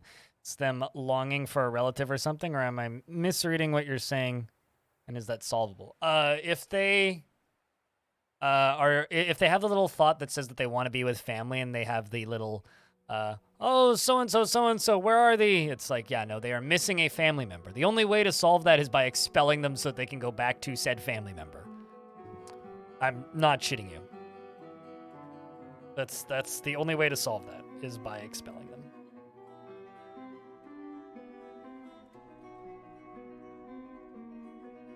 It's just like, mean, it's think about it this way, right? It's like being like you moved to a faraway city and you miss your mom, right? Some dwarves are just broken like that. There is nothing that you can do about it as the player either. It's just that is how that dwarf is, unfortunately. Jerry Gourds meets with the human keeper of the seal, Thek. And they say, "Noble dwarf, there is much to discuss. It's a pleasant place you've carved out here for yourselves. There's much to share." And they've updated our maps. Fun fact, that human faction has stolen many artifacts from us. You wish you could put them on leave? I wish that the messenger could take letters back and forth. If it would give the library so much more use if the library could make paper and then take that paper and write it into letters and then send those letters to other people. I just want mailmen. And then they could store the letters in the library. Speaking of a library, we should just build a library. It's a fun that would be a fun little project for the next like 15 minutes.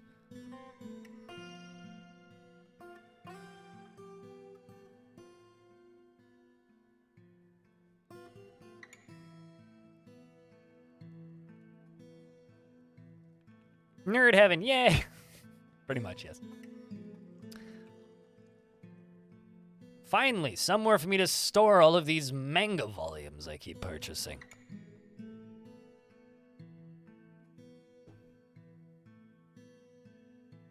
But yeah, that is something I would really like to see.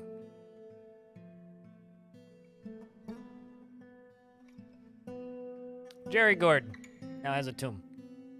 And is satisfied with the tomb.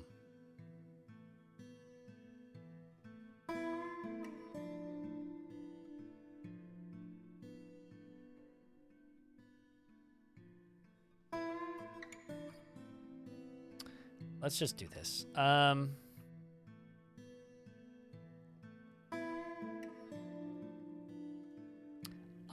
This is what I need. Rock throne. Just make me a goddamn throne, please. I need a throne.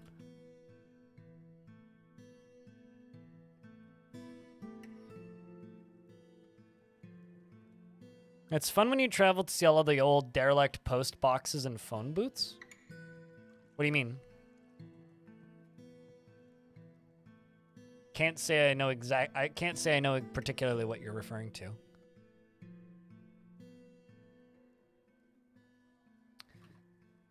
I'm going to make a new pen and pasture up here. Oh, okay, I know what you mean. There was a post, I think, on Be Amazed, the subreddit recently, which was just all of the, it was just a absolute wall of those red phone booths that they had in the UK. Just dozens and dozens and dozens of them. It was basically just like an old abandoned site for them. I remember using phone booths pretty frequently growing up. You know, the song Payphone by Maroon 5? They actually almost renamed that song to Cell Phone because they were worried that people wouldn't know what a payphone was.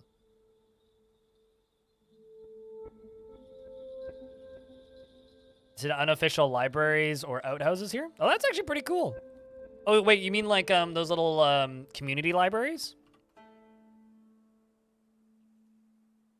Like those little ones that like anybody can just like take a book, leave a book kind of deals?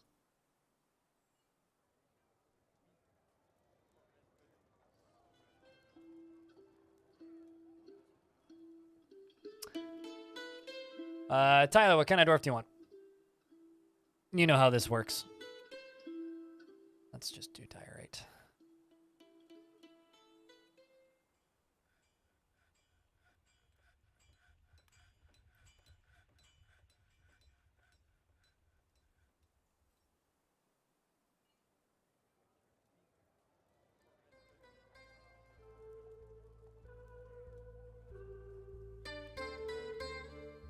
That's kind of cool, Sly Blue Kite. I have any bearded scholars? I haven't built a library, so no. No, I don't.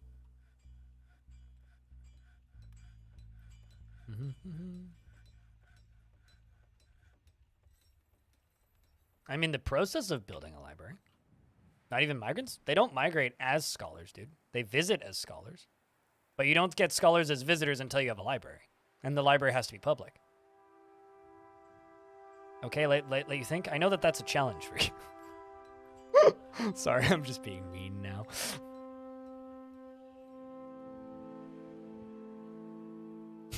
Oi! The fuck, man? What's this? This is an iron shadust. A shadust is a small handheld percussion instrument. It consists of a metal bar, and the musician strikes the bar. The instrument is a single high pitch.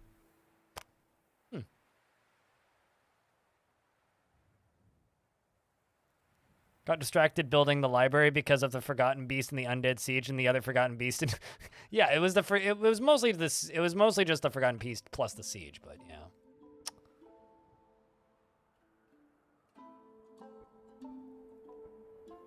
A bearded siege operator. I've got no siege weapons because they're bad, unless you're like using ballistas to fight the like far underground things.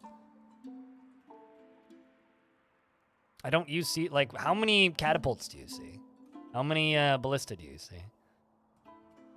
I will show you the list. We got some metal crafters, we got some weavers, we got some fisher dwarves for some fucking reason, we got some farmers, tons and tons and tons and tons and tons and tons of doctors, got a couple military dwarves and a few peasants.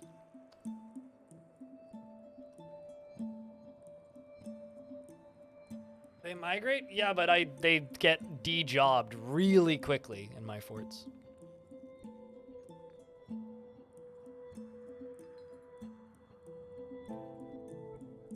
Yep. And they're no longer a siege engineer because they joined the military. The invisible mace dwarf. The mace dwarf that doesn't have a sprite. Okay. Fath.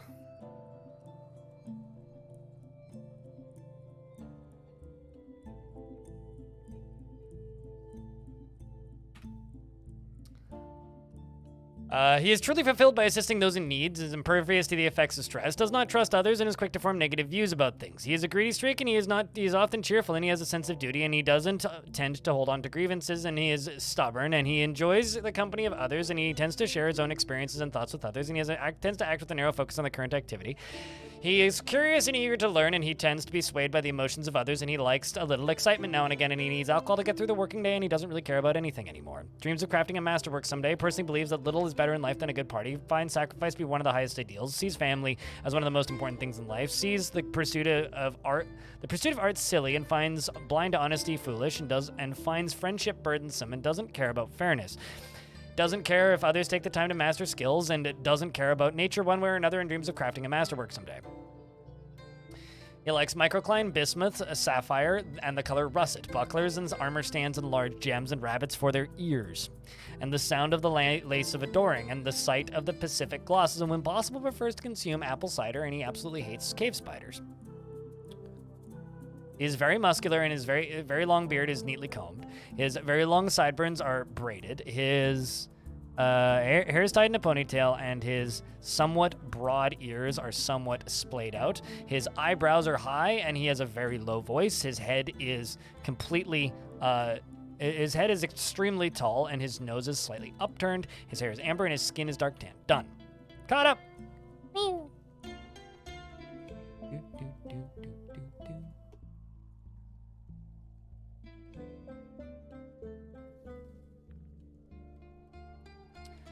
You think that's the weirdest game of Go Fish? Just wait until you play Quantum Go Fish. Quantum Fish go nowhere, actually.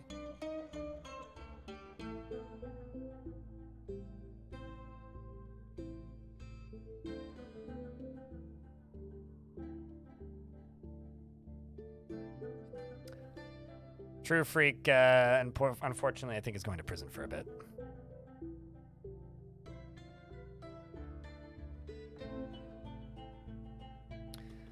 We're going to go down here. We're just going to place more coffins. Just get ahead of it.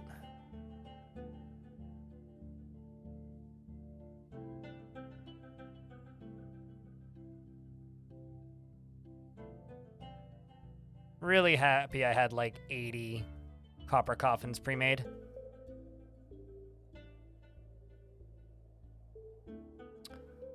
Massive assistance.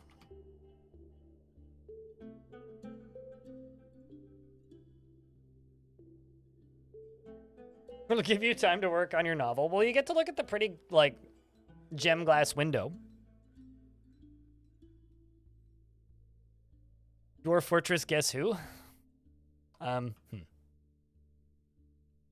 would love a Dwarf Fortress board game spin-off, but I don't know how they would actually do that.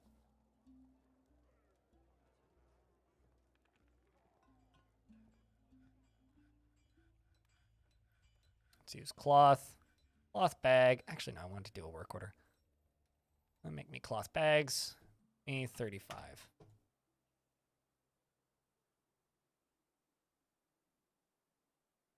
A TF board game would have an 18-hour setup? It depends on what you're doing. It could just be like a card game to develop a dwarf's personality, you know? Like, it could be a cooperative deck builder about building a perfectly optimized dwarf and then going and killing a thing or something. I feel like there's a way that you could do that. A game I would never play? Well, I never play board games, so. It's already a given, dude.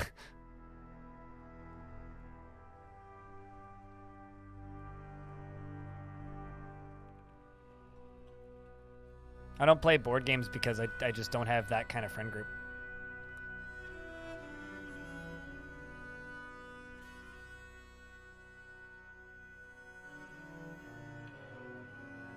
That or it would be like a some sort of cooperative game where you have to defend the fort against bigger threats.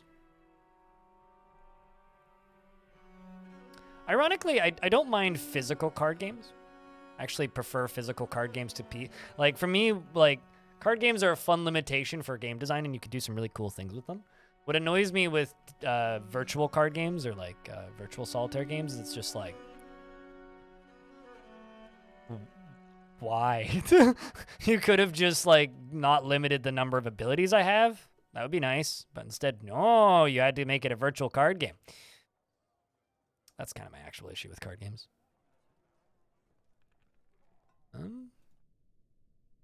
True Freak is angry while confined. Ooh. Well, that's a shame. Also a pretty small migrant wave. Considering we only gained one dwarf.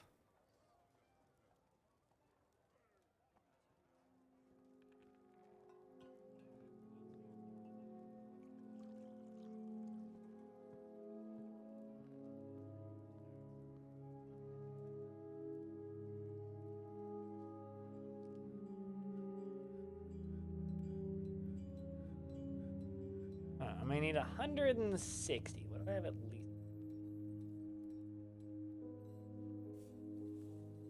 Go with granite. Problem is I'm out of granite already.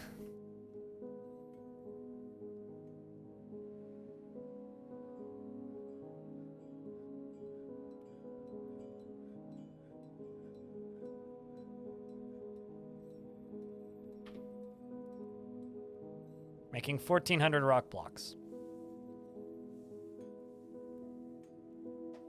Well, it's not that it's greed for me. What bothers me is just like actually, honestly, I'm totally fine paying full price for a digital copy of a board game. What I don't like is when you are not limited by board game limitations and then limit yourself to board game limitations for a PC game, because it's then just like, well, why don't you just make a board game? Especially like those virtual board games that don't have a piece or that don't have a physical version. It's like, well, then what even is the point? I completely missed the point. And I guess maybe I'm just kind of weird like that, but. Speaking of digital chat, we're stuck in an ad break right now. I'm going to go grab lunch. I will be back in like under a minute.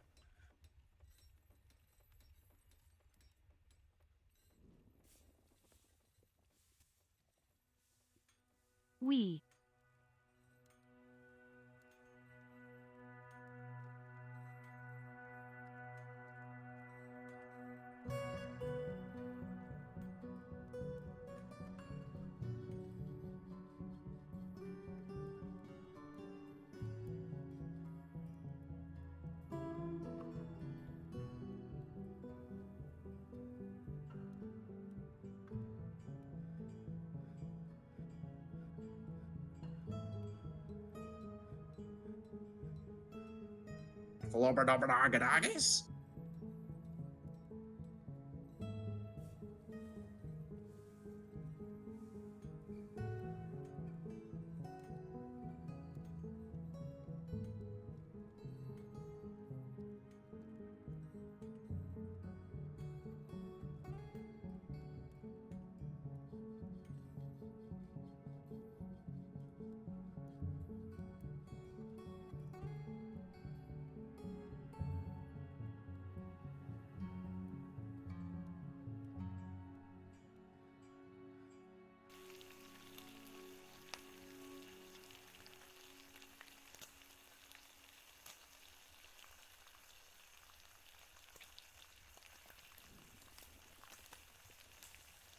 Primeval's up, you fuck.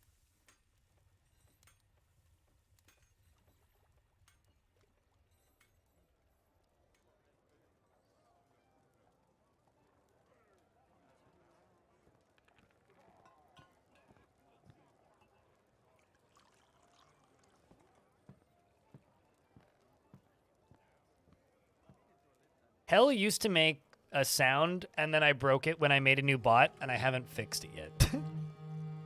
True story.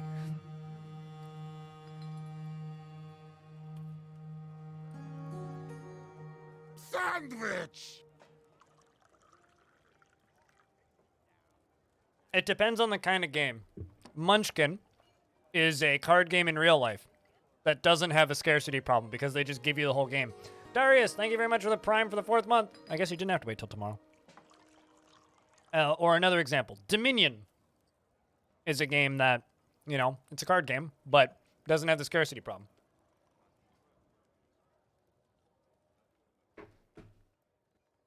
And at the very least, physical scarcity makes sense, right? We're making insert number of this thing, and that's it. Makes sense. But, you know what makes 0 sense whatsoever? Is, we made this virtual thing, and we're not going to sell more than X number of things of this virtual thing. That's just goofy. I hate that shit. Awful business.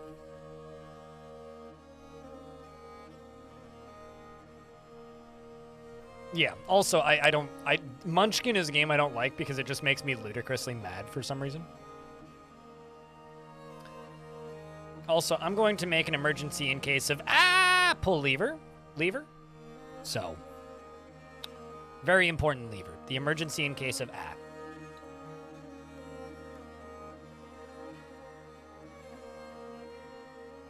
So at the very least, we can, like, get our shit together in time of great need.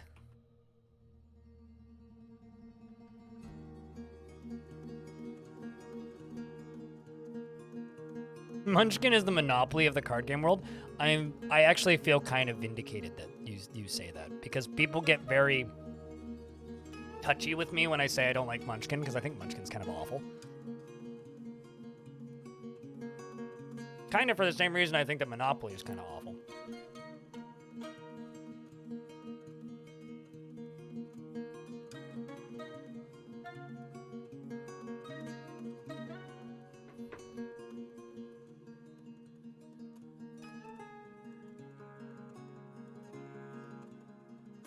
It's just like I maintain that Mario Party is one of the worst video games ever made. It's a bad game for bad people.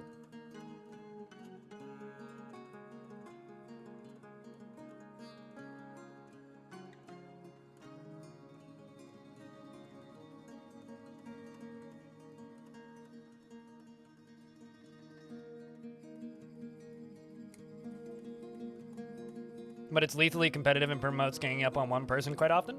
Oh yeah, I mean that's how you play a lot of games like that. Is you want, you want to team up to make sure somebody doesn't win. It's not a matter of making sure that you win. It's a matter of making sure that you don't lose. And games like that are always insufferable to play.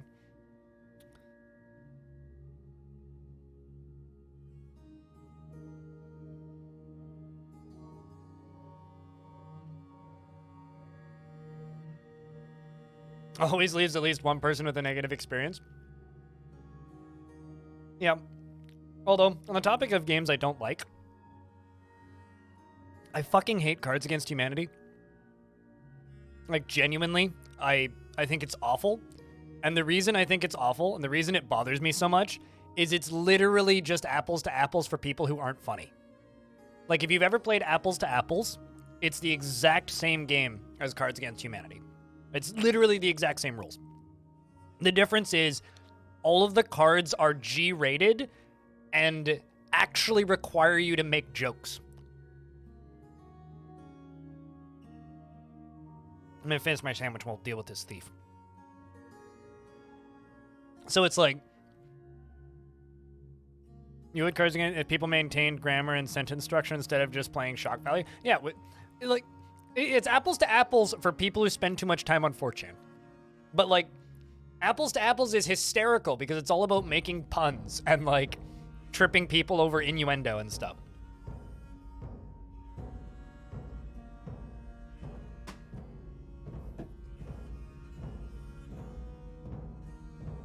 Just let me finish this sandwich and we'll figure this out.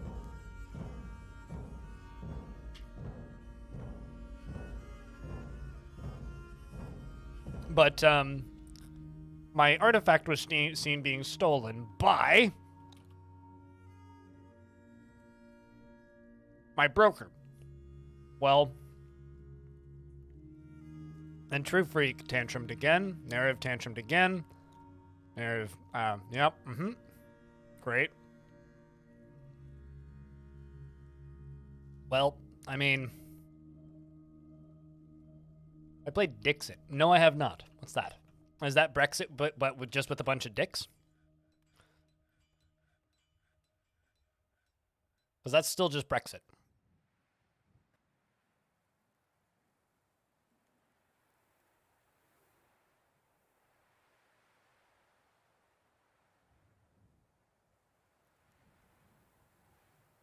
I beat you to that joke.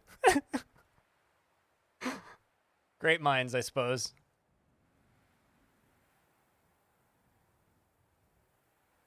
No, it's okay, Narav. Some dwarves just, you know, pack a chainsaw and will skin your ass raw, and if their day keeps going this way, they just might break your fucking face tonight.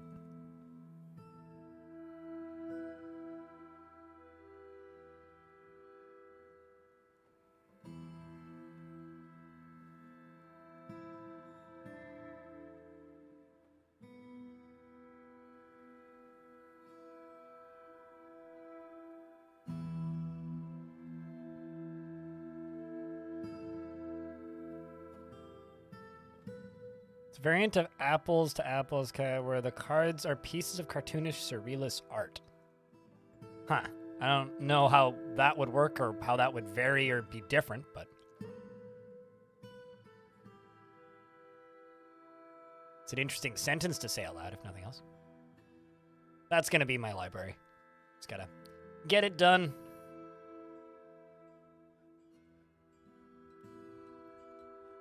Knowing the judge, like you and your brother would compete for first place because you knew which cards you'd pick for the winner. Yeah, you know each other's sense of humor. But I maintain that Cards Against Humanity is a very bad game. And some people refuse to believe me when I say that, but forever I will stand by that. That game is bad.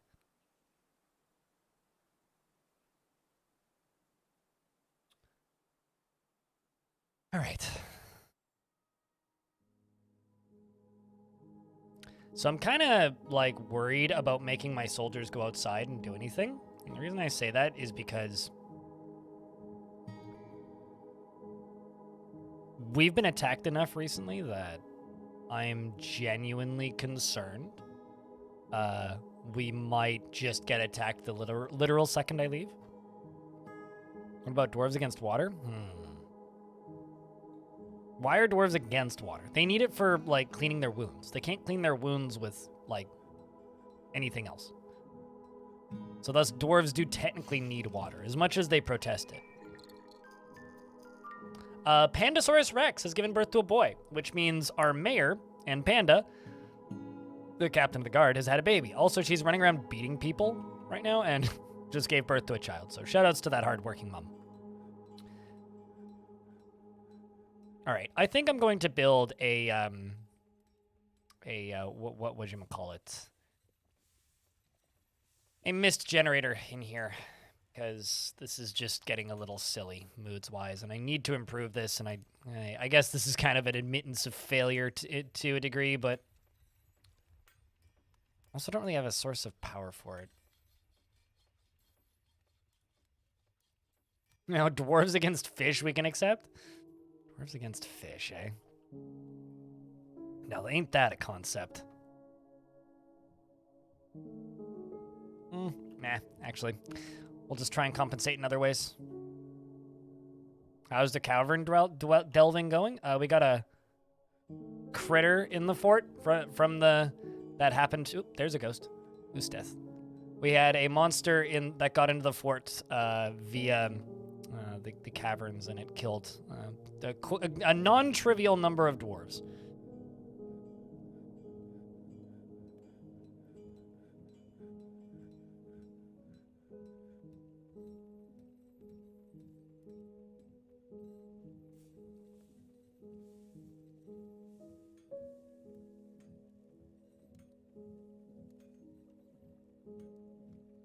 I've got a few things. Can you spell that name? U-S-T-U. U-S-T-U.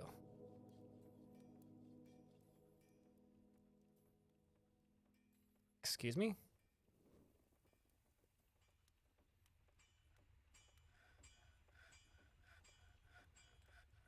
So there's that one, but no ghosts, supposedly? Maybe it's because they haven't actually seen it yet.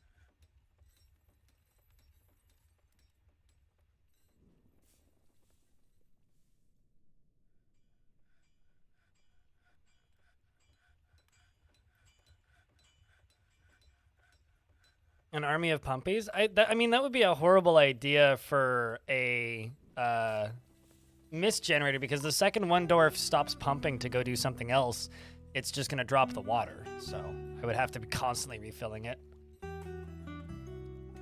Is that a horseshoe crab man? That is a statue of a horseshoe crab man. That's kind of cool. It's fitting that it's by the fisheries. A gremlin?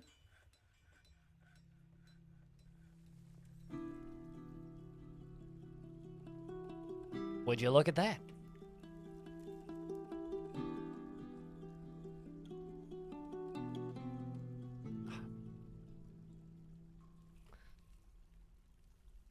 Door used by intruder, hey? Here I was hoping, man, I could lock it. Nope.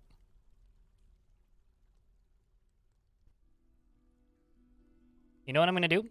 I'm going to make a gremlin trap. I'm going to place a lever here that, if pulled, locks a door.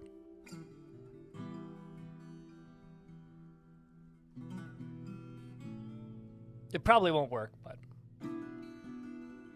Disdains independence, disdains self-control. Don't you? I mean, I know I do.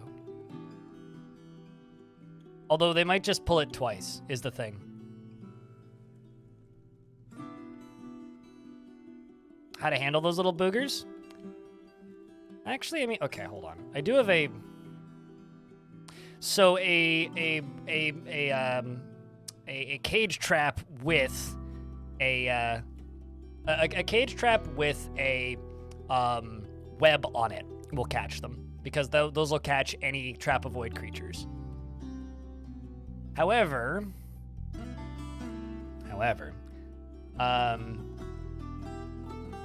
so will knocking them back with a cave-in. So if you can cave in some stuff and not kill them with the cave-in, then you can trap them that way as well. Those are the two real ways to deal with a gremlin.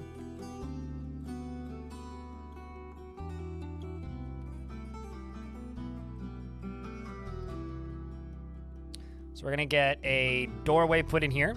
We're gonna knock that back a little bit.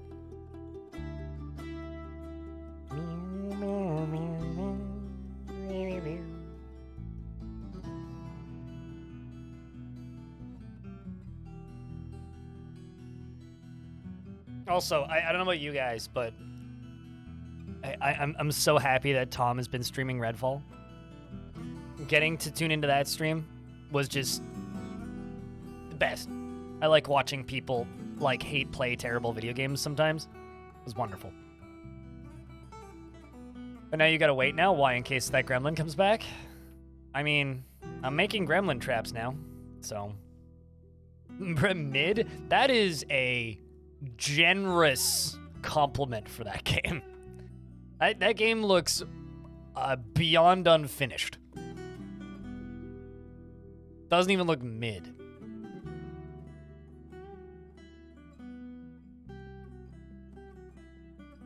Like, genuinely. Like, that game is beyond nothing as far as I'm concerned. You try to be positive. That game looks like they need to make a documentary out of it and fire every single executive that said that they had to put that game out this year. That's what that game looks like to me. Fallout tier? This game makes Fallout 76 look polished. Is what I would describe it as.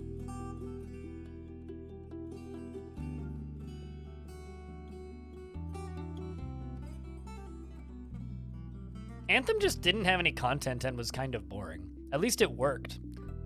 Like, there's a gun in Redfall that on PC, if you fire it, it halves your frame rate.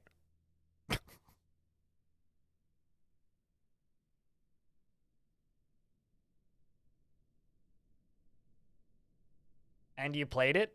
I see. I don't play bad video games, so. I mean, here's the thing about Redfall, right? I mean, 76 wasn't on Steam until way later, so we don't know. It's got mostly negative reviews. That is hard to achieve. Mostly negative. Like, that is impressive. You'd get 4 FPS. I mean, if you're getting 8 initially, yeah. Like, how? Also, apparently there's like a real good chance that if you try to play in co-op with people on PC, it just straight up bricks your save. It's depressing coming from Arcane. Like, Arcane is... I think it's fair to call Arcane a legendary game dev house at this point, right?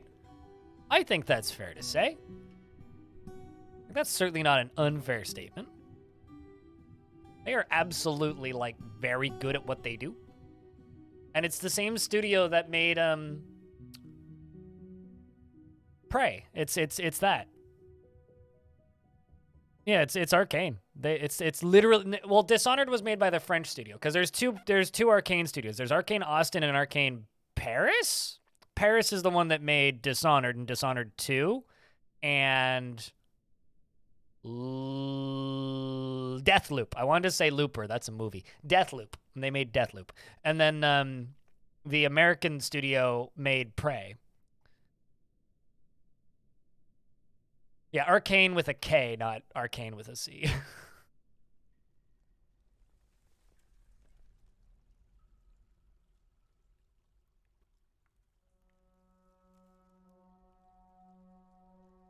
Apparently they brought two key people from Lyon into the Austin office to head Redfall. It's not just with the reserves. I think what happened was supposedly they did an engine change at some point. And combined the engine change with I think they did an engine change. They did an engine change at some point and combined that with how can I do this?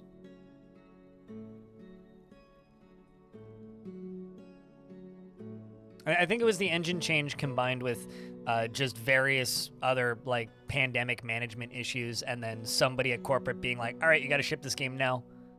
Don't ship this game now, you're all fired." It's really what it seems like.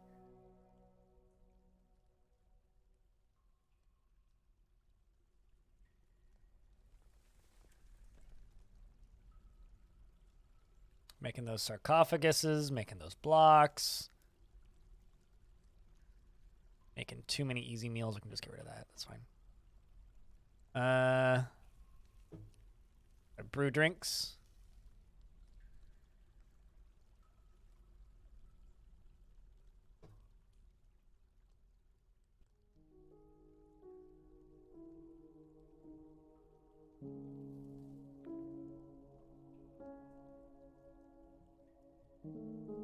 Is the console version any better? As it, like, okay, the console version runs better, as in, like, you can fire that gun without it having your frame rate kind of deal.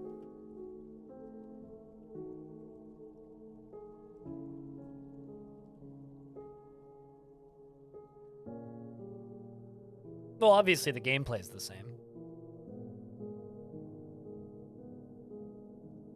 You're dyslexic and tired. It's okay, dyslexic and tired. I'm blind.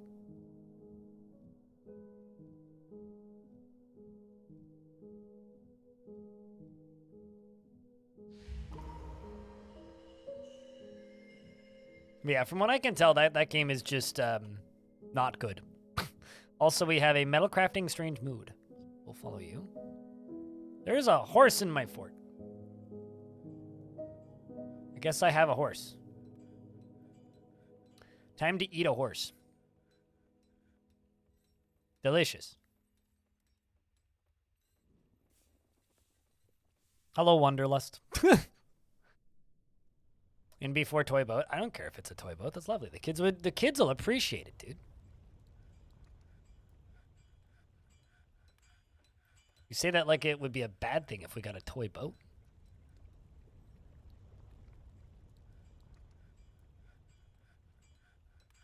Legendary metal crafter already.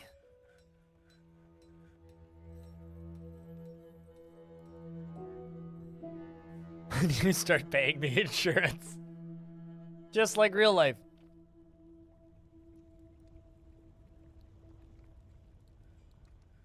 I mean, I made a bunch of gold toys earlier. I keep seeing the kids playing with gold toys, and it warms my heart. Big tilt. Deadly spittle composed of vomit. It's a blob. The Forgotten Beast, Aquia. It's here to acquire the fortress for itself. Aquila has come. A great blob composed of vomit. It has a spiral shell and it squirms and fidgets. Beware, it's spittle that's deadly. Okay. This one I'm just going to tell the dwarves to go stab to death. I'm sure our heroic dwarves can remove this beast from existence.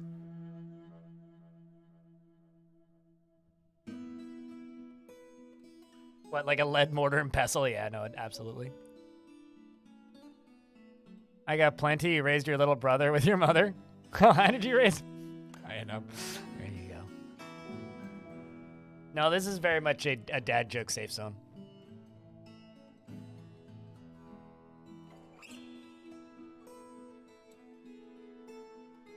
Which I think is partly why some people claim that I have dad energy, but I don't know. I think I just play games that dads happen to like.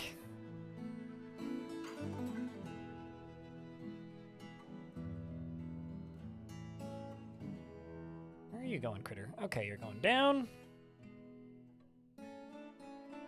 Slaughtered the horsey.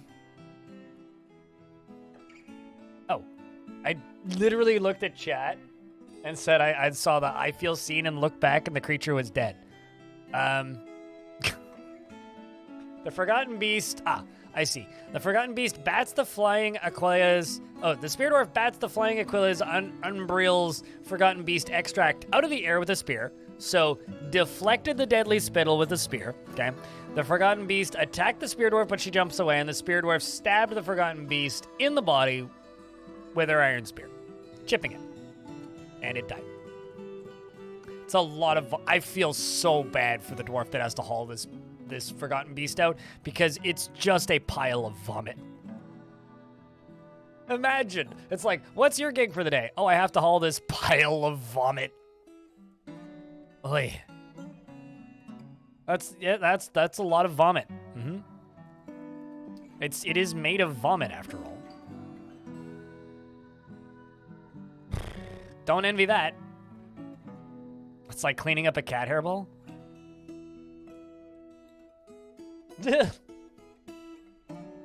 That's all I have to say to that. Just, oh man.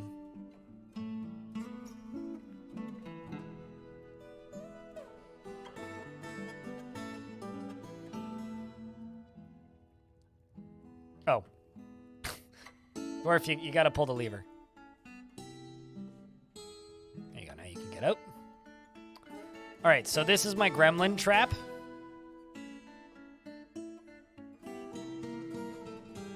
Destroyed a whole buffet.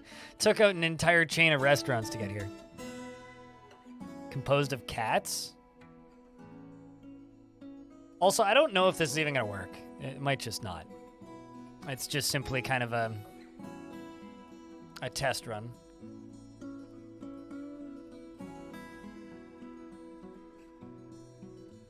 Oh, I got a ghost. They finally spotted that Eusteth was haunting the fortress.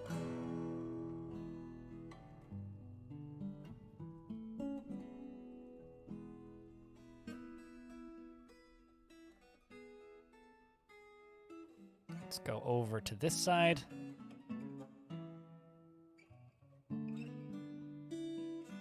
Place that. Your farmer family can walk, so you figured... finally can walk. You figured out his wounds. His legs were broken by rolling logs. Ow. He can walk now, but in status, I see that his bones are smashed open. But he was stitched and given splints. Well, they should heal then. As long as he was stitched, he should heal.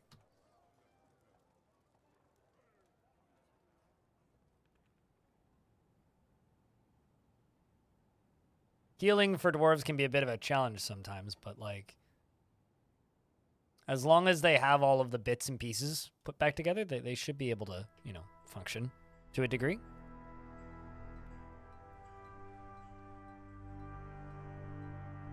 Oh, also, don't worry, Diamond, if I'm able to imprison a gremlin there, I will do everything in my power to web up a trap and get it into a cage.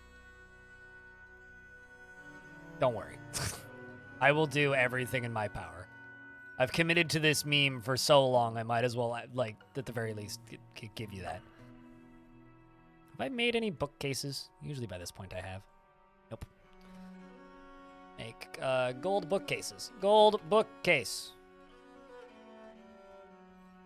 Let's do 20.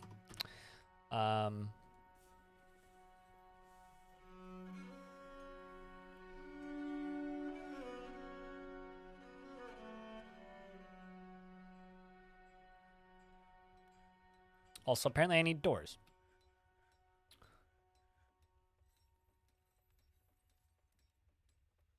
Rock door. Let's make 80. Make them out of diorite, why not? Got a good amount of that.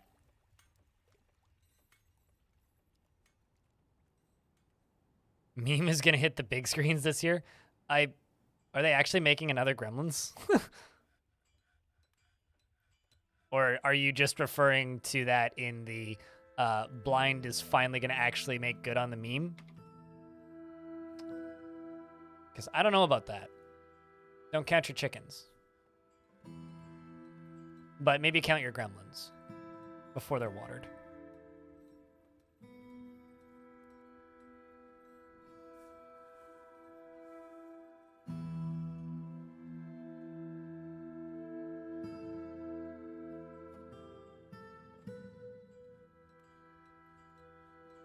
Let's get some statues in here. Got 143 gold statues still. Oh my word. Turns out, I've got a couple statues.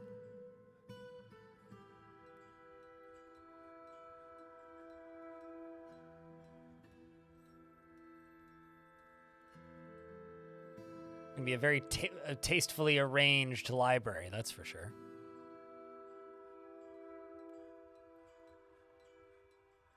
It's a short movie project? Really now?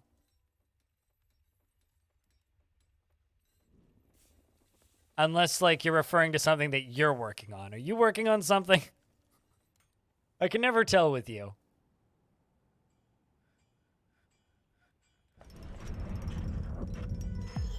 Ooh, so remember that artifact, chat? The metal crafter has created Eiklistmigid. Eiklistmigid. Lolo Kubaktath. A iron oshur. It's an instrument.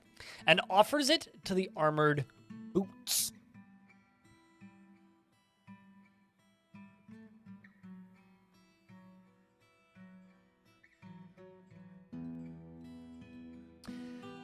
This is an iron oshur. All craft store ship is of the highest quality. It is studded with iron and decorated with horse leather. This object menaces with spikes of pigtail and hematite and cow leather. On the item is an image of an icahedra.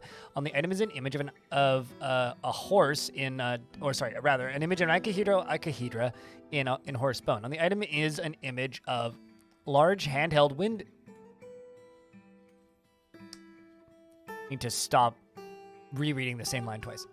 It's an icahedra in horsebone. The oshur is a large handheld wind instrument consisting of 11 adjacent conical metal pipes. At the end of each pipe, the instrument has a 3.5 octave range, and it goes from an extremely low middle pitch. At all pitches, the instrument has a round vibrating timbre, and it has 3 registers. The low register to a wobbling fragile timbre. The middle register begins at a low pitch, and has a heavy watery timbre. And the high register begins at a mid-low pitch, and has a wobbling, reedy heavy timbre. Darren, thanks for the 36th month. That's a goddamn long time, dude. Chat room, can I get a round of beers for the 36th month? And also, the first notification of money in 33 minutes. Cheers, dude.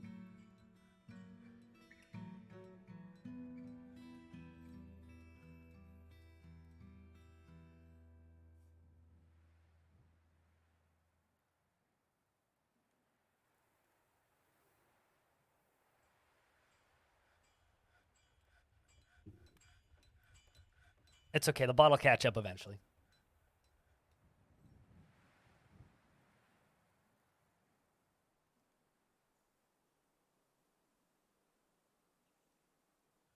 And I think probably need to make some gem cutting stuff. Oh, also, I was working on glass, wasn't I? Super duper spaced on that. Okay, well.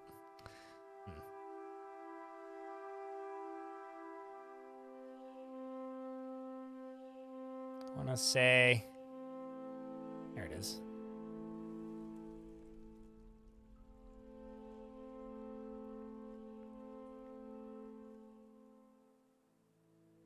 The military was able to get to the Forgotten Beast at the top of the stairway, and combined with the mob of people, they were able to get through the webs. It was just a Forgotten Beast. Like, it was a Forgotten Beast with webs, which is particularly scary, but we fought back and we won. We fought back and we won. Elkbird must have found my traps.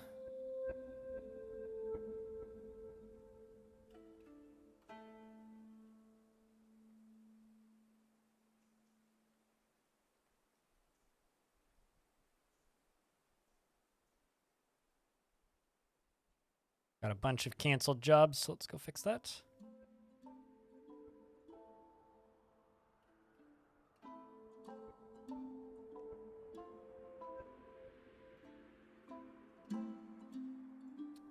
Kat, what kind of dwarf would you like? Assuming it's something I got. Unless you'd like to see the list, in which case let me know, please. I will tell you the same thing I told the last person who asked that. There isn't a single cat in this fortress.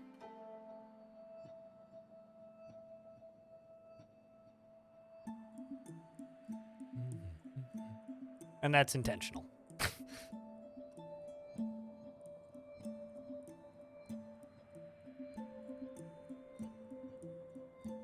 You could convict a gremlin when it joined my faction due to that bug. No, but so if you can get a gremlin into a cage, you can train them. The problem with having gremlins around is they eat bones. which means you have to have a stockpile full of bones at all times. So you have to get them well trained. Plenty of open military doors, but I have to wait for the saving to end. So in order to keep them alive, you need a stockpile full of bones constantly. They what now? You heard me. They eat bones. Will they eat up the contents of tombs? No, those are tombs, not bones. Very different. But they will eat bones, specifically.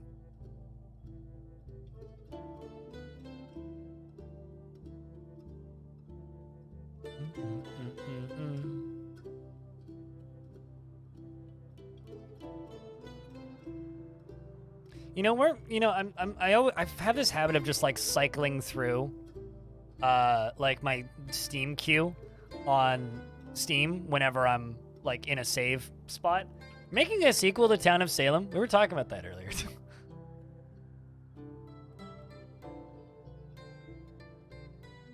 All right, we're finally through that. Do you know what kind of actually a beard or no beard? Russian cat. I'll give you the happiest military dwarf I can find.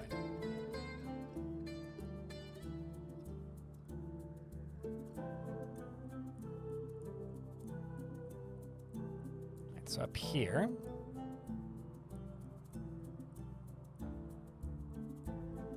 Sand. Beard cat.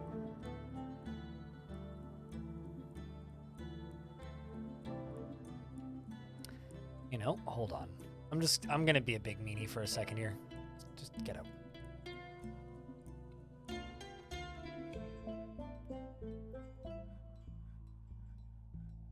Nobody of importance.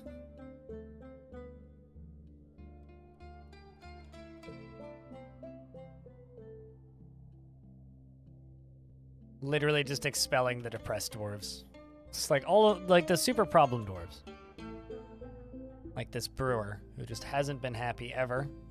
Mostly due to being away from family. Alright, so now that I've dealt with some of those, let's go find a dwarf to name for Cat.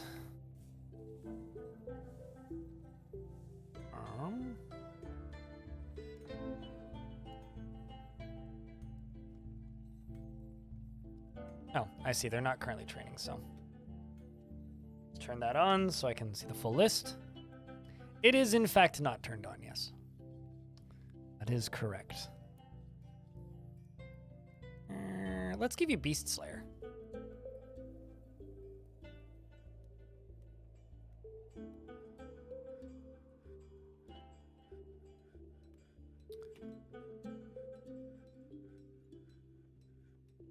So you were the one that killed that forgotten beast at the top of the stairway that could have killed the whole fort? That was you? You did that? So good for you. Well done. Clappity, plappity. You done did the good things with that.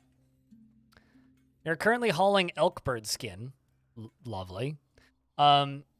He has a very calm demeanor, and he tends to ask others for help with difficult decisions. He doesn't cling tightly to ideas and is open to changing his mind.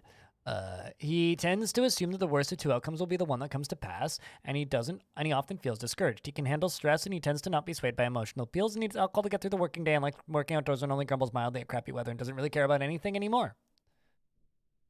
Dreams of crafting a masterwork someday. Personally values honesty and doesn't care about nature one way or another. He doesn't see cooperation as valuable, and he doesn't think one way or another about leisure time. He likes native platinum, rose gold, and lapis lazuli, desert lime wood, and giant great horned owl leather. The color carmine, gems, and horses for their strength, and the sound of the meandering of mother, and the sight of the glimmer of glistening. When possible, prefers to consume sea serpent and sorghum beer. I've never seen a sea serpent in Dwarf. His long beard is neatly combed, his sideburns are clean-shaven, his very long mustache is arranged in double braids, his hair is braided, his eyelashes are short, and his emerald eyes are slightly wide-set, his hair is a crew, and his skin is dark peach, and his nose is somewhat short. He has a pet duck named Ashim, and is a member of the Fated Fellowship. Kraylin? Is that how you say that? Kind of like Kaylin, but like Kraylin? Thank you very much for that Prime subscription. Enjoy the emotes and the ad-free viewing. Courtesy of Amazon. Appreciate you.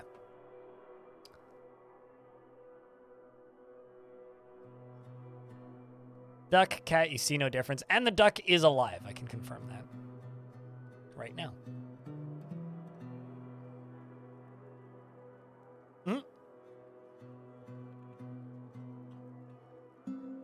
It's right here.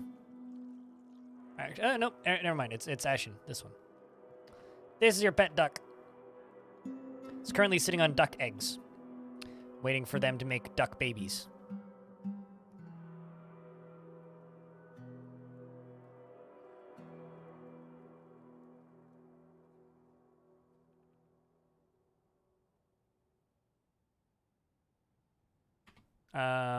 Crap. What was the name of that?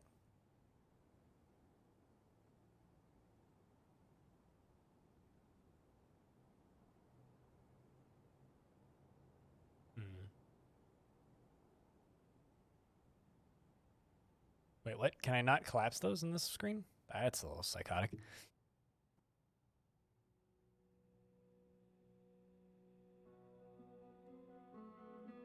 I not have a... I thought I had a artifact toy. Maybe I didn't. Maybe somebody stole it. Maybe somebody stole it.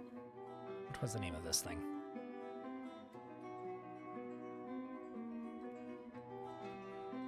Quite sure it was down here. Oh, actually, it may have just ended up...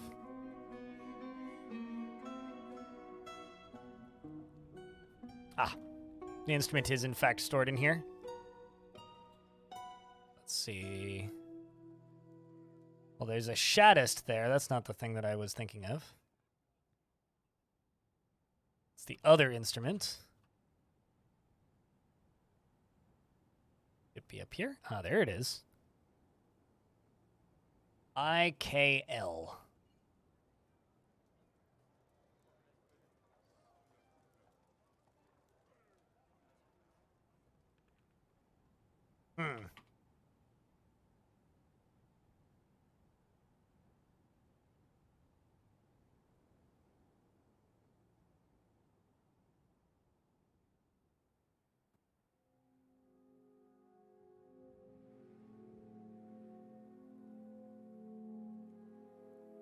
I'm assuming they will remove that from there now. Well, another artifact that I could put here is this thing. Farmer overcame the infection. Survived? Chat, can I get a round of beers for that Prime subscription, by the way? I mean, good for that farmer. That's no easy feat. It's pretty hard foot, in fact.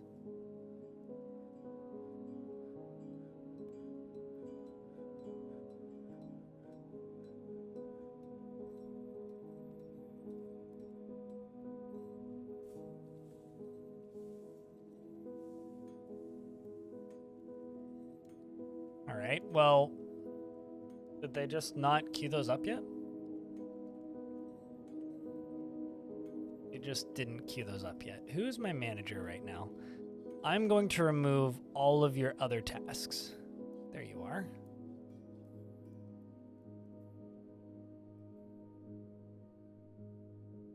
Because you are not coming even remotely close to getting stuff done in time. Or fast enough.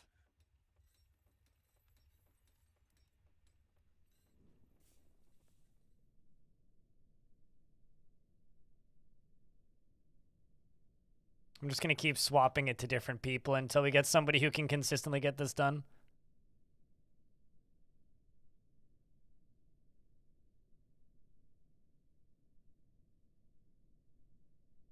You made your noodles with a bunch of veggies and stuff? Well, that's good.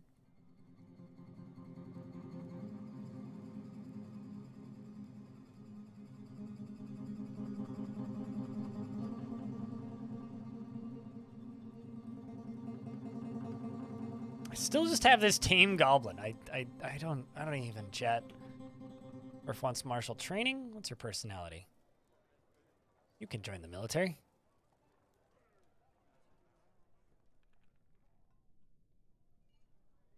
You just sat down with your noodles and veggies? Small world.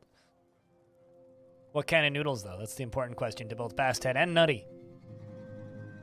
I really like Soba noodles. One of my favorite things to do in the summer is cold soba noodles with a vinegar dressing. And then like some veggies. Maybe a little bit of baked tofu. Boring ass spaghetti. Nah, I gotcha. Spaghetti ain't boring though. Spaghetti is like one of the most unanimously acclaimed foods. The Goblin Lady Gilly has shared many tales. Gilly. Goblin Lady. Madame. Who's also a poet, apparently. Oh, huh. The Reclusive Ghoul. Those are the guys that keep sieging us. She's a citizen of them. Former member of the Cruelty Lies, Low Courses, the Hatred of Columns, the Fiend of Creeping, is currently a member of the Safe Spider and a Lady of the Safe Spider. And a member of the Doctrines of Forever. I appreciate the good luck. Go get some sleep, Diamond. I will definitely let you know if we acquire a gremlin.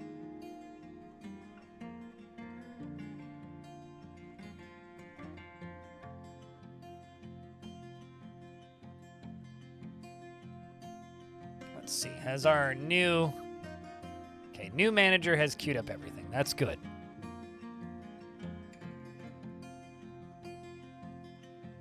I also need to get more of those lead sarcophaguses placed. Because turns out, got a lot of them.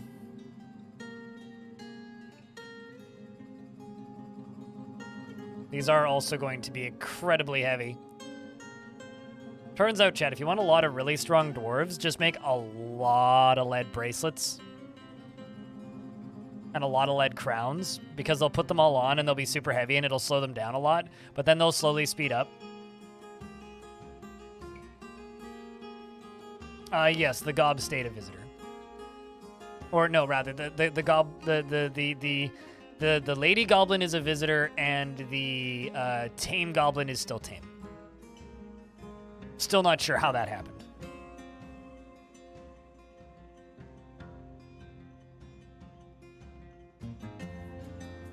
Can I just nitpick something real quick? I'm always a little bit concerned when people refer to ground beef as hamburger. It's ground beef. It's what you make unless you literally took hamburger patties and ground them up to use in your soup or in your noodle dish. It's ground beef. It irks me when people say that. I don't know why, but it does. There's just something weird about it to me. Anyone hamburgers? I mean, word, but also, did you literally grind up hamburgers? Your dad does that too, and you hate it too? I blame the existence of Hamburger Helper. Like, I think Hamburger Helper literally, like, caused that. Who uses ground beef for anything other than hamburgers? I use ground beef to make meatballs. Come on. Please. I will say, ground beef significantly superior to sky beef. Generally, you want your beef to come from the ground, not from the sky.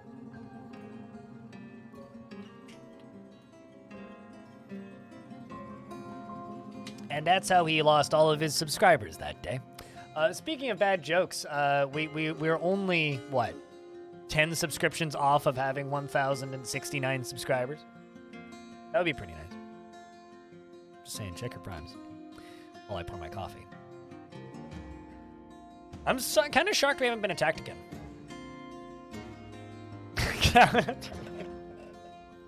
That's about to be a splat, actually. That's how ketchup is made, maybe. Cow in a tornado. Need ghost riders in the sky. Riders in the storm.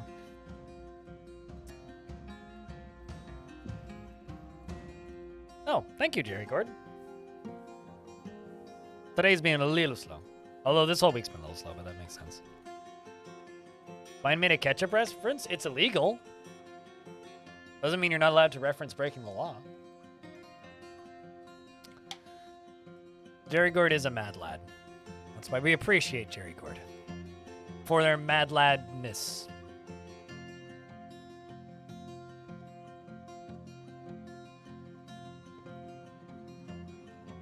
You spent a big part of your budget this weekend?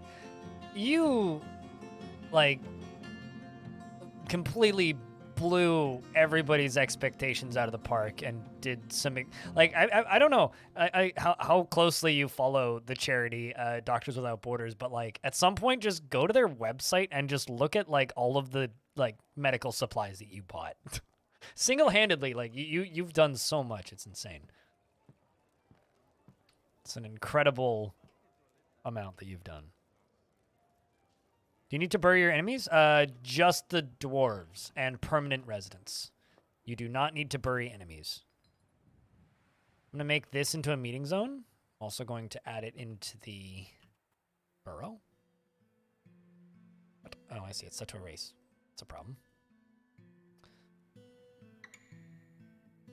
Although for a while there, I got stuck in conspiracy theories thinking that neutral entities that die on your map become ghosts, but I'm pretty convinced that isn't actually a thing. And that was just me freaking out over a super long save and dudes tripping. Like, not on drugs, but like literally slipping.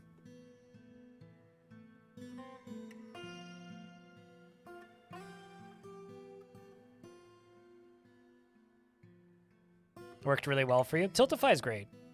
I know some of the founders of Tiltify.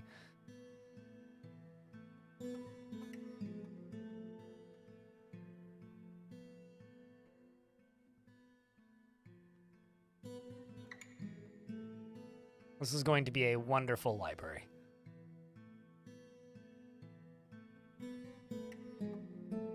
Going to be a library with statues around the outside. And artifacts along the top. And they still haven't started making those goddamn bookcases.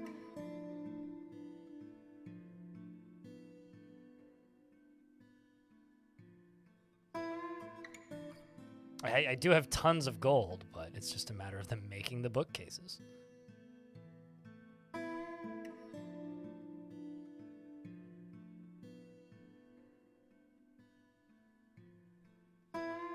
New library. And, no guests are welcome.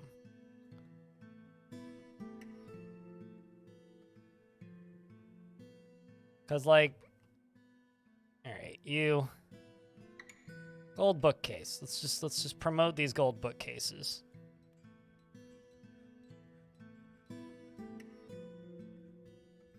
Every library needs spooky statues. Yeah, of course. Who else is gonna watch you while you read?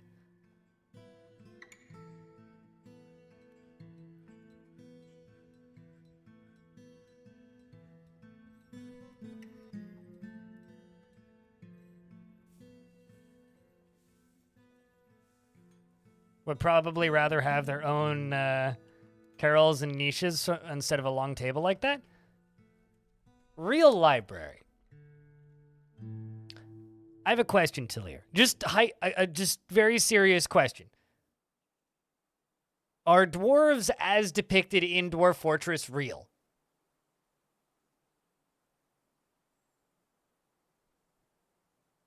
Just think about it.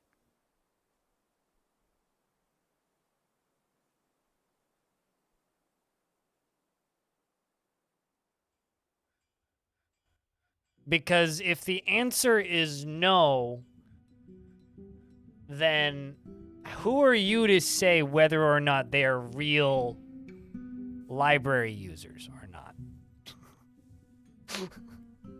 Because you're saying real library users. You're implying that dwarves are real.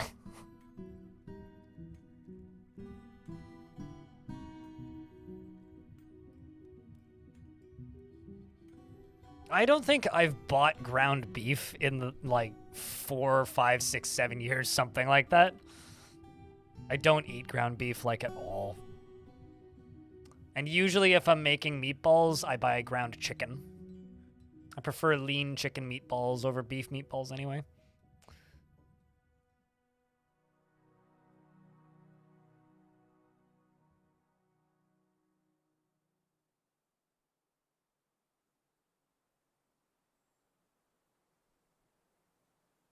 I mean, I will eat burgers, but I'm not the one buying the ground beef.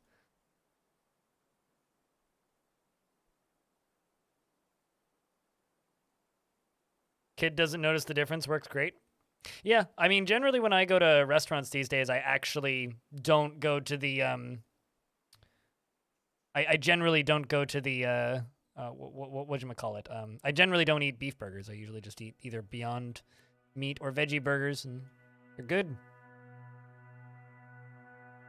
I actually kind of think I might be at a point now where I like Beyond Beef burgers better than beef burgers, purely because they're not as greasy.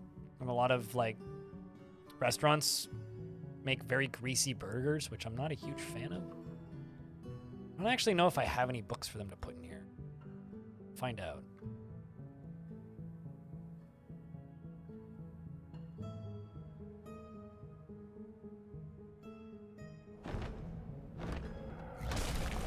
Another forgotten beast, Simul Slopohid, has come. An enormous hairy spider. It has a broad shell and it squirms and fidgets. Its fern green hair is long and wavy. Beware its poisonous bite. Well, that's either absolutely terrifying or not even remotely concerning. And there's no in between there.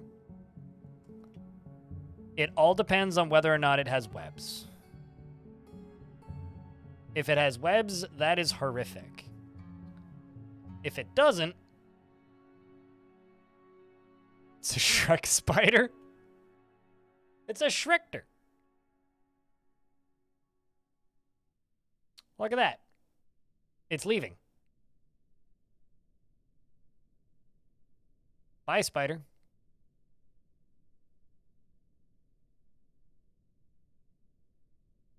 Can I just do this?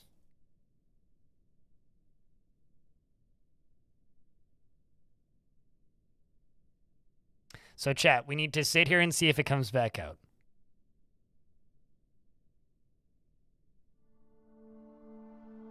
Extra pulp, please. Ah, it came back out. All right, never mind. Scratch that plan.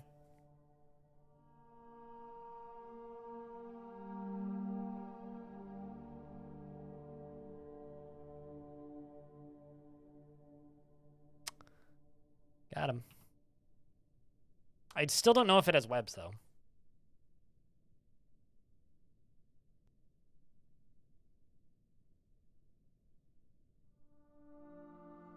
So what I think we gotta do...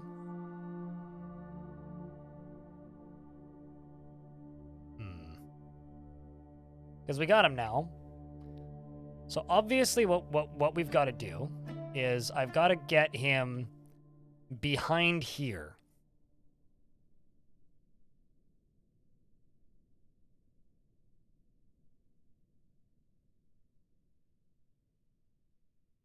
They've not fixed that yet?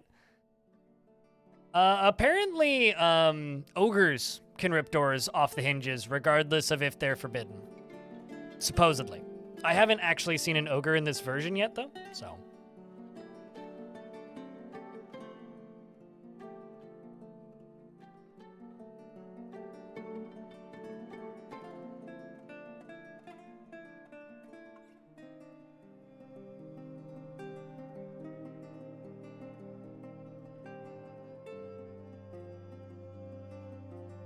Kind of looks like a cockroach, doesn't it? Okay, so what we're going to do is I'm going to put a cage trap right here. I'm not actually certain I have any cage traps, so I'm just going to make 10.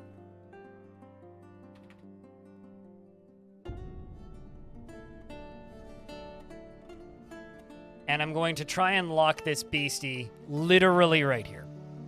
Okay? What I'm going to do then is make sure that when it goes through, it gets stuck directly here.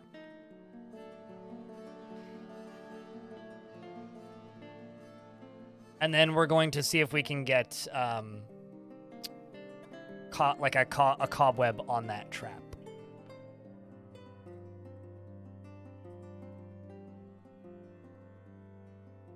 That's every big spider behind a tiny door. What, this? They just get stuck? Well, no, I mean, Forgotten Beasts just seem to be incapable of breaking doors right now, regardless. Emil TV.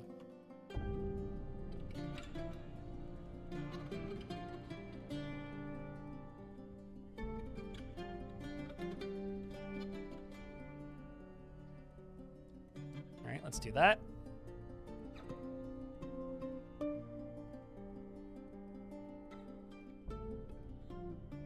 If they could pass to the other side of the door anyway. If they try to destroy doors and they can't destroy the door, they get stuck trying to destroy the door, yes. That used to only ever happen with artifact doors, though. But for some reason now, all locked doors are considered artifact, basically. Like, they're treated like artifacts.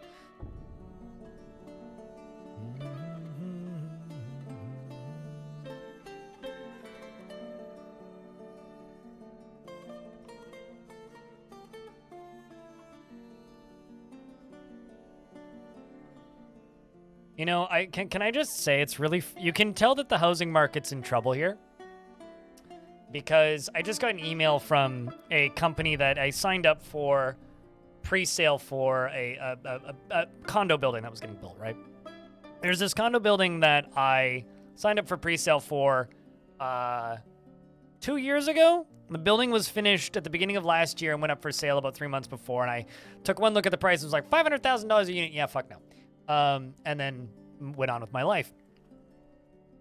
Apparently, they're still selling units, and they're having $50,000 discounts now. So you can tell the housing market's in trouble. Still doesn't seem like much of a discount, but what do I know?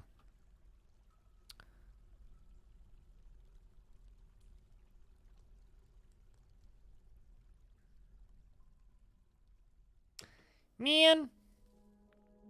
Oh, well, I mean, that one was just left outside, so that's not a surprise. I can't even be mad about that.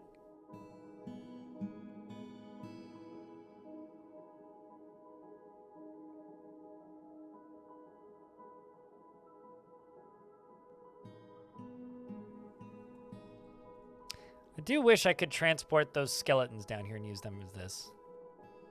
Or not skeletons. No, they're not technically one of my citizens. I wonder, can I go up to here? Can I tell those zombies to just be on a chain?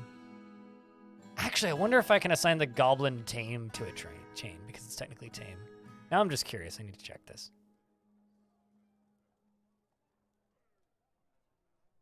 Guess I can't assign them because they're just there. They're part of a dungeon. Your heart bleeds. All right.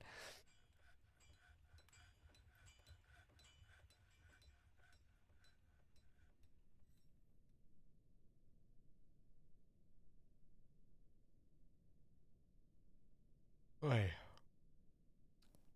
I'm tired, chat room. I was tired yesterday, but I'm tired today. All right, kiddos there. Okay, unfortunately, I cannot assign the beast to that. But what I can do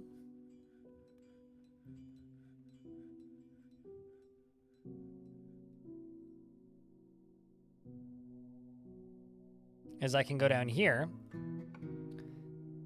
and I can place a... So I don't actually know if this thing has webs, by the way. For clarity's sake, it might not have webs. If it doesn't have webs, then this entire experiment is moot.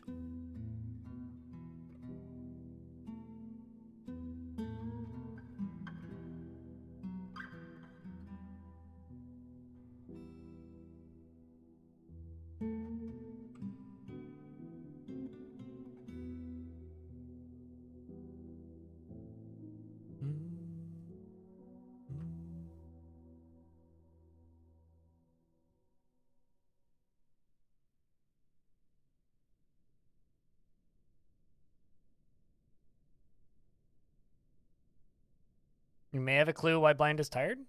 That's a very short stream, dude. No, I'm tired because Monday took the wind out of me. Completely. I did kind of raise $12,000 for charity in 6 hours. 4 hours. And then spent the entire weekend basically moderating different streams and like keeping an eye on things and paying attention to different streams and watching. If you think 6 hours is a long stream, you don't know me very well. Yesterday, I think we streamed for almost 11 hours. Is that what we did? Let's see. How long did I stream yesterday? 10 hours and 36 minutes. Yes. Good amount of time. Nice medium length stream.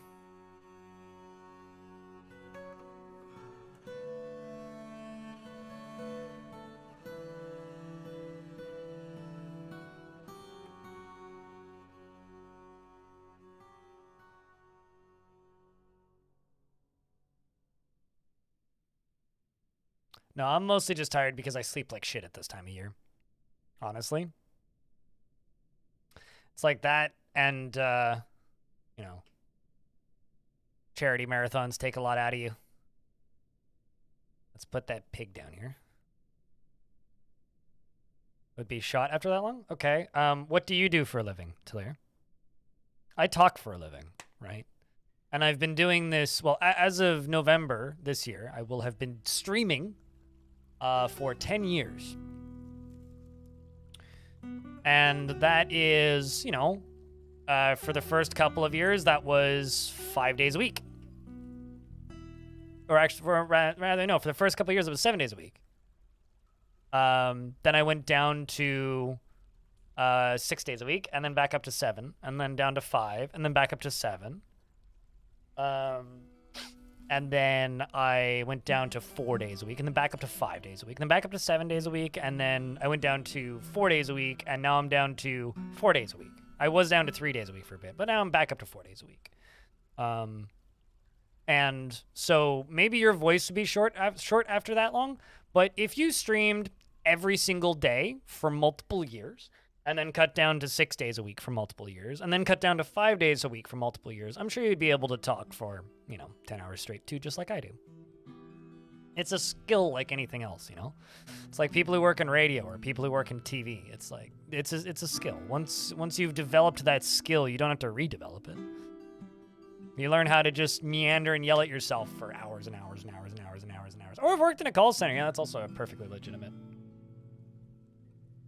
kind of career along those lines as well.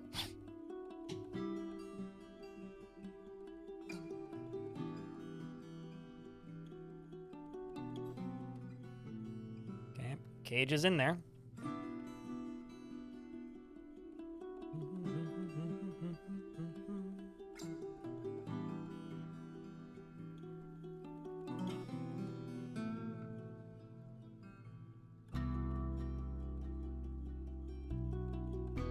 Gotta admit, this is one of the more elaborate things I've built in recent memory.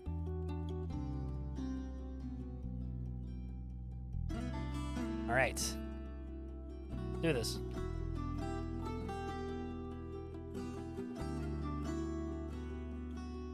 Let's just move forward one turn at a time. Why is it just waiting?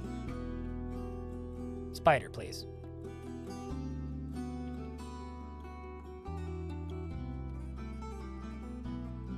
Come on. Spider, please. Spider, please. Just go the other way. Spider, please.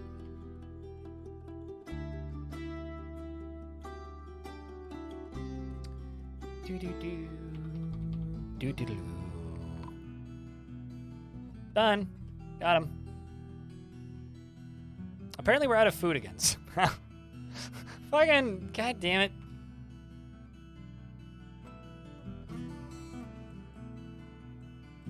This fortress is incapable of maintaining food.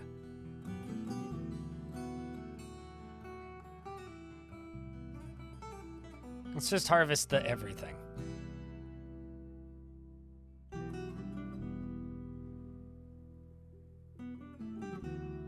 Although, oddly enough, I don't think this spider has webs, or it would have shot webs by now. which means it's probably actually really easy to kill.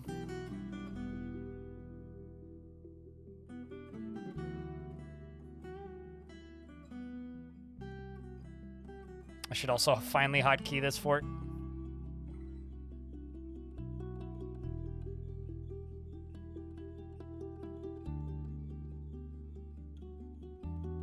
Guilty after being confined. Yep. Checks out.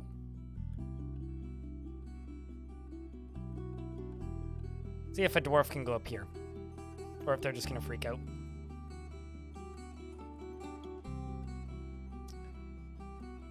Let's put this on F5.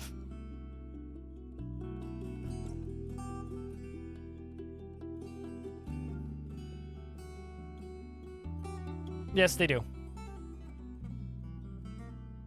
You had the bait goblin had to be free roaming? No, they absolutely shoot them. If you, I usually use bait livestock, usually just chained up. If they're not shooting, it usually just means it's not close enough. That's almost always what it means.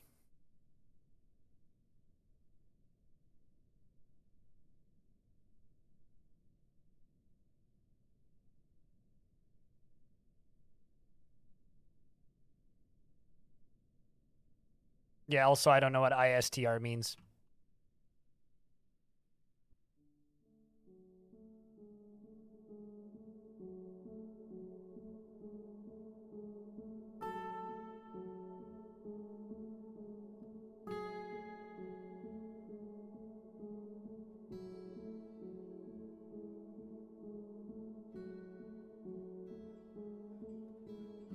Okay, let's hotkey this layer.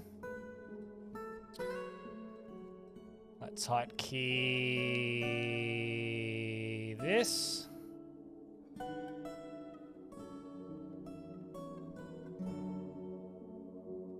And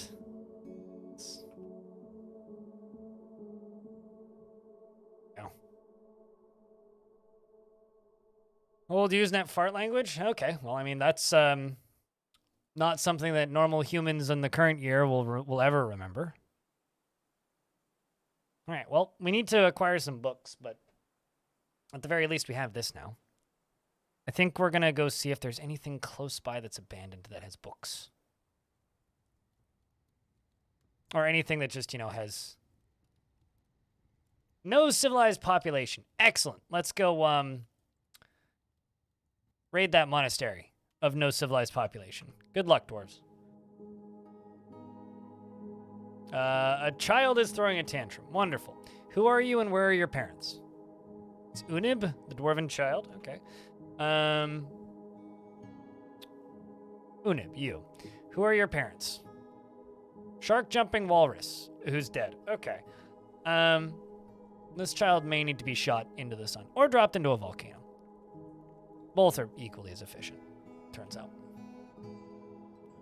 There goes the military. What are you? Why is there a naked goblin in my fort? You are content after putting a finely crafted item on. You have a book. The Art of the Fortress. This is a hematite-bound codex. The written portion consists of a 117-page guide entitled The Art of the Fortress, authored by Niglusu Usonuror. It concerns the fortress Puzzle Fiend. The writing is as vicious as can be, and the prose is amateurish at best. Well, the parents are dead, so drop the child in a volcano. I can't expel them. Just because I say they may need to be dropped into a volcano doesn't mean I'm going to actually drop them into a volcano, for clarity's sake. The Lone Veneration and Famines. This is a 283-page novel entitled Lone Veneration and Famines, authored by Ula. The artwork relates to the... it's authored by this person, this elf dancer.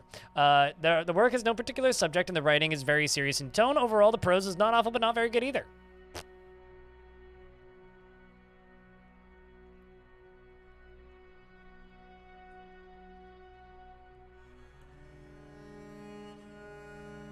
I think they're going to petition for citizenship or ask to stay here. And I might just say yes and then kick them out and then keep the books. Yeah, I don't think that this is a web spitter. That's a bit of a shame. TBH. 283 pages of Twitter feed. You know what's funny? Because Drill has a book that's just tweets. Actually, I think he's got like multiple books that are just his tweets. I don't know if anybody here follows Drill, but Drill is like one of the only good Twitter follows left. It's been so fun watching like him fight back and forth with Twitter for the past month. It's like one of the few good things left on Twitter. This is Drill.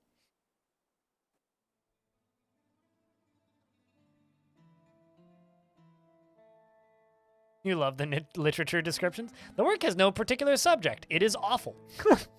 It's always, I always love it when when you're reading like the descriptions of poetry and it's like the poetry is very, very bad. Those are always my favorite ones. Like, yes, I like it when the poetry is very, very bad.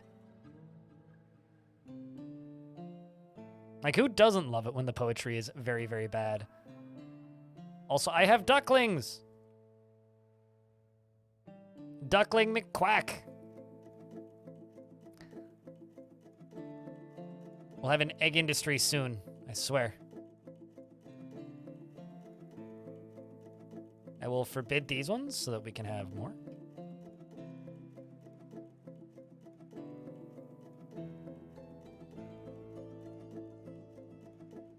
Absolutely crater his reputation every single tweet. You say that like he had a reputation to begin with.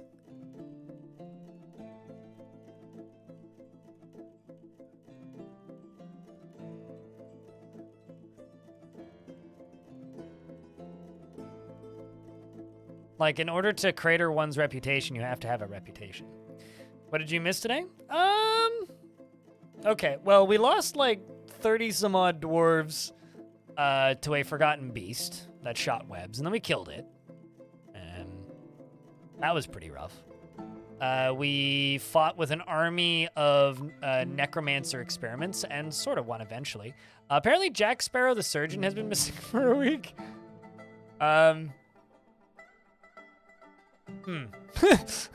All right.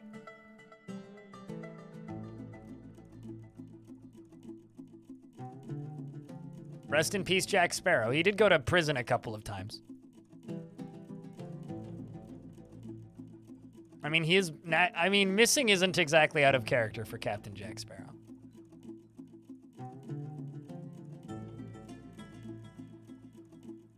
Oh, and then there's also the other Forgotten Beast, which is made of, what, glass, I think? There's this one, and then there's the other one. To be honest, though, I'm very perplexed. Why are they not deconstructing that wall? Am I out of... No, I'm not. What? Why are you no break wall down? It's priority 1.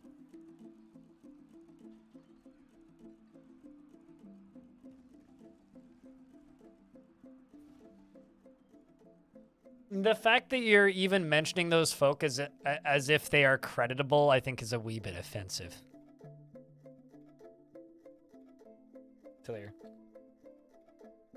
Like, of course, every wealthy nut is going to have their fanboys, right? Like, believe it or not, Jeff Bezos has fans, right? People are going to be envious and fans of wealthy people because they hope that they can get some of that coin. But that's just not how that works. Alfie Bean, what kind of dwarf would you like? I'm gonna say no. I don't really want any bards.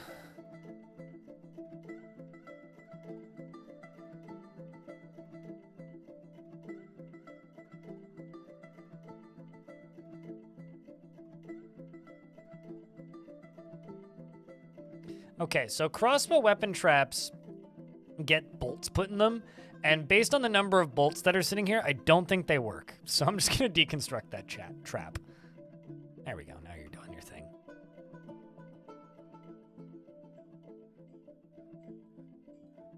Someone working around the tavern. I try not to have tavern keepers. Just kind of as a rule. Because they're the ones that start fights. Same with performers. Like tavern keepers and performers are kind of a danger. I just have this one, who's Fida. So I don't currently have anybody working around the tavern. I do have like brewers. Does that count as working around the tavern? But she's kind of pissed.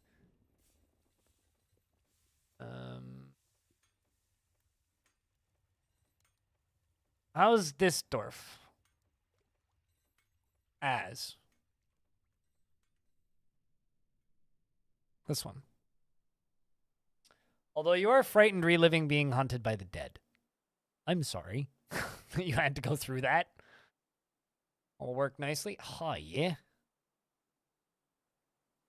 Waiting for Kick Roast to leave the map.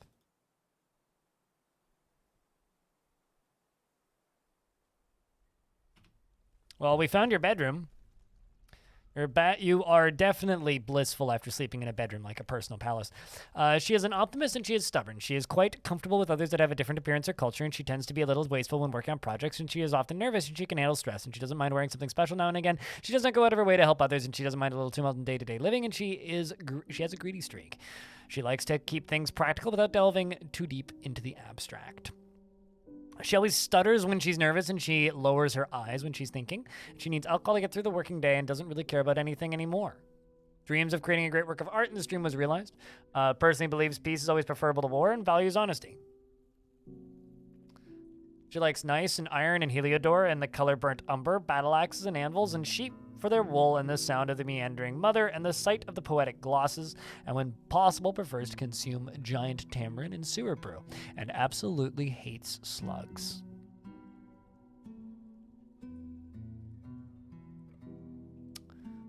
You are corpulent. Her straight hair is somewhat greasy. Her very long hair is arranged in double braids. Her slightly rounded hair is raw umber, and her skin is dark brown. Her neck bears marks of old wounds, including a massive jagged scar, and her nose is somewhat short, and she's making a lead sarcophagus.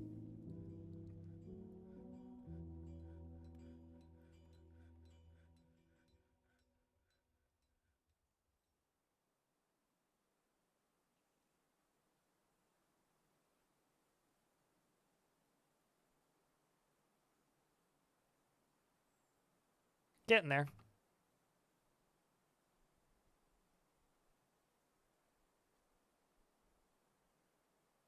IMO, this is a pretty badass library. Just need to fill it up with books now. Kick Roast, where are you?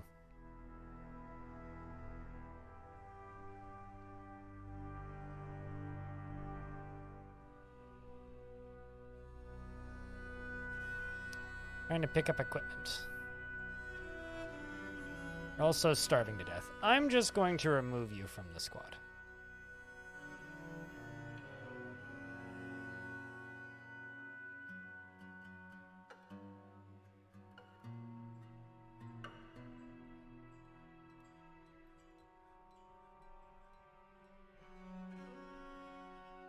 I mean, like, if you actually want to, like, talk seriously about what Elon is theoretically doing, there is a very, like, credible theory that Twitter has been a very, very, very powerful, useful platform for people to organize. It's an extraordinarily useless platform for a lot of other things that people try and use it for. But one thing it is very good for is it's good at organizing things. It's good at organizing revolutions. It's good at getting the word out to a large number of people very quickly. That need word of an event happening. So a meeting, a protest, a rally, go vote, those sorts of things. Twitter is generally pretty left-leaning. A lot of people on Twitter tend to be left-leaning in most ways, especially with how they vote. And because Twitter was biased towards the left, and Elon doesn't particularly like the left, there is an argument to be made that he's just trying to blow up Twitter and sink it to the ground and utterly destroy the platform and make it a completely useless mess by election time. There is like a legitimate argument to be made there, but it's a very expensive argument, which I don't necessarily believe. I prefer to believe that he's just an incompetent dunce, but...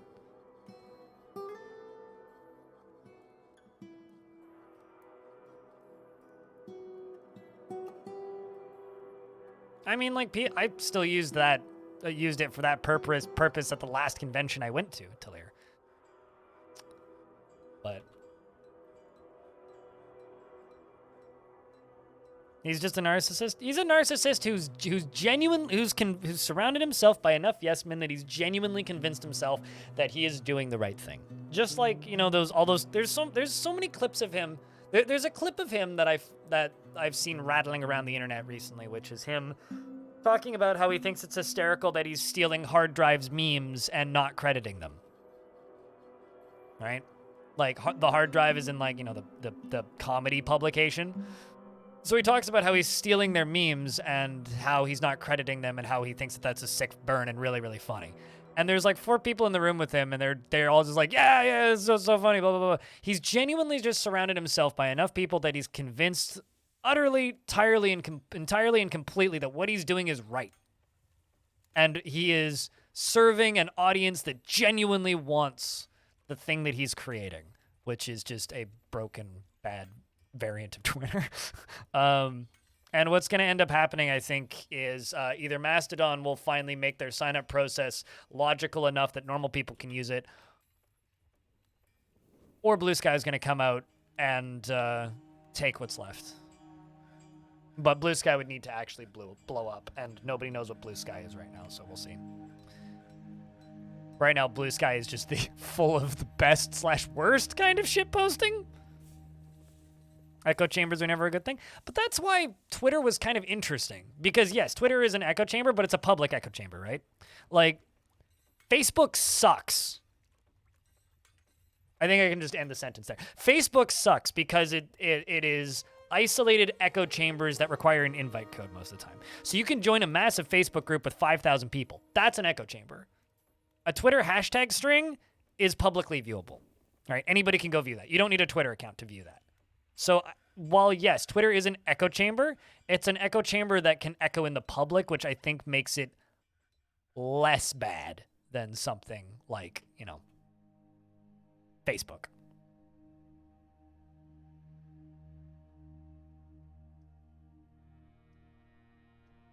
Had only private groups? It has only private groups. What do you mean by had?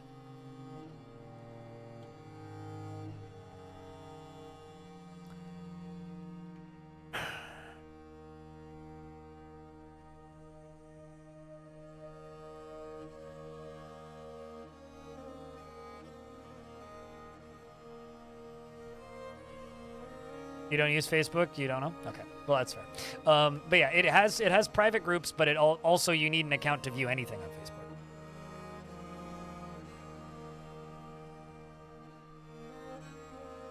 So, I don't know. I really don't like Facebook. And I also don't like Twitter. I use Twitter because it's for work. I use Twitter because, unfortunately, like, if you want to get many things done in this industry, you have to have a Twitter account. But fortunately for me, dwarves are back.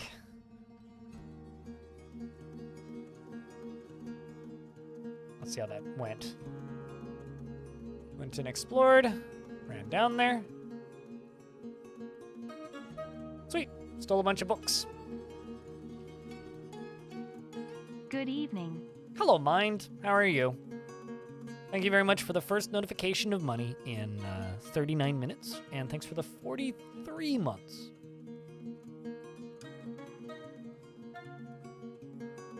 So, yeah, no, I personally think that, like, when it comes to, like, degrees of evil for social media sites, Twitter wasn't the worst, and still isn't the worst. Well, actually, now it's pretty bad, but up until, like, all moderation teams were fired, Twitter was kind of okay. Like, it was trying, and it wasn't unprofitable. It was actually kind of doing better than a lot of other social media platforms. In that, yeah, it did actually see some profits sometimes. This is such a weird thing. This goblin can't eat my food. I can't give them work. Can I, like, force you into stone cutting by doing this?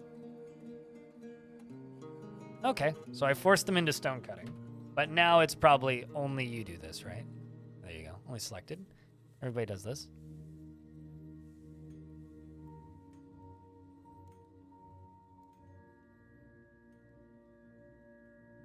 This is such a weird thing. This goblin bugged onto my faction without me accepting them, which is why they're listed as tame. I accused them of a crime they didn't commit, and they immediately became part of my faction. I am very confused by that goblin.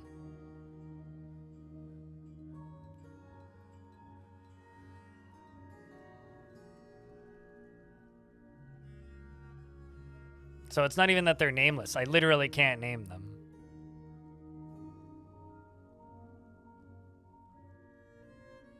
Oh, I'm sure. I really like Reddit. Reddit is probably the only social media haven that I still have that I still like, outside of Twitch. I mean, I like Twitch and I like YouTube, but those are kind of very different kinds of social media. At this point, I think Reddit is like legitimately the only social media site that I still like and enjoy using. Collect sand. Let's just do 500.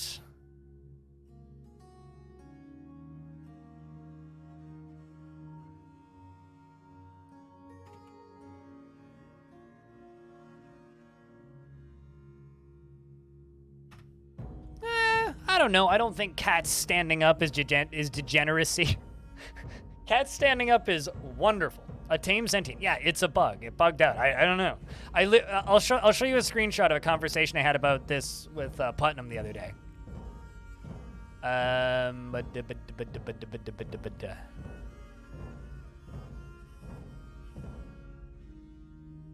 Including my explanation of what caused it.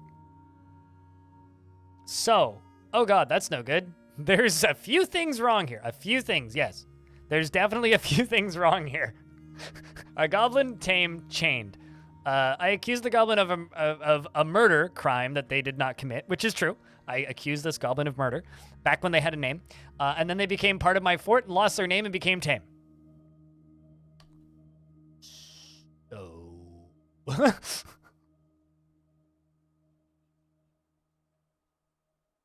The fact that people still put Reddit on the same level as 4chan and say things like, at least it's not 4chan, I genuinely believe means that you don't ever use Reddit. And also don't use 4chan. Like, if you go on 4chan and you read about what the fuck's going on 4chan, and then you go on Reddit and you read any of the main pages of Reddit, it's like a night and day difference. Go look at Reddit, read a few threads. Go look at 4chan and read a few threads. One has civil discussion in a lot of places, and the well-moderated subreddits are largely great. And then go look at any /r, or not /r, any video games post on 4chan and count the words until you find a racial slur. They are polar opposites.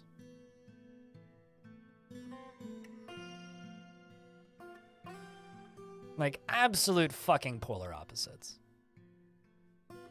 It's like, I spent years of my life as an edgelord child on 4chan, and Reddit is nothing like 4chan. It was a lot like 4chan when it first exploded, certainly.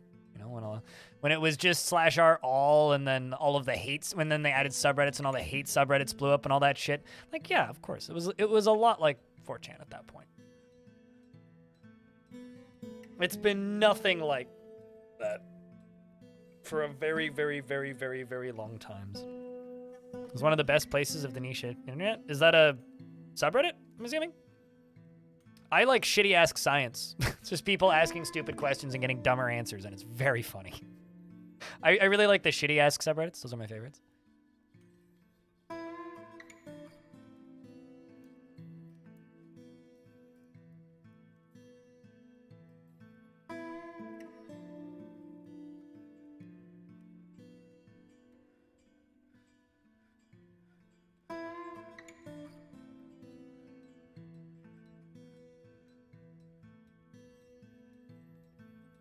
But yeah, no, anybody who genuinely believes that, Talir, I lose a little bit of respect for. It's like, go on Reddit before you insult Reddit. What is this bug? Yes, I've seen that one. I like Spider Bro, although Spider Bro is often just like reposts of Nope. Because Nope is like the anti-spider subreddit, and then Spider Bro is like the pro-spider subreddit, and then they just argue back and forth and cross-post each other constantly. Fucking, I love the fights that those two subreddits get into. Same with like the /r pizza subreddit and the grilled cheese subreddit. Also fantastic subreddits. All right, well, if you haven't been on Reddit for years, then like don't go around being a dick to people who genuinely love Reddit. You big meanie.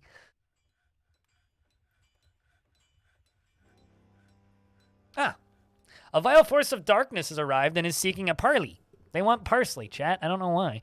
But I'm not going to give them their parsley. I'm going to deny their parsley, and I'm going to lock the forts insideses. And put all the extra dwarfies into heresies. Then we're going to jump up here. Jump over here. We're going to lock the door. Get both my squads training.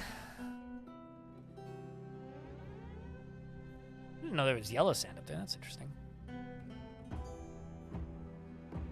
They want parsley, man.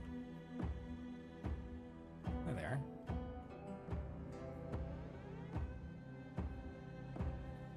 You missed live journal? I mean, just go on co-host, actually. Co-host is very... Actually, you know, honestly, co-host kind of reminds... Now that you mentioned live journal's existence, co-host kind of reminds me of live journal.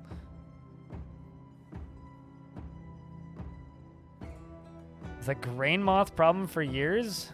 Needless to say, you love spiders. Got some walnuts on the cheap. Ended up with a grain moth problem for years. Needless to say, you love spiders and keep as many around as possible. I currently have like 8 living around the top of my ceiling, and I'm like, I might get rid of like 2 of you, like move them outside, but gently, of course. I don't want to hurt them.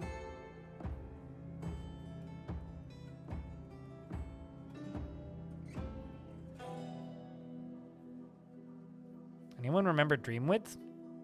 I mean, I was gonna say, doesn't that still exist? I thought that one still existed.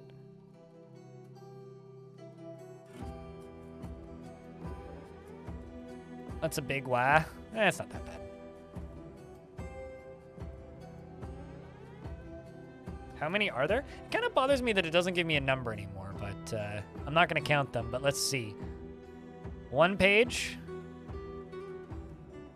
Okay. 2 page. 3 page. 4.5, and it's 1, 2, 3, 4, 5, 6, 7, 8, 9, 10, 11, 12, 13, 19. So let's just say it's 20 per page. About 100. Nerf Scuttler, what's up? Is live journal just a Russian thing now? Okay. Oh, they found one of my blacksmiths, apparently. Well, rip.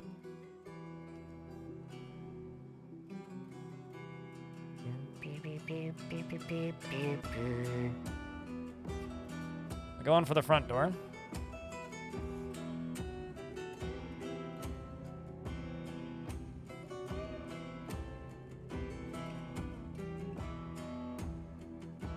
Hey, Gristoth, you're here just in time.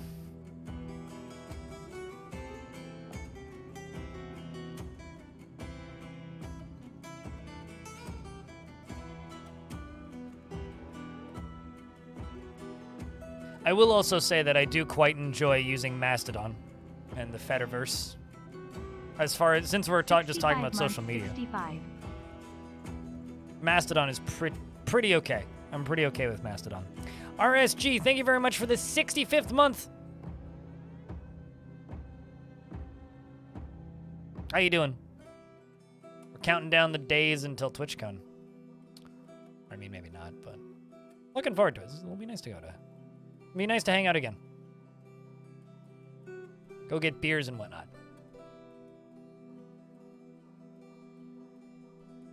I'm doing all right. You know, just working. Is the only place you update anymore? I think you'd like co-host, Elfie. Co-host is unfortunately kind of useless for me, but I do think you would like co-host.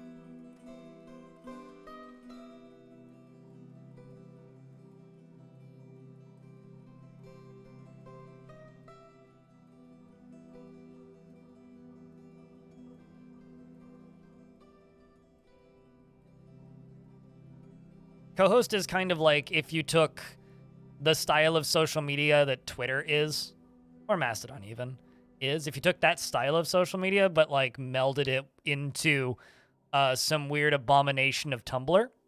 So it's like kind of the long form post styling of Tumblr, but with like a scroll format of Twitter. But it's also like the anti-social media, so there's no reason to gain a following or anything. So it's not actually useful for me, and I don't really enjoy posting for the sake of posting. I post because work. If I didn't do this job, I wouldn't have Twitter and wouldn't have I wouldn't have any social media actually. it's like I might have a dating app, but that's not really social media. If I didn't do this job, I wouldn't have social media. Just flat.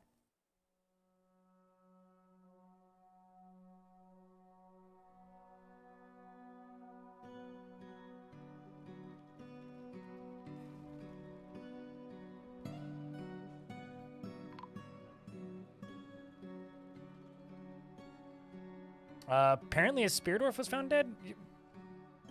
Why did you run outside?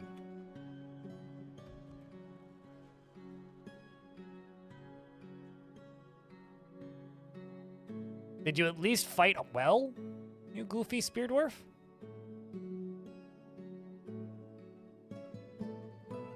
Well, you bashed a pikeman. You bit a goblin maceman in the right eye, tearing it, and then latched on firmly. Shook the goblin raceman around by the right eye, and the right eye collapsed. Ow, that's making my eye hurt just thinking about that.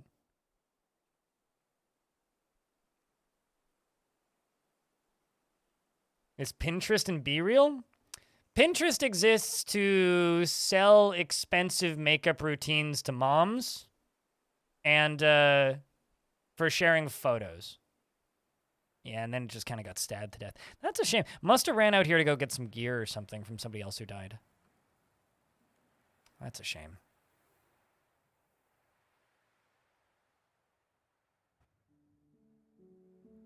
And Be Real, I don't even know what that is.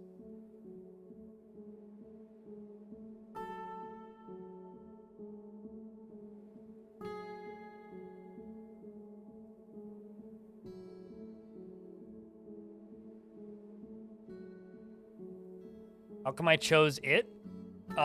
Because a bunch of my friends jumped over there all at the same time. Or like a bunch of peers from the industry all jumped over there. I think I'm like also the only one who's really still active over there. But the rest all just kind of went back to Twitter, which is a bit of a shame. But I like, I don't know. It's convenient. Really? Darn FC? It's convenient. It works. I like it. That's basically it. There isn't too much thinking in there aside from that. I don't really consider... So, I don't really... okay, so to me, there's two different types of social media. There's social media, and then there's content media. Like, Twitch, I consider, like, content media. It's a content-driven platform, right? It's like, YouTube is content, and Instagram is kind of a weird middle ground, and, like, TikTok is content, right? If it's focused on creators making a thing for a platform, for either a fee, a membership fee, advertising, or for free, if it's focused around creators making a thing for a thing, and that's the focus of the platform, then it's content media. So for me, like, YouTube is content media. Same with Twitch. Whereas, like, Twitter is social media. See, I don't consider it social media, right? Because it's not particularly social. There's, like, almost no socialness going on there. One of my doctors has been possessed and has claimed a jeweler's workshop and begun a mysterious construction. That was quick. But yeah, I very much consider it to be useless. Also, holy shit, this is a big squad. Why are you right there, Tyler1?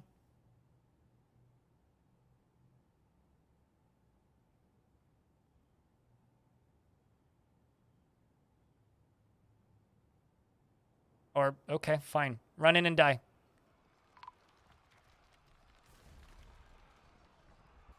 You were always visible, just your sprite didn't load in that one time?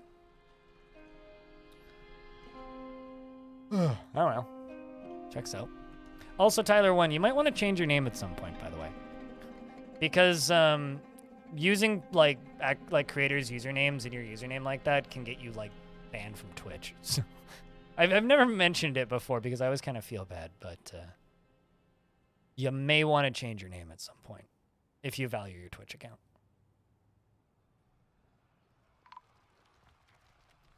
Fishmad, the bone doctor's been founded? God damn it, why is there so many people in the fucking thing? You're not supposed to be in here. Yeah. One of these days, burrows will work properly again.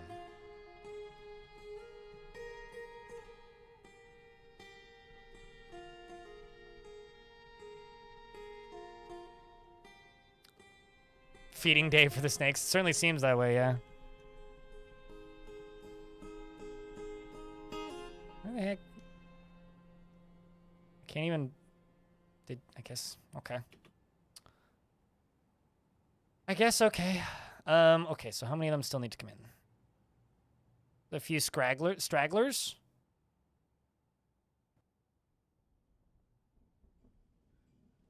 Why? Okay, hold up. Picking up equipment, meaning you're trying to get something from out here.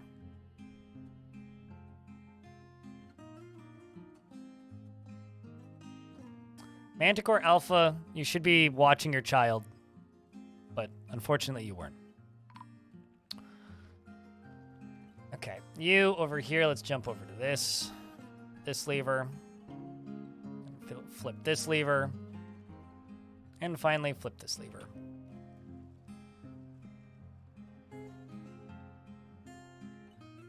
You have a hognose? Hognose are adorable.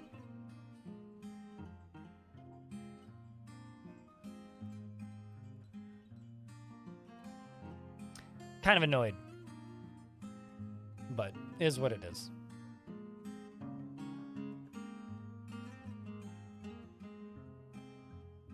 I will say that every single operating system sucks. Every single distro of Linux sucks, Windows sucks, Mac OS sucks. Everything sucks. But you know what sucks less? Open source software. Still sucks. It just sucks less.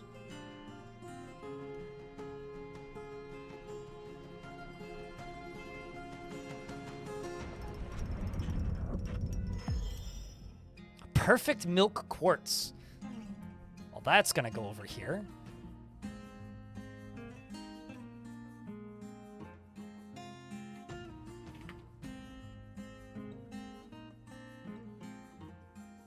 There it goes. All software sucks, just on differing levels.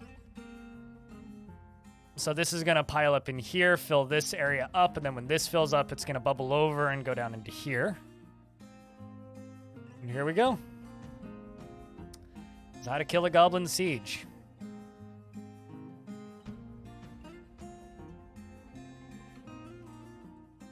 It's made by people. Yes, and people suck.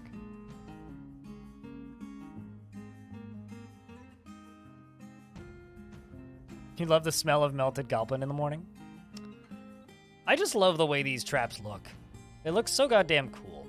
I mean, look at this. It's that sphere, that round area. It's just so satisfying.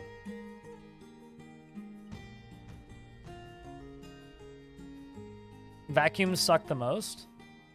Is there like, okay, there has to be like some sort of either code distribution tool or like video sharing service or like file transfer program called Vacuum. So just someone needs to make it and it needs to be terrible just so that we can all say that Vacuum sucks. Can someone please get on this? Also, then this bubbles over here and then we get lava spilling down here.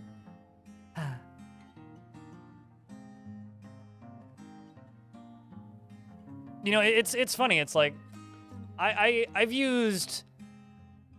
had Linux setups in the past. I've used Windows 98 through Windows 10. I haven't tried 11 yet.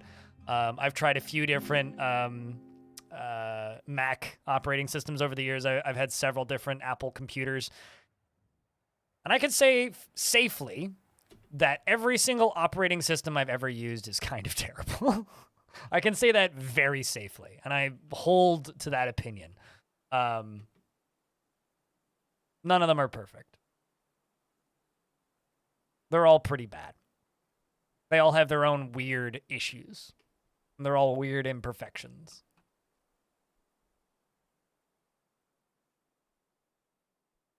Like, you can absolutely, with enough knowledge, improve and make any piece of software better, right? And I think that's kind of where the Linux bias pops up, is if you are an avid Linux user, and you know your way around your distro, and you know how to set everything up, and you know exactly what works perfectly for you, then it doesn't suck.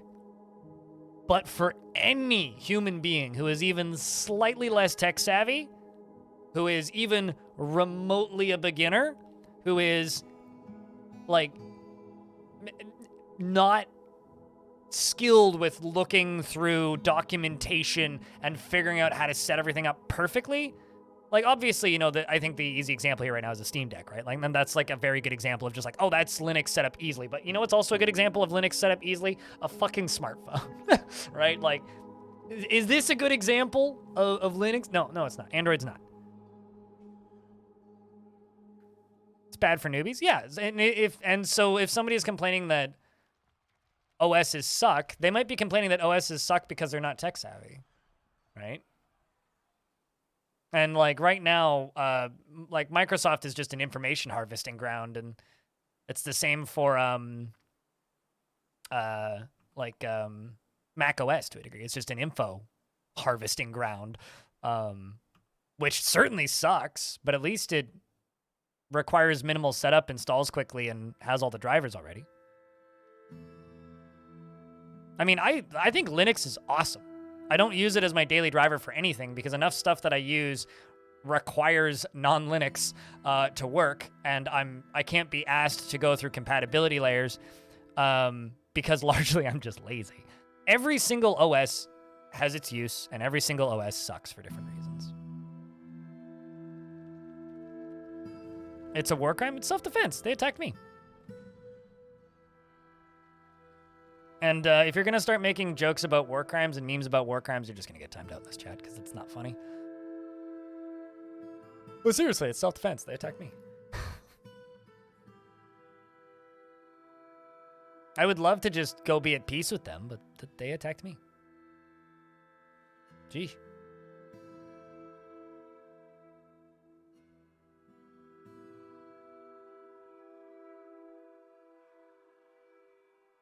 You know Windows 10 requires you to make a Microsoft account, right? And if you don't make a Microsoft account, it makes one for you and doesn't tell you. Just confirming that they've done that since Windows 10. In fact, I think they may have started doing that back in Windows 8. It's like whatever you sign into your desktop with is your Windows account. So your username and password for your sign-in is a Microsoft account. Geneva Convention doesn't exist in Dwarf Fortress, thus it can't be a war crime. Also, the only thing that actually matters in Dwarf Fortress is the vanilla ethics. And what we're doing falls squarely within Dwarven ethics. If you would like to dive into what is considered ethical in Dwarf Fortress, you can do that yourself. But if you meme about war crimes, I'm just going to time people out because I genuinely hate it when people do that and don't think it's funny. Maybe I'm just a bad person, but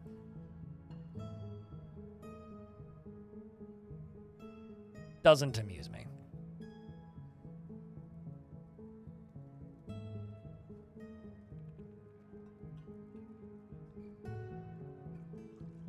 Oh, certainly, Corn Knob.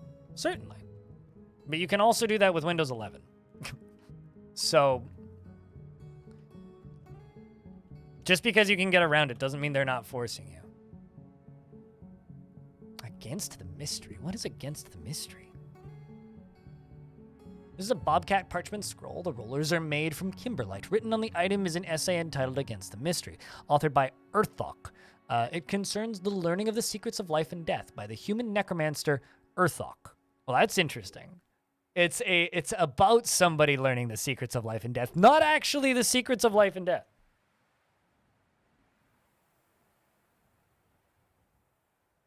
Yeah, I don't know. Like it's funny to me when people just act all surprised Pikachu when they're like, one, two, oh, this requires an account, or oh, this is bad for this reason. It's like it's been that way for ages. What? Like I used to know this streamer who had this pretty choice tweet when Windows 10 forced everybody over to Windows 10. If anybody remembers when that happened, and he tweeted at Microsoft multiple times over the span of a couple of days, claiming that they were, it rhymes with grape, and I don't want to say it just because of like YouTube stuff, but it rhymes with grape. They said that he was grape juicing his PC. Pretty sure you signed a fucking EULA when you installed your Windows 7 and your Windows 8, saying that they can do that. Man. People say some very strange things about their computers and get weirdly, like, personal about them. But, like, at the end of the day, if you're using Microsoft, you don't own shit. If you're using Windows, you don't own shit. Like, it's just a reality. This child, Unib, is a problem.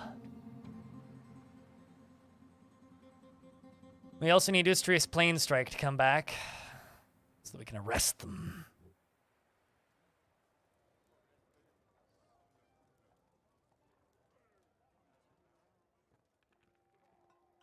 What is the source of the ethics thing anyway? You can't find any references for the page. The game's RAWs.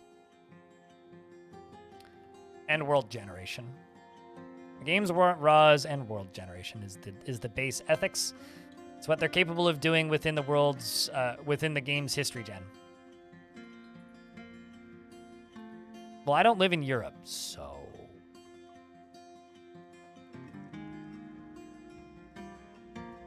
besides, when did laws actually stop people from breaking the law?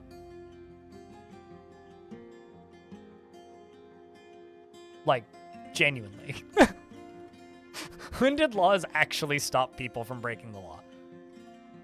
It's only the law until you get caught. And then after that, it's only the law when you get, like, convicted.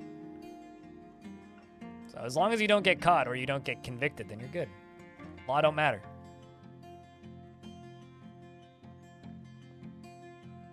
So, do crimes. Chat room.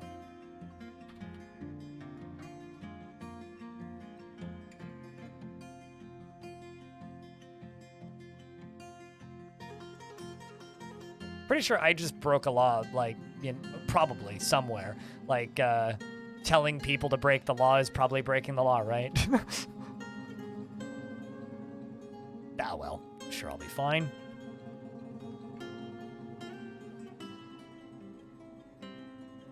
Something, civil disobedience.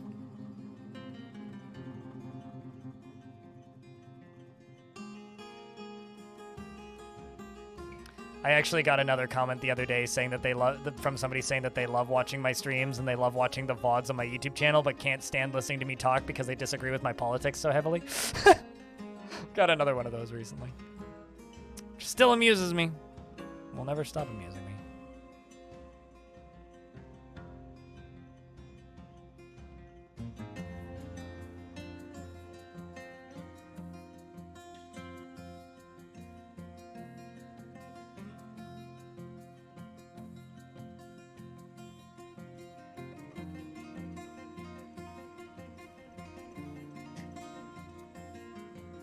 Existence of laws banning things is treating as historical evidence that people were doing these things.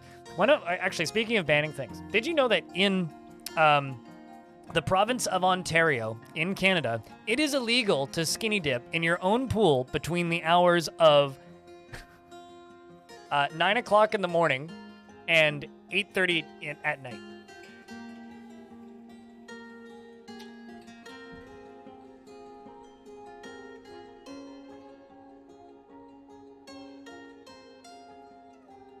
Welcome back at a far more appropriate hour, Stone.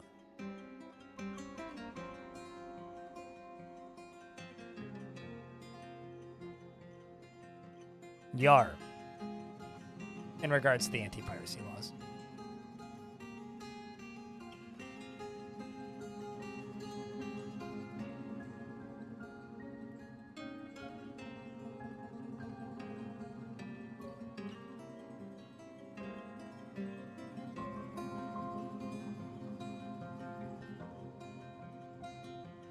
You don't agree with anyone on politics, so it's fine. You don't bother because no one wants to be schooled for 7 hours before they understand what you're talking about. If you have to school somebody for 7 hours, I think you're the problem. I'm just gonna throw that out there.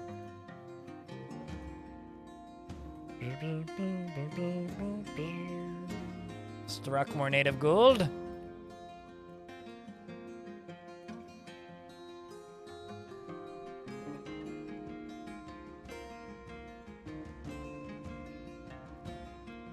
Why is this even something that needs to be said,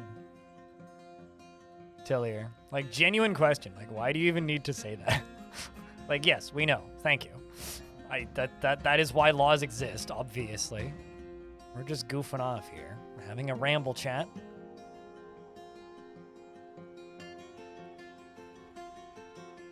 I'm too smart, watch out, everyone else is stupid? Very much, yes.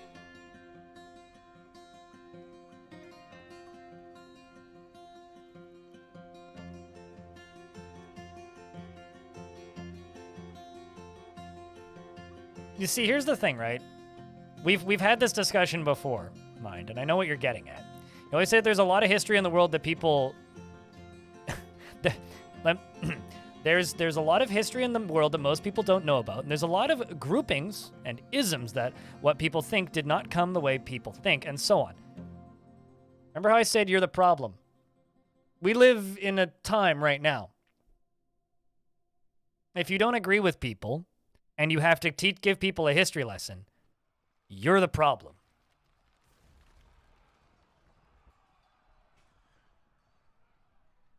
Doesn't matter how many hours a day you spent. What matters is other people and their experience versus yours. That's why people disagree, is because people have different upbringings and different lives and they come from different parts of the world. And they're not necessarily going to agree. Your studying in the place you came from is irrelevant to where someone else came from and their experience. We found another gremlin.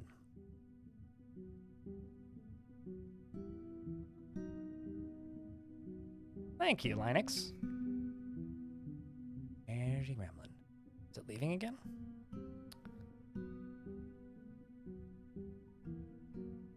I mean, literally, that's what mine sounds like. Like, you're joking, Tillier, but that's what mine sounds like.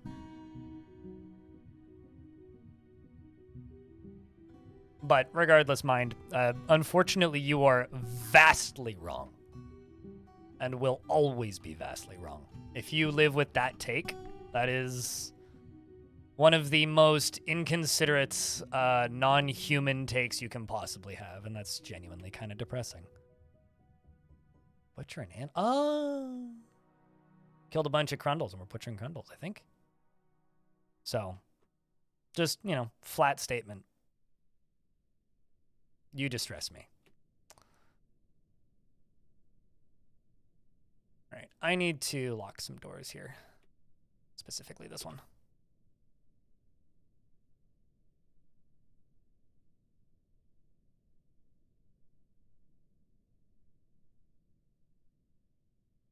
Just because your reality exists doesn't mean my reality isn't valid, right?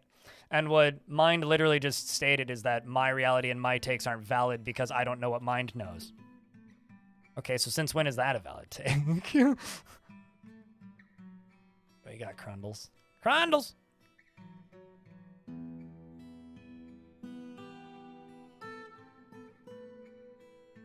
Yes, but you stated that in order for me to understand your political leaning, I need to listen to you for 2 hours. So you're completely negating my entire education.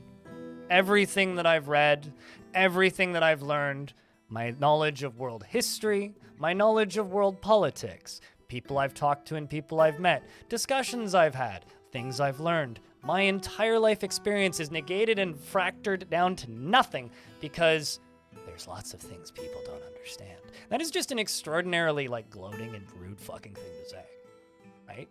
So, while yes, you are saying that you're a nice laid-back person, you're also stating that everybody's opinion is invalid and wrong. That's a contradiction. A really fucking big contradiction. And you're tripling down. Okay? That's why people don't like you. And your politics, as you say. Many people don't agree with you. Because you discount people's experience and knowledge. And that is distressing.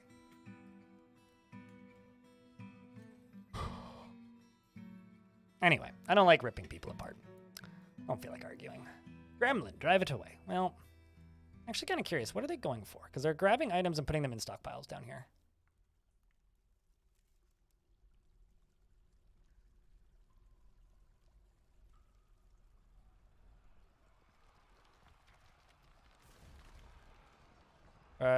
There's just Crundles everywhere down here, and the dwarves are beating the craps out of them. Or Crundles. I'm going to lock the dwarves into the upper layers and then seal off this little door setup. No, not everybody, but in my experience, you have to explain it. You stated something completely different now as well. I'm not discounting your experiences. You're trying to explain your experiences. Okay, but that's not what you said initially. I can go back in your chat logs and you can keep quadrupling down, but you're being, like, to quote Talir, you're being extremely patronizing. You're dismissive. You are, like, yeah, I just want to play Dwarf Fortress and have a good goddamn time, and you're just sitting here going on about how you have to, like, treat people like lesser creatures, essentially, is the way you're wording that, because you need to explain what you've been through. Maybe the reason you don't agree is because what you've been through is irrelevant to what somebody else has been through. Also, that is true. You're implying that people should care. You don't have to give a shit about anything I say. Frankly, everything I say is irrelevant. But you're implying that people should care what you say. And that's kind of fucked up.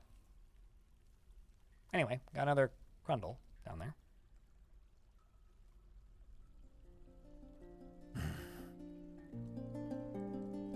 Well, if you saw people as equals and you saw people as less, then you wouldn't, like, run into problems with them because you have to explain your entire life's experience to them. But I digress. You are contradicting yourself and making yourself look terrible. So my advice to you is allow me to change the subject. Otherwise, it's just going to keep going in this circle because you've made a bunch of statements and now you're walking them back repeatedly. So, I'm trying to give you an out here. You can allow me to do that, or you can do something else. How's the drinks? Pretty good. We got 2,151 of them. Just trying to get these Crundles locked out. There's a gremlin running around, so I'm trying to trap it here.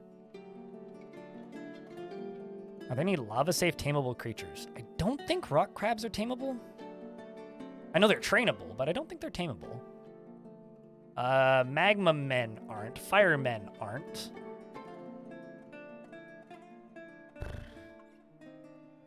Then why are you continuing to argue, Mind? What you just did is continuing to argue. I said I'm giving you an out. Just let us change the subject. We're trying to. You're continuing it.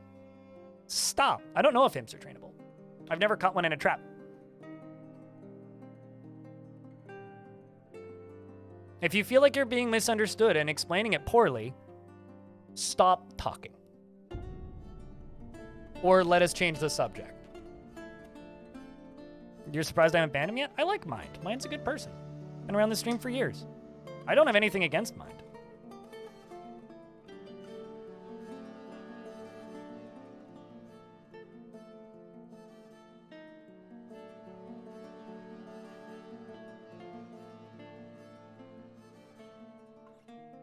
If I actually had something against Mind, I would have banned Mind a long time ago.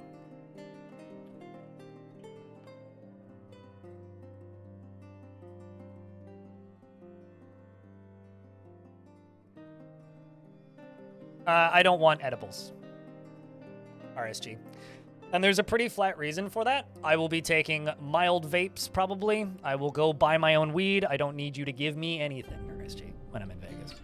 All I need is to take my own self to a dispensary like a big boy, and I will buy myself exactly what I want.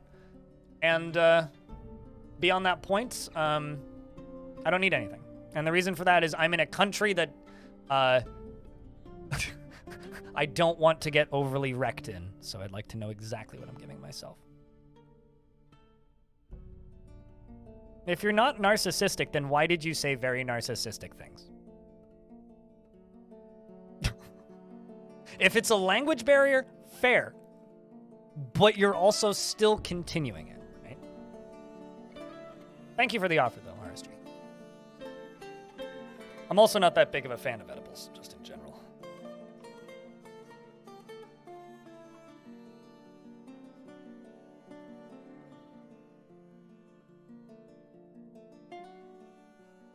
Then why did you begin the discussion in the beginning, Mind? Like, if you start talking and you say shitty things, and we call you out for saying shitty things, and then you say, but I'm not saying shitty things, and then we say, but you are saying shitty things, and then you insist that you're not saying shitty things, and we assure you, no, that was very shitty, and then you continue to say, but it's not shitty, and then we say, no, actually, dude, that was shitty.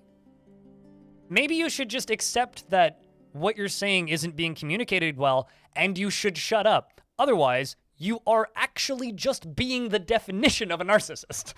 So I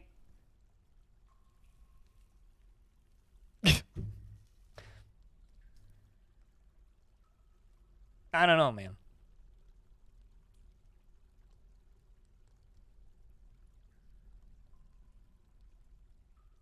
Why the conversation lasts for hours? Oh, absolutely. I very much realize that. But I also realize that this is my stream, right? And unfortunately, I'm not gonna let somebody tell me when to shut up. This is my job. I do what I want to do. And I don't agree with what Mind was saying, and conceding would be admitting defeat, which I'm not going to do in this instance. The actual shame here is that, how do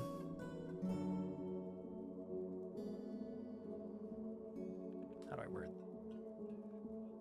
Blind has the mic, he makes the rules? Sure, but also not really. Shark, did you have a dwarf? Oh, you did.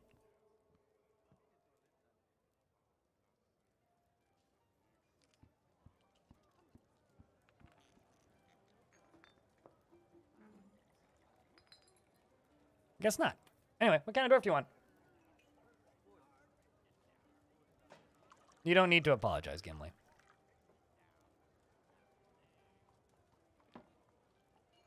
Right, yes, that's why I keep remembering Shark, is because the tantruming kid belongs to Shark, who's dead. Yes, that is correct. One of whom is legendary? Ooh. Fish cleaner? I mean, I don't think there's anything to catch fish-wise in this fort. So, it's a complete null point job. Just as long as you're aware of that. Because I've had fishing turned on for ages, and we've never caught a single fish, and I get the occasional notification that there's nothing to catch. So, if you really want a fish cleaner, I got these three.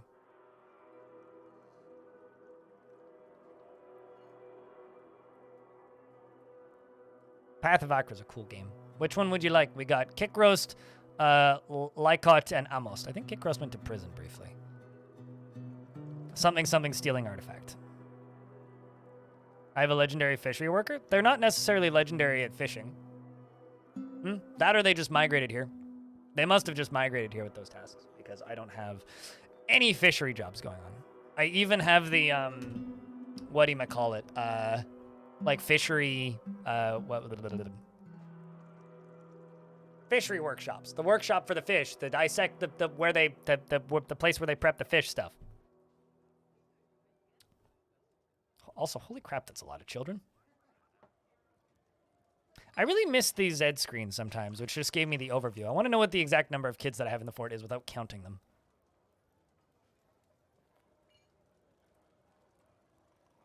Lycott. Okay. You're meditating on courage.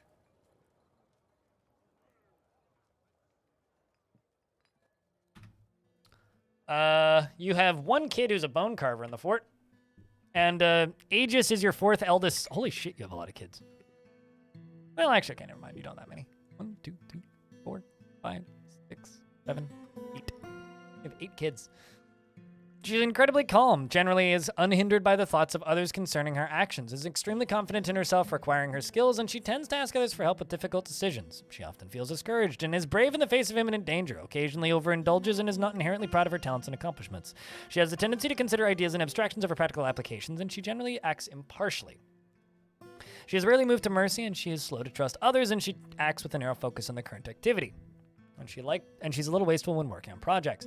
Dreams of creating a great work of art is affronted by the whole notion of maintaining decorum and finds so-called dignified people disgusting. Views tranquility as one of the highest ideals and values honesty, and sees working hard as a foolish waste of time and values family. Likes mica, bismuth, bronze, and Krista praise coins and chickens for their clucking, and giant black bears for their strength. Papyrus sedges for their useful stems. I guess, like, the thing that you make papyrus papers made out of is called a sedge? Is that true? Huh. The words of the saber of sieging and the sound of the wonder of lilacs and the sight of the poetic glossum impossible prefers to consume giant rhinoceros and sewer brew. Ew, sewer brew. Terrible, terrible liquid. She is short and incredibly fat. Her nose bridge is convex. Her hair is clean shaven. Her nose is broad. Her hair is sepia. Her skin is brown, and her eyes are heliotrope. Yeah, well, as long as they have a partner, yeah, they can have kids up until death. I mean, the most, it looked like more kids initially when I was looking at it. Family. I thought it was like over 20, but then I started counting. I was like, oh, okay. It's actually quite a bit smaller.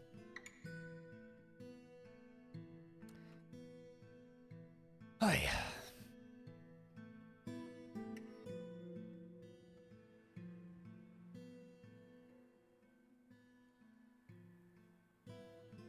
No, not really. In regards to the farmer dwarves question, you can. It's slightly more optimal if you do it that way, but it also depends. Do you have really big farm plots? Because if that's the case, then absolutely not. You want everybody farming. If you have very small farm plots that are optimized, then at that point, yes, you should have the better farmers on it. It depends on whether or not you're doing quantity or quality or quantity or quality of farming. If you're doing quantity with large farms, then you want as many farmers working on it as possible. If you're doing quality and you have small farms that have like fertilizer and are in like a cavern layer or are on mud, then you want them to farm as effectively as possible because there's less plants. So you want higher yields from the smaller plants. I need wood storage and wood burners so I can make charcoal. So I'm actually going to connect this down here, and we are going to make a room down here for wood burners. Maybe some other things, I'm not sure. We'll see. Currently just wood and wood burners. Maybe carpentry too. Crypt beer. Paul Harvey is giving away a Vile Force of Mug. And Doc, thank you very much for the 3rd month. Welcome back.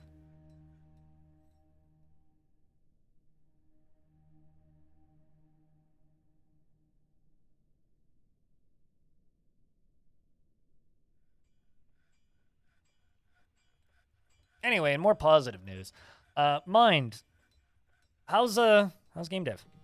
Working on anything cool that you're allowed to talk about?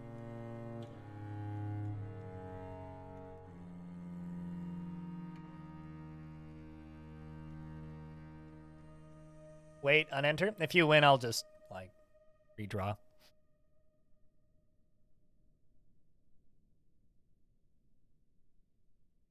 Is 300 an excessive amount for a starting point to a dwarf civ? 300. 300 what?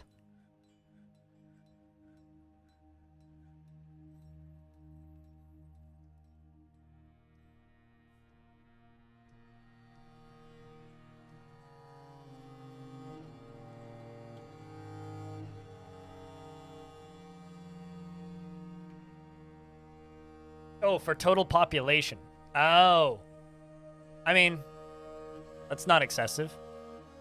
That's like 3 forts. Or like 3 small forts.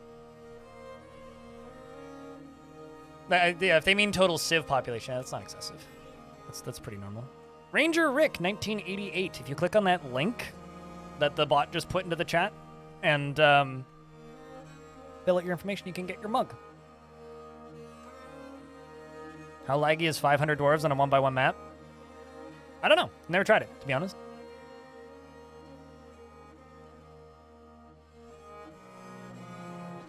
I think the most dwarves I've ever had in a fort is like 240. I don't really turn the population cap up much. I'll turn the enemy siegers up. Like, I really like having the total number of enemy siegers as like 5 times what they're technically supposed to be. That's kind of fun, but outside that, especially in a world where like we're about to get, you know, graphics acceleration for this, so it's gonna speed up pretty considerably pretty soon, probably.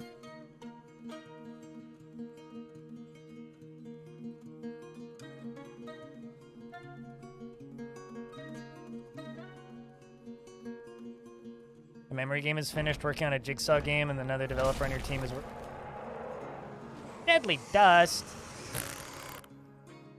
Oh, it's composed of mud. The Forgotten Beast Doto has come. A towering quadruped composed of mud. It has a pair of long antennae, and it has a gaunt appearance. Beware its deadly dust. Wear it.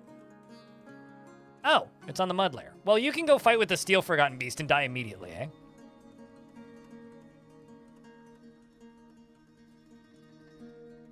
Unlikely. Old habits die hard. So this one is made of steel. This Forgotten Beast over here is an enormous quadruped composed of steel, 3 horns, and it squirms and fidgets. Beware its poisonous gas. So you got poisonous gas versus deadly dust, but this one's made out of mud.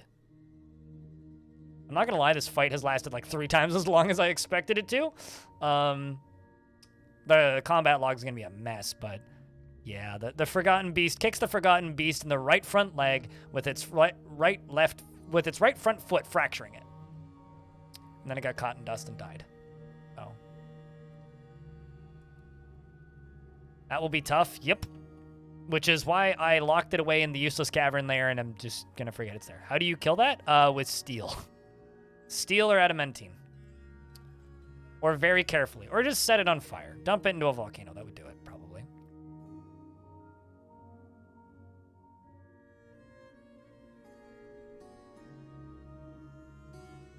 Actually, what are you wearing that's super...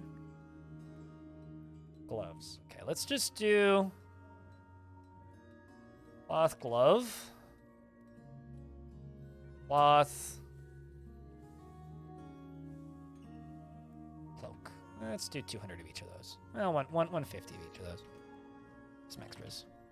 We're also getting to late summer, which means hopefully we can trade pretty soon.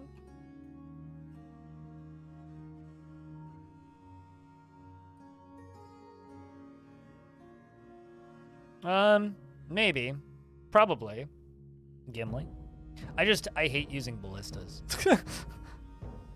Like, I really need to just suck up my dislike of ballistas and just start using them, but...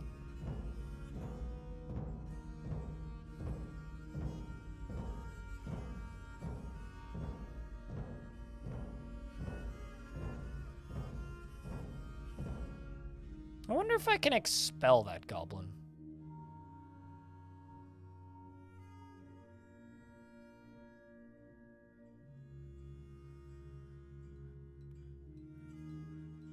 Okay, we are going to make wood furnaces.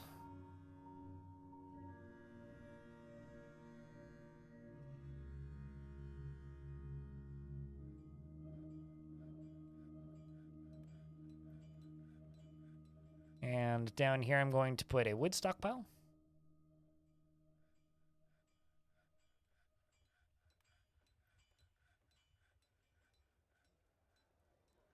Also go up to here real quick, and we can make down all these. Yeah, I've been playing on this, on the 0.08 patch for weeks. Or whenever the beta branch came in. I've been playing on it for a good couple weeks now.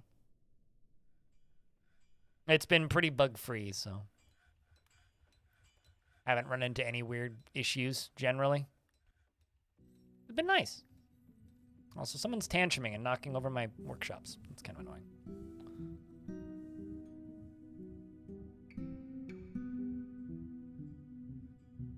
Any child dwarves?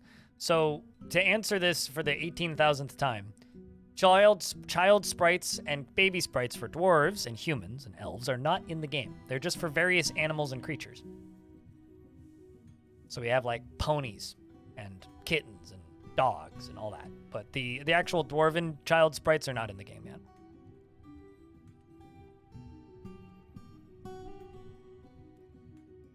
They weren't in the beta branch and they're not in this branch. They'll show up eventually, but no, they're not in the game yet.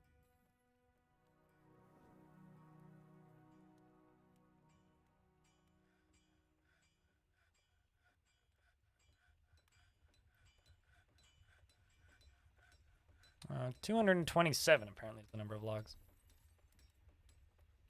Yep, baby chickens are yellow. I also have ducklings, actually.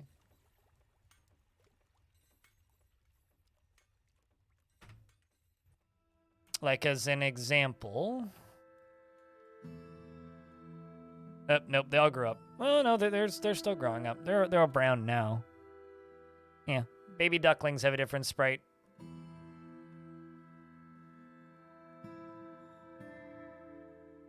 I don't have any chicks. No, because shells are technically refuse. They're like bones.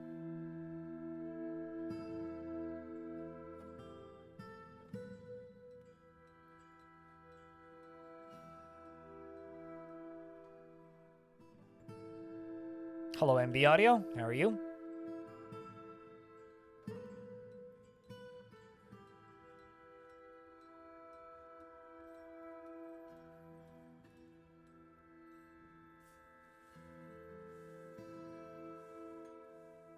Can you redeem a duck? No. Just it's a redeem a dwarf thing for a reason. Because the second you I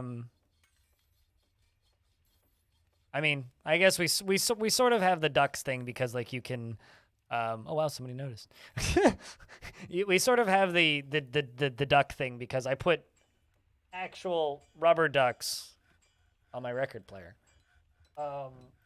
But I don't, you know, do anything else with them. Who am I giving a dwarf to, Darius? And what dwarf am I giving them? Doesn't necessarily have to be somebody in chat. It could be somebody made up.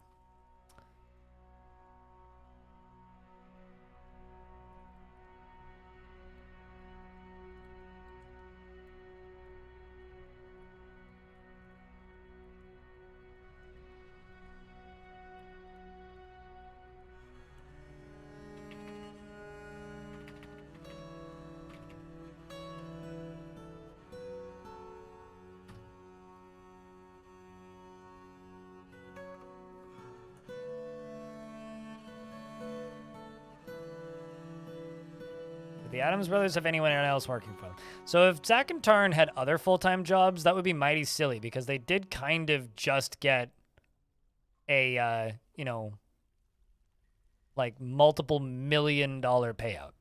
Why in the world would they have other jobs alongside of also getting a multiple $million-dollar payout? Like they just got paid $7 million for Dwarf Fort. I don't think... I'm pretty sure they've been working on this solely as their sole income, or at least Tarn's been doing this since 2006 as a sole income. I don't know when Zach went full-time on Dwarf Fort. I'd have to ask him.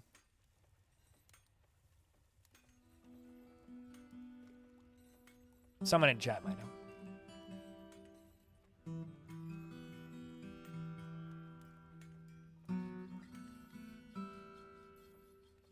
No. They are not. I mean, Putnam works for them part-time, but they are not hiring. No. Kit Fox is currently hiring somebody to work on Dwarf Fort. That's Kit Fox. Kit Fox is hiring, I assume they're still hiring. I haven't heard anything about any announcements regarding that, but Kit Fox was/is hiring somebody to work on audio design for Adventure Mode.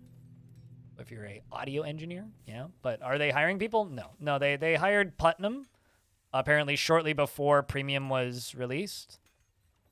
Putnam does or is doing the port work / bug fixing stuff. I've talked with her a couple of times on multiple YouTube videos. But aside from Putnam, no, they are not hiring. Why does everybody assume they're hiring? Or ask if they're hiring? I guess people want to work for them, so I guess that's a kind of a weird compliment in that. And that's the goal, right? Like, the goal for Premium wasn't to, make a lot of money and then hire 5 people and then spend all of the money that they made off of Premium. Because, Dwarf Fortress isn't a game that's going to have DLC or anything, so largely they've made the money they're going to make, right? And, there will be ongoing sales, and the game will continue to sell, but it's never going to have another huge boost like, a DLC does, right? And because of that, they have the money that they have, which was, this is before taxes, so sans 40%-ish. Before taxes was $7 million they got paid. So if they got that one payout, that's $7 million. Okay, so they could hire, 3 programmers, and let's just say they pay them $100,000 a year, and that would be kind of low to do this kind of job. Then, how many years do you have left before you're out of money? Maybe then you get them an office, and then they have to make another Dwarf Fortress. That's not, I think, in the cards, really, so...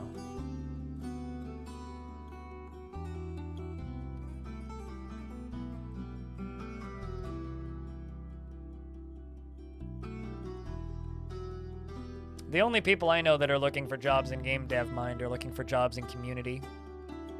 Actually, if you're hiring community people, call me, because I got a person to recommend. Doesn't live in Sweden, though.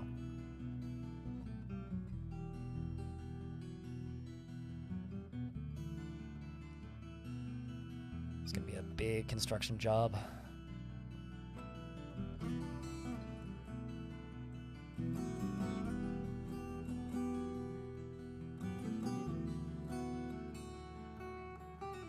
So, give the bot a child is what I'm doing. That is a sentence I just read out of context. Find somebody happy.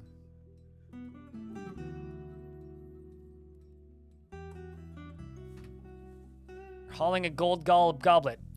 Calcium Crypt is impervious to the effects of stress, has a strong tendency towards privacy, is not driven and rarely feels the need to pursue even a modest success, lives a slow-going and leisurely pace, and has a tendency to go it alone without considering the advice of others. She is slow to trust others and often feels lustful.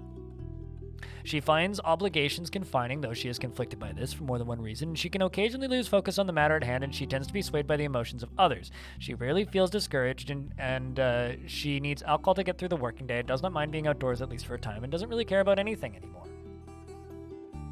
She dreams of crafting a masterwork someday and personally thinks that the entire concept of sacrifice for others is truly disgusting, believes that peace is always preferable to war, and disregards tradition and doesn't see the attainment of knowledge as important. She likes Gabbro, bronze, and plume agate. Giraffe horn in the color light blue. Picks and gauntlets in the words of the true teacher and the sight of the gloss of smiling, and when possible prefers to consume damselfly, barley wine, and finger mullet beer. Like damselflies, like you eat bugs. This dwarf eats bugs, chat. Her lips are thick. Her hair is clean shaven, and her slightly wide-set jade eyes have large irises. And her eyelashes are short, and her hair and her nose bridge is slightly convex, and her somewhat tall ears are slightly flattened, and her hair is pale brown, and her skin is sepia. It's going really well. Well, if you ever need community people, I know a guy who's been looking for a job for a while.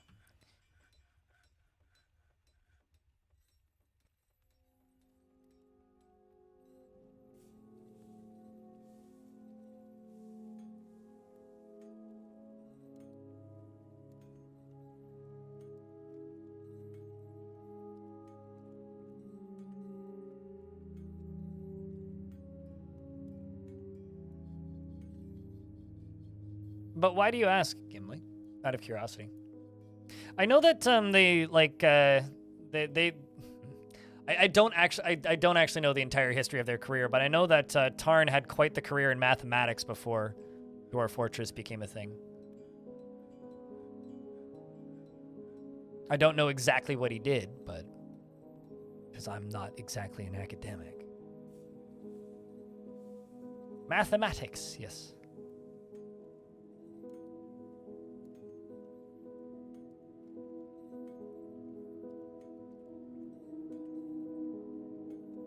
Yeah, but I don't know to like what extent he was teaching, right?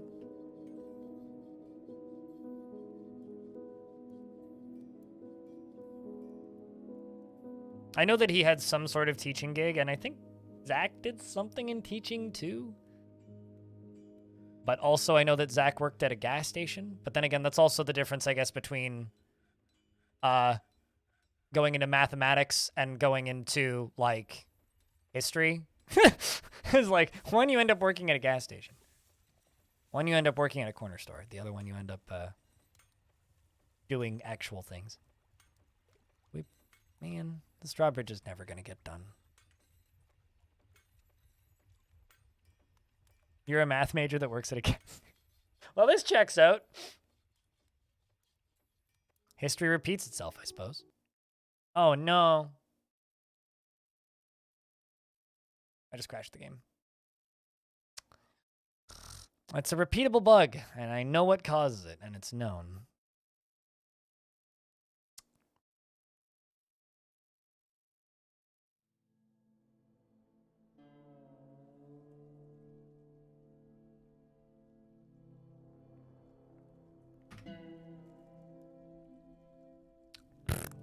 Hi, Ponce. My game just crashed. What's up, dude?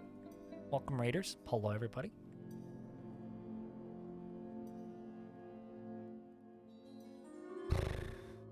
I wonder... I guess I have to redo my...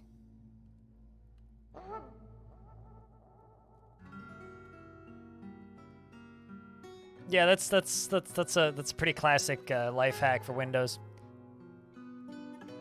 Ponce is a local streamer friend of mine. Plays video games on the internet. Used to be big in League of Legends. Now got a life and plays real video games. Recommend watching his content. He's an entertaining dude. So go give Ponce a follow, chat. And if I have any mods around, if I could get a shout out for Ponce, that'd be rad. Plays a lot of competitive multiplayer stuff. If you like the competitive multiplayer things.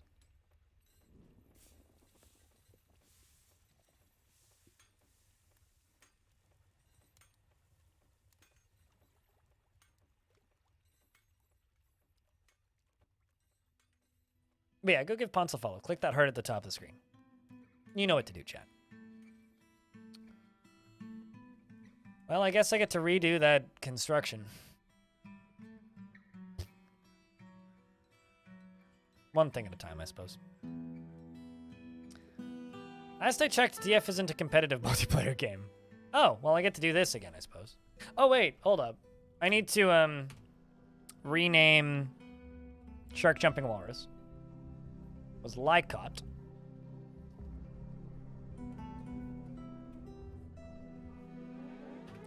And I need to give...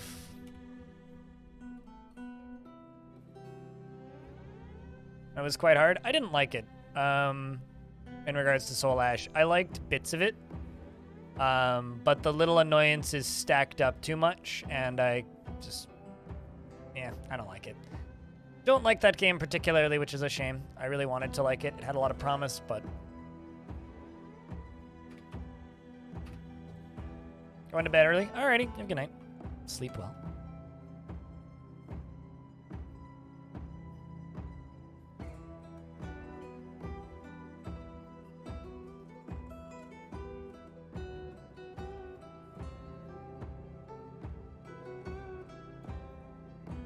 But no, I've not touched Soul Ash essentially since its launch.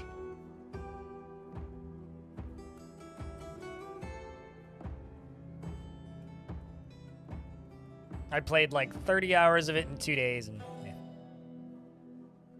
Its lack of things like a run button or like basic escapes for each character and enemies that will just chase you indefinitely. Nah, it wasn't hard, it was just tedious, would be how I would describe that game, which is a bad way to feel about a game like that. It's one of the biggest sins a game like that can commit is just being boring, and it was very boring, unfortunately. Which is a bloody shame. Looking forward to the sequel, though. Developer seems to be doing a lot more interesting things with it. But, you know, fool me once. Don't fool me twice. You accidentally embark without an anvil? That's fine. Just wait for the first traders. They'll bring an anvil. You don't need an anvil right at the start anyway. Oh, wow. They still managed to kill Kodal, the blacksmith. That's kind of funny, actually.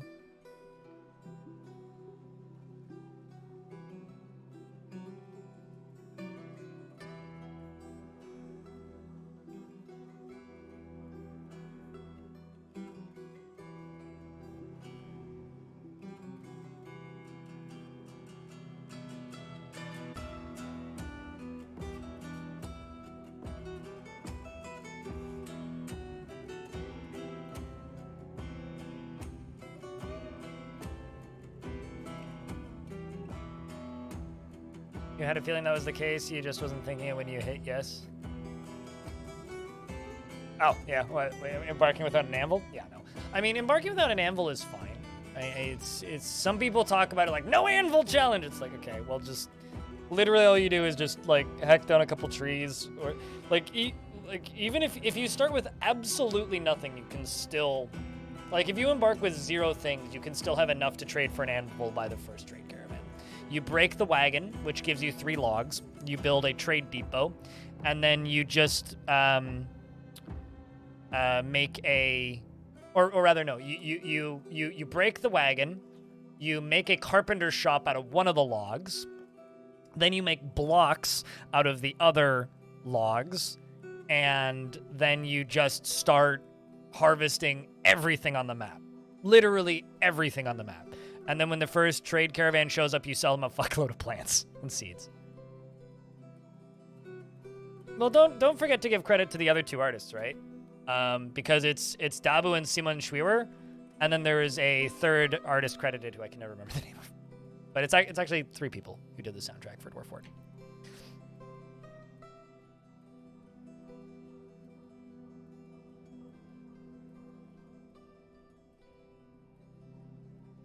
You didn't know it was a big deal? Some people make a big deal out of it. I don't.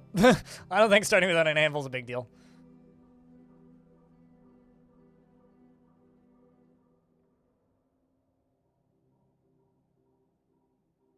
Like you can literally like start with absolutely nothing and just have a bunch of really upset dwarves by the end of the first year, but even then, like, they can drink water, and as long as you can make a still, and as long as you have 1 barrel, you can acquire more booze, and you can brew almost anything you get from the surface, so there's always tons of stuff for you to brew, and yeah, it's generally not such a big deal.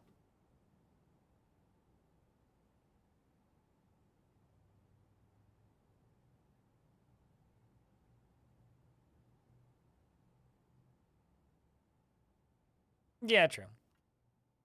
You are correct, Calisthetic. Dabu's the only one who's credited on every single track. But anyway, yeah, no, they did a phenomenal job on the music. It's really kind of funny because, like, during the launch window of this game, like when it released in December, there was the odd person who was like, man, they copied the RimWorld music for this soundtrack. It's like, well, most of the music in this soundtrack, like a good chunk of it. Did somebody just catch fire down there?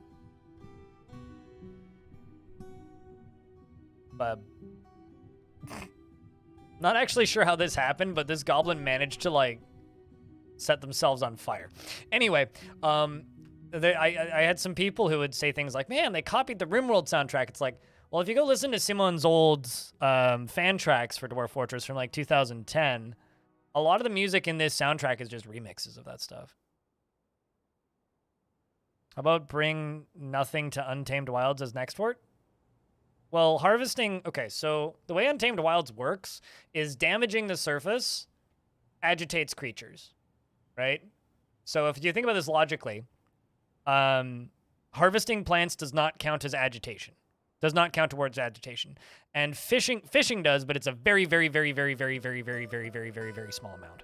Cutting down trees is massive. So basically that would just be a really boring first season where all I do is just harvest everything and don't build anything, and don't chop down any trees until the first trade wagon shows up. Or rather, and don't chop down any trees until, like, we can get underground, basically. So I don't know exactly what the point counts is, but chopping down trees is massive. So for Untamed Wilds, just don't construct on the surface and don't chop down that many trees on the surface. So it would literally just be like a first season of like literally doing nothing. Like I would just like box my dwarves into a very specific small spot and then just wait. Actually, I'd probably just put them in a squad and get them to train. Start wrestling. Harvesting does not count towards agitation, no. Because you're not technically damaging anything. Just like picking up fruits from the ground isn't agitating. Chopping down trees is because you're damaging. Digging does because you're damaging. At least that's the logical leap I've made for it.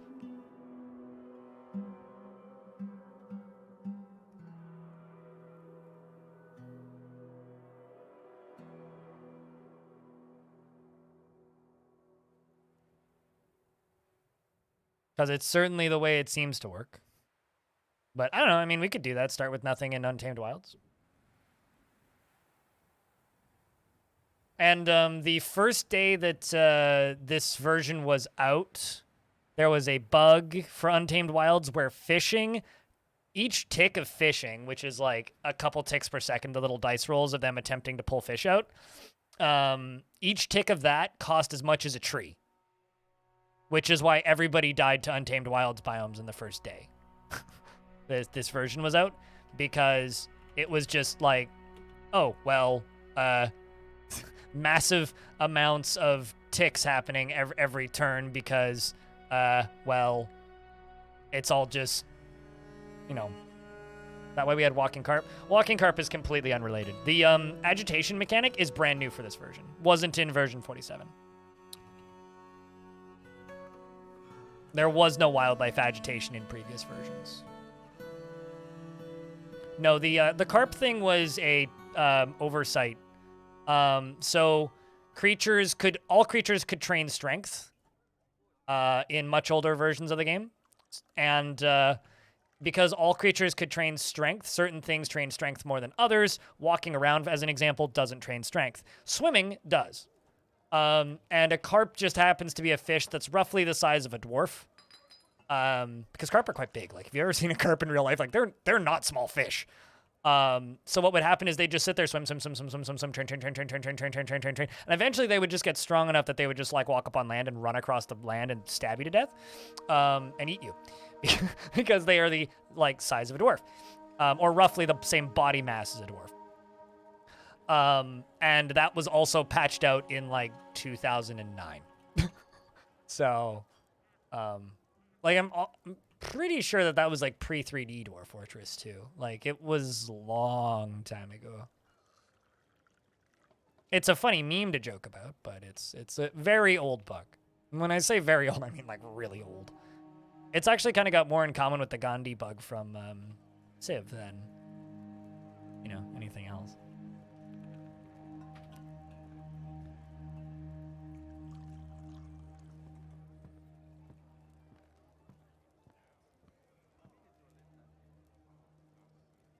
I did one of day sight, yeah.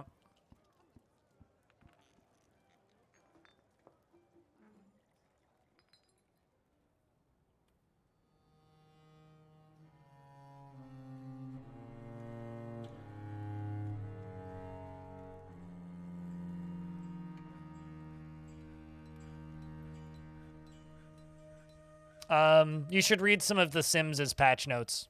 If you want to see goofy bugs, go read Sims patch notes. Sims has very similar bugs to Dwarf Fortress. Like, you know, 1 in 1,000 chance that, like, urine would catch fire while peeing. Stuff like that. Or, like, stopped parents from leaving baby in toilet. You know, things like that. It's usually, like, for the Sims, it's usually because they leave debug code in. And I think, like, the case of leaving baby in toilet was actually, like, they were testing drowning code or something. Like, they changed something to do with the balance of the speed of, like, infants drowning. And they just, like, set it up so that parents would just go place their children in the toilet and let them drown. And then there was, like, a hot minute there where The Sims 4, like, if you turn the game on, your parents would just pick up their babies, put them in the toilet, and they would just drown. Stuff like that. With Dwarf Fortress, it's oversights. With The Sims, it's usually just like an oops, like someone forgot to turn that off.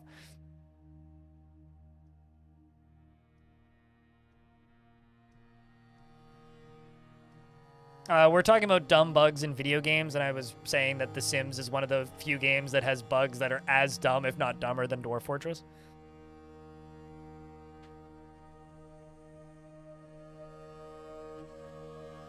Especially considering a lot of bugs that people complain about in Dwarf Fortress aren't actually bugs at all, and are actually just like either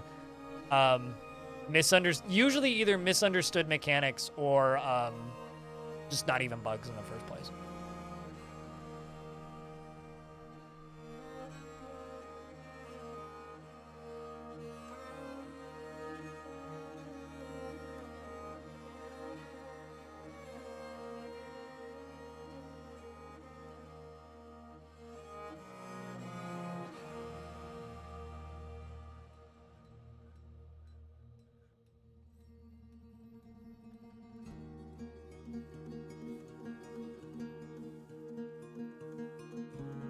Also, God, I feel so bad for Jess and her internet issues. One of my teammates, Jess, has just had horrifically bad internet issues for the past month or so. Couple months, even. All right, comes the lava. You guys want to just sit here and watch the lava, or should I go back to doing other things? Well, I mean, it's about to be very few goblins, in fact. I might actually turn up the number of possible invaders for this world. Like, to kind of crazy numbers.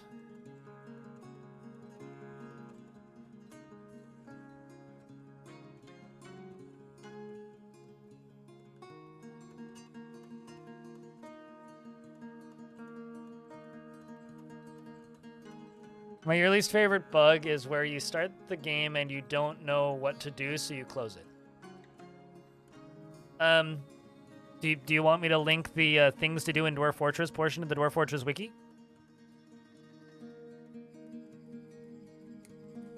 Because it's a pretty good page.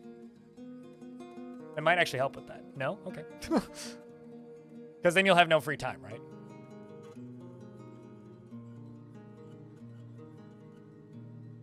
What's up in Fragrance?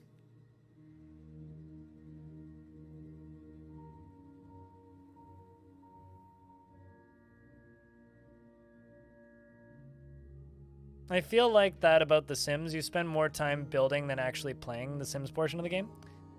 I mean, the Sims is kind of like, you know, Planet Coaster in that there's kind of two communities of people who play it. There are people who play The Sims, who are just like, you know, want to raise families and play Digital Dollhouse. And then there are people that just want to build cool houses. Hell yeah, in Fragrance. Well done. What kind of creature is it? One of my mods once made me a custom creature because for a couple of weeks there, for some reason, I kept calling people in chat dingbats. Don't ask me why. I genuinely don't know why. But for a while there, I was calling people dingbats constantly. And when I was calling people dingbats, one of my mods, Blug, made a custom creature for me called a dingbat, which was a bat that flew around in the caverns and ran away in fear whenever they saw a dwarf. That's all that they did. They just flew around and ran away screaming. What, Dingbat is your child name? Well, there you go.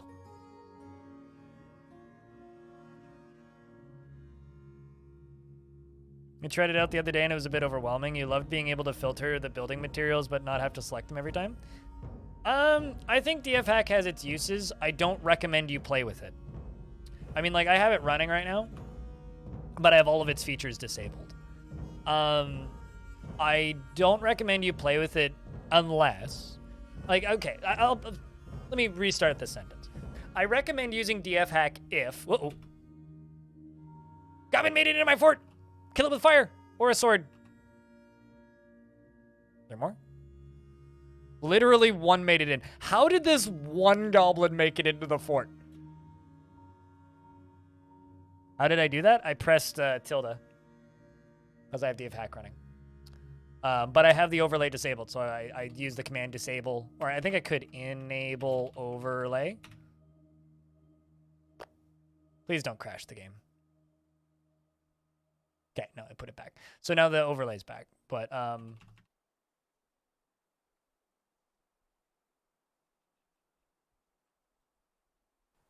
there you go. Zolak has come out of the long tunnel into the fortress, scouting far ahead of the rest of the dwarves. Moving forward, he's a little terrified, trying to figure out why there's so many bricks everywhere. A pair of pants over to the left. Well, this is terrifying. Sees a dwarf, looses an arrow. Dwarf runs forward. The dwarf stabs Zolak. Zolak the bowman screams, "In the midst of conflict, I must press on." The beast slayer Ray stabs the goblin bowman in the right lower arm with his iron spear, fracturing the bone and shattering the elbow's left bone. Many nerves have been severed. The ligament in the right elbow has been torn. A tendon has been torn. The force bends the right elbow, shattering the bone and shattering the bone. A ligament has been torn, and the beast slayer stabs the goblin in the right hand with his iron spear, tearing apart the fat through the ibex leather right glove. The goblin dodges, and to their dismay, their hand gets removed from their body. Beast Slayer Ray stabs the goblin bowman in the left hand with the iron spear, and the severed part sails off in an arc.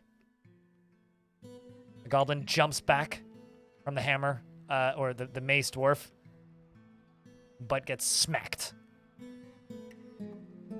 As the mace dwarf, as Moose bashes the goblin bowman in the head with his iron warhammer, bruising the muscle and jamming the skull through the brain and tearing the brain. And then they both run away in fear because, oh god, a dead body!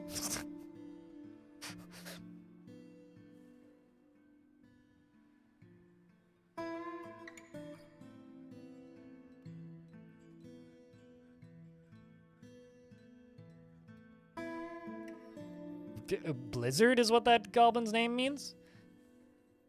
Well, I guess he's not going to be bought by Microsoft. Well done, Moose.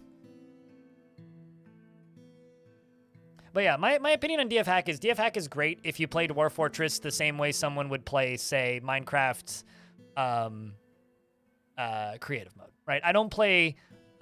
when I played Minecraft, which I didn't play for very long, I played it as a survival game. I didn't play it in creative mode. Dwarf Fortress, I play it as a fortress roleplay game. And there's a lot of features that DF Hack has that improves on Dwarf Fortress. And I think that there's a lot of features that DF Hack has, especially in like sorting and stuff, that Dwarf Fortress should have in vanilla, and I hope it gets them. But I don't think that using DF Hack is necessarily a fix for that problem. I think that you are better off playing Dwarf Fortress in vanilla and asking them to add those features, which they are working on, and Putnam has said as much, and so is Tarn. Things like better sorting and search functions and all that jazz. I think that Dwarf Fortress needs those features in a vanilla state. I don't think that Dwarf Fortress adding them or just using DF Hack as like a defense of like, oh, just use DF Hack if you want that, because that's the way Dwarf Fortress was for years, and I've always disagreed with that as like a solution to Dwarf Fortress's convenience problems and its usability problems, because Dwarf Fortress has always had those, right? I think DF Hack, a lot of people just use it as kind of a band-aid. It's like, oh, well, no, they should just add new features to Dwarf Fortress and don't worry about cute quality of life because DF Hack fixes that. No, DF Hack is like using a trainer along the side of like, I don't know, Grand Theft Auto to give you unlimited money. It doesn't fix the problems with Dwarf Fortress. It adds new problems and temporarily can make certain things more convenient, but I think in a whole, DF Hack is a tool for modders to mod the game more efficiently, and it's a tool for people who are doing debugging to find bugs. It's a very useful tool for like kind of people who want to play Dwarf Fortress as more of a creative sandbox and less of a survival role-playing game. But at the end of the day, like, what I think of it doesn't matter. If you enjoy using it, use it. Personally, I don't think it should be the average user's go-to tool, and I don't think everybody should be using it. I think it has its purpose, and its purpose is for modding. Because you basically can't mod Dwarf Fortress without DF Hack, without the ability to reverse engineer the game using DF Hack. And a lot of mods just wouldn't exist without DFHack. You haven't been interested in DFHack? Yeah, fair enough. But just know that like a lot of Steam mods wouldn't exist without DFHack, right? So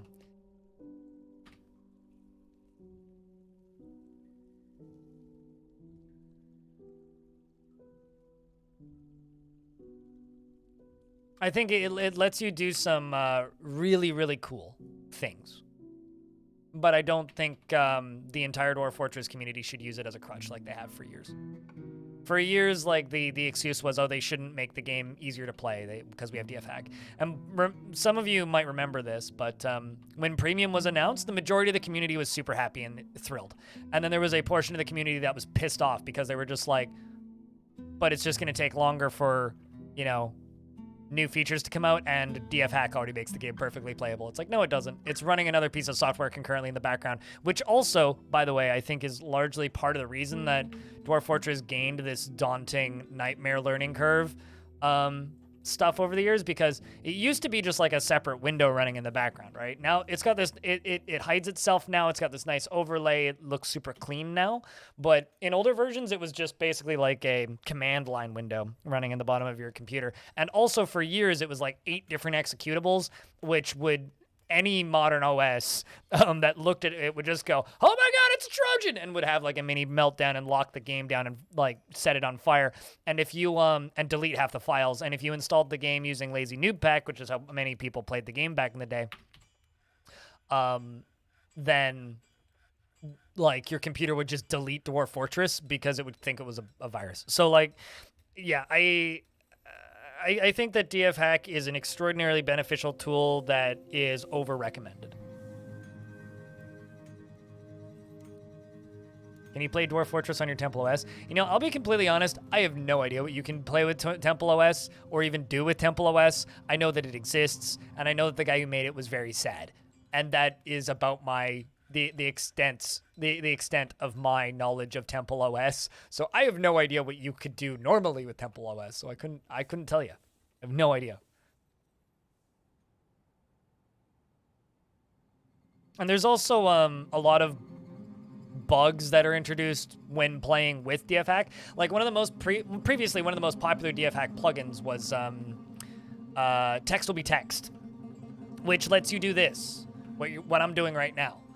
Which is see multiple layers at once, right? And it was one of the most popular plugins for DFHack, and many people said that it was the only thing that made the game playable, which I don't really agree with. I don't think it was needed, but many people felt that without text will be text, Dwarf Fortress was completely unplayable. It was also one of the biggest sources of crashes, period, for Dwarf Fortress. There are so many crashes that are caused by text will be text. It's not even funny. So, you know, it's just, it kind of, it's a super beneficial piece of software that I think has also done a lot of damage to the game.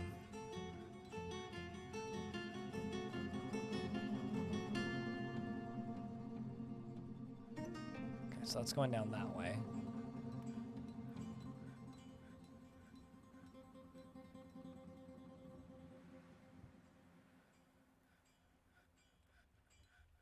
Also, Activist, do you actually have a Temple OS install? Because if you do, that's kind of impressive. Speaking of shitty OSs, looping back around to that conversation. Instead of walls and doors? How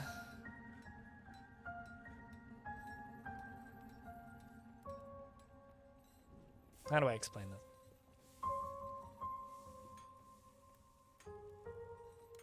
I think it kind of at this point just boils down to I like the aesthetic of bridges more, but doors are bugged and should be able to be ripped off their hinges by many creatures that currently can't, even though they should be able to rip them off their hinges.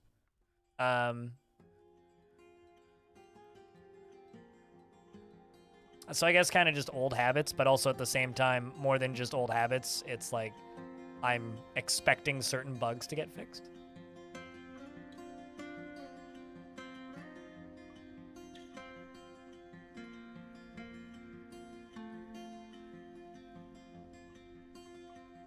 I don't actually know what that is, Ryoshin Cat.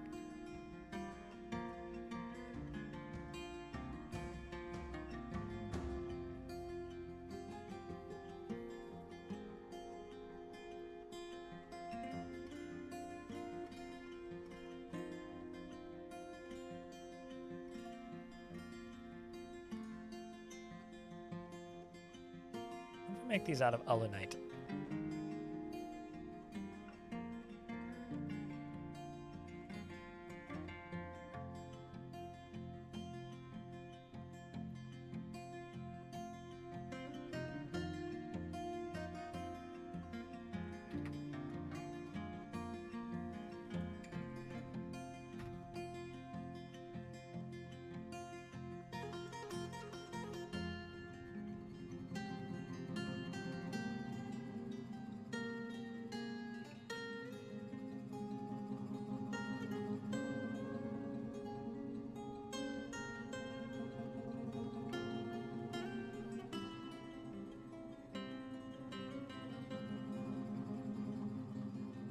You have any advice for setting up more organic fortresses?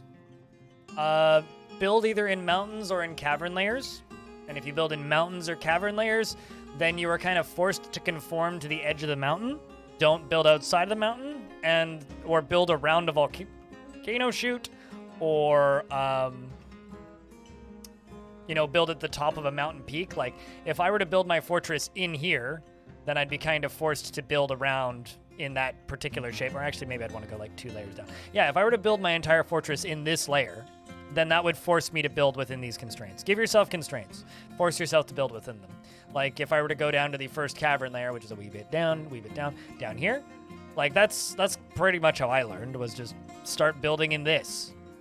Fill out this area, build in these stalagmites, Like you don't have to build in the caverns, just build around the general cavern zones.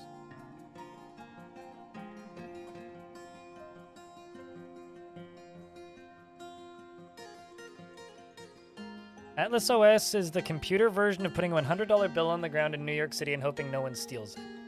Super unsafe, but it's faster.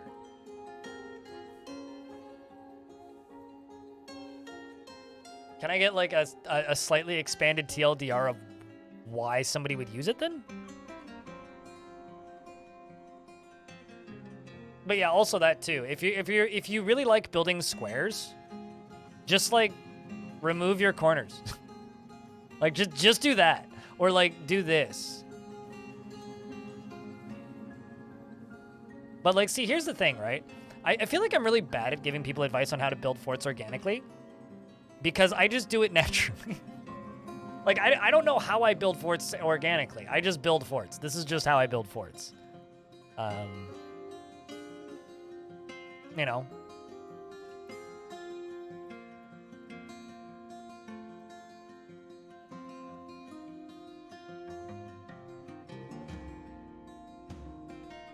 Clicked on the mini-map instead of the thing I was intending to. A gremlin, drive it away. Alright, yeah, I never did lock dwarves underground again.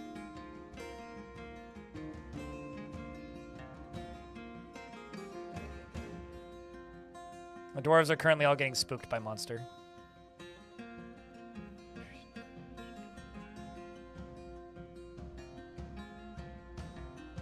My goblin.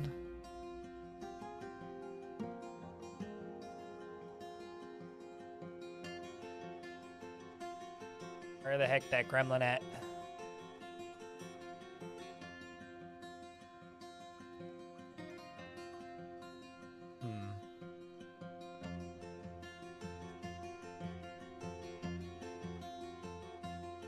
You're on the wiki for Temple OS. Good luck.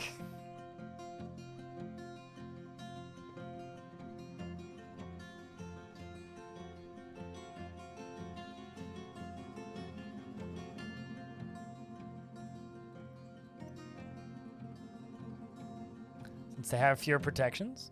Plays games faster and removes a lot of the bloat in Windows, like Windows updates and Defender, among other things. So, wise for offline computer, but stupid for anything else. I don't know. It just seems like kind of moronic to run that then.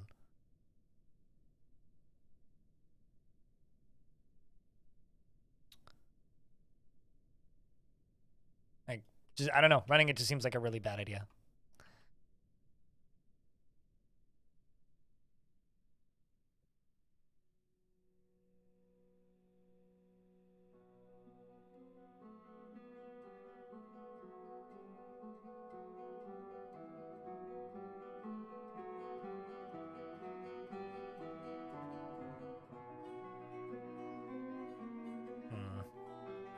Well, you know what? I'm just going to lock this.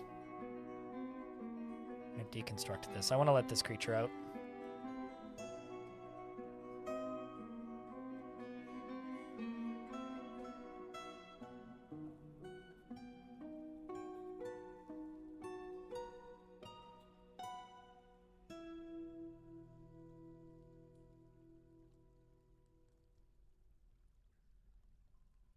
Your wife is using it because it made her computer work better? Is she used, I guess, like, flip side is like, is it literally just for games, or is she using other things for it?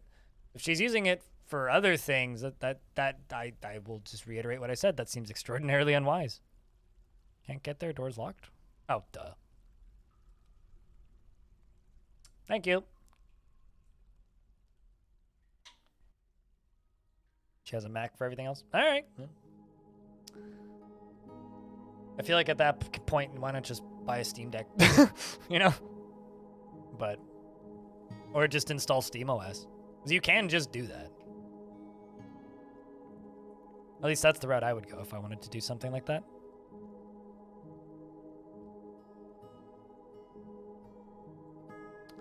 I'm trying to release this creature so that we can just kill it.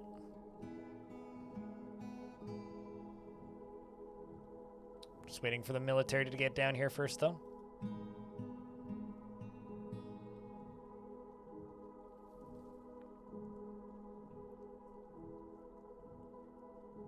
It's like, I feel like at this point, in like the way tech is, if I was going to buy a computer specifically for, have a computer specifically for computing, I would simply, oh, it does have webs.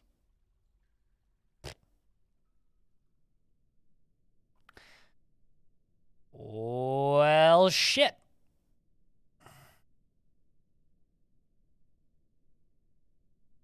There goes one.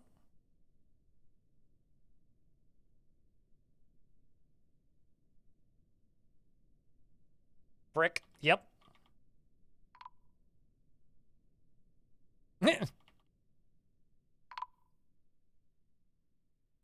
All right, who's dead? Arcmaster and Manticore Alpha are both dead.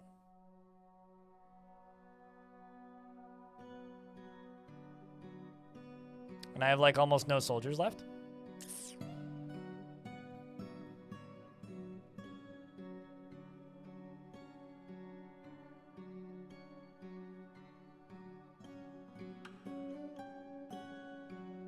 It just passed a dwarf.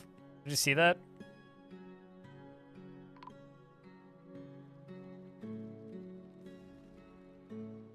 Lost Kib. Oh, and it's dead. Who got it? Ah, boy.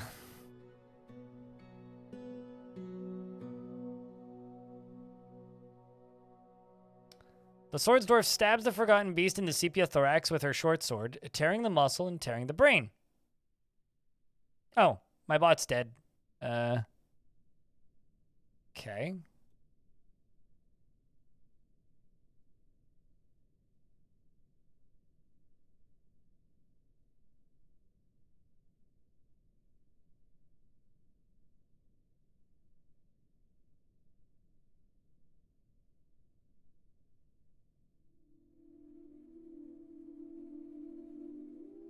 Who got it? Swords Dwarf. Dishmab?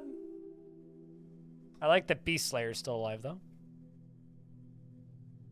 Her hair is extremely dense. Her medium-length hair is braided. Her somewhat narrow head is somewhat short. And she got it. Yeah, there it is. Well done. Stabbed it.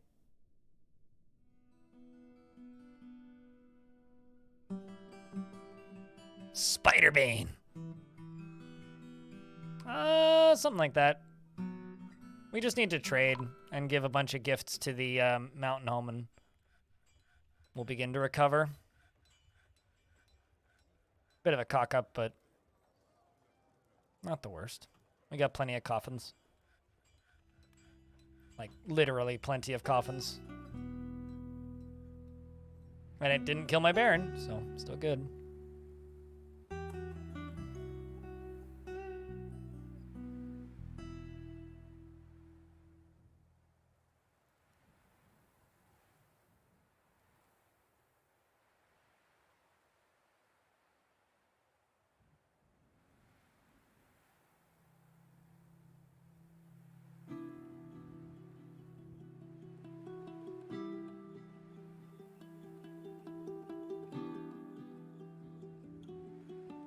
As we go all the way down here and then grab this multi-bunk. What? Multi? There we go. I think I clicked the bedroom button. I assure you, these are not bedrooms.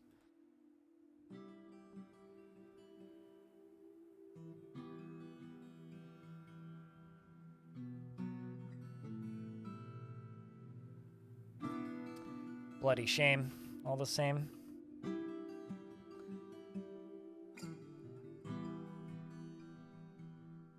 Forever beds, yes. The beds where the dwarves don't wake up.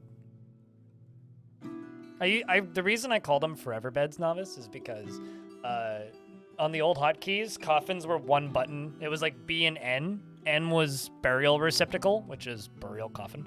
And then B was beds. And I would always mistype B when I was trying to place coffins. So that's why I call them that.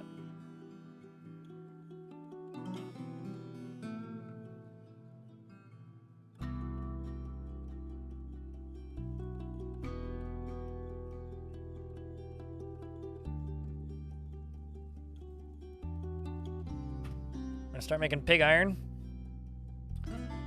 We've been doing that for a while. We got 130 iron.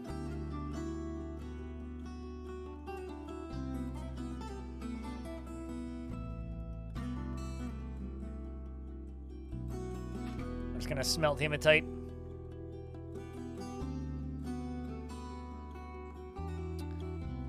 Man, we've lost like 100 dwarves today. Between those two forgotten beasts, a rough day.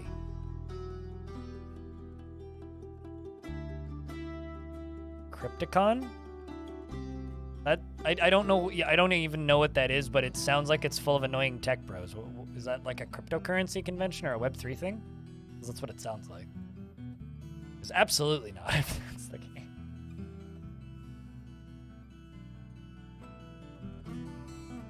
Okay, so it's the other type of cryptids. I gotcha. Interesting. Well, I don't know. I don't know. I don't feel like traveling for conventions anymore, unless I have to for work, which generally I don't. So.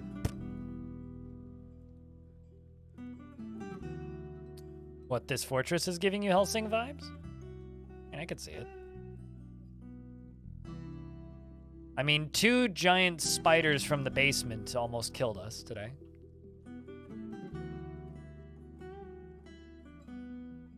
Oh, also a thing about DF and ASCII is the coffins all looked almost identical to beds previously. Didn't help with my forever beds. Running joke.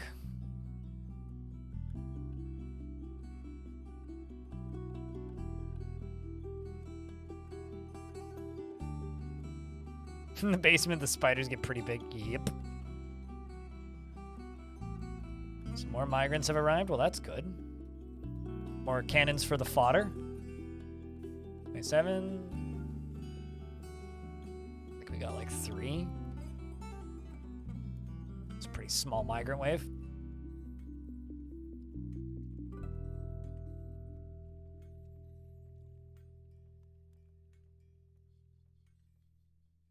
We're now making pig iron bars. Yep, they're making it out of marble. Turns out we have bajillions of marble.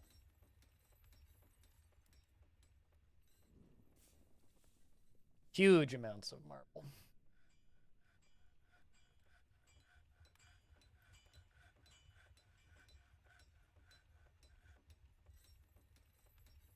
Do actually wonder, because I obsess over bad video games. How many people are playing Redfall right now? Let's find out. Man, that's disappointing. There's almost 2,000 people playing Redfall.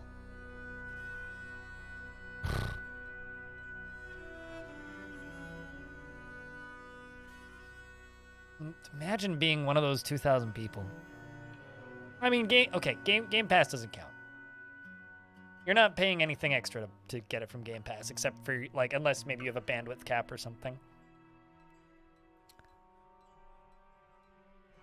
I'm using it because I want the armor to be close by, and then I'm doing this every so often, which I haven't done in a minute. I'm just melting it all. I'm periodically melting all of it down.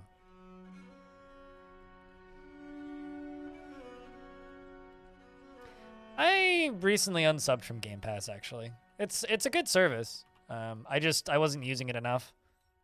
I don't play enough variety of games for it to be worth it. But it's literally like the quintessential, like, I have friends who I play games with, so I have Game Pass services.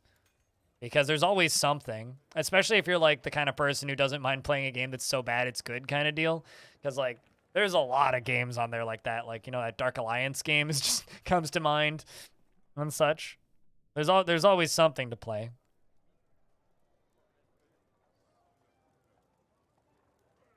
A lot of those, like, 8 out of 10 games.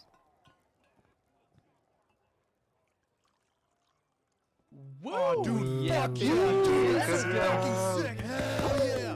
Woo! Some more statues. Yeah, if you bounce around to different games a lot and you have a group of friends, then it makes a lot of sense. I got rid of it because, like I said, I just wasn't using it. The sound commands are $10 a month on Twitch via Tier 2 or $8 a month via Patreon in Fragrance. They are a premium feature of this here broadcast.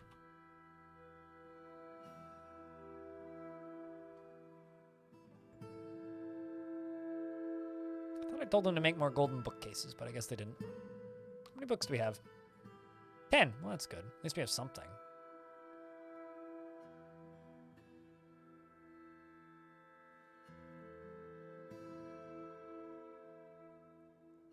Just wasn't sure how premium. Yeah. Yeah, no, for years, those were how I paid bills.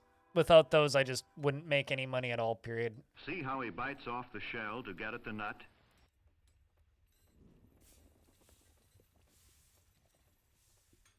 And that one still throws me off to this day. Hey, new Nextlander podcast is out. Again? Game, please. Beast Sure Astron Crew, Strem has come. Strem! A gigantic quadruped composed of What is it with quadrupeds made of scary things? It has 2 long, straight horns, and it squirms and fidgets. Beware its deadly spittle.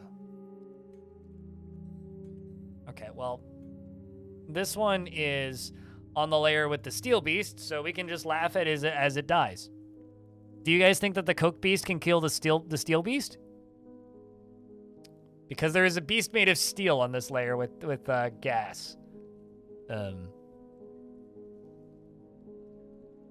Which means we're going to get a Titan bear in a moment. Coke bear? Yeah, cocaine bear. Mm-hmm.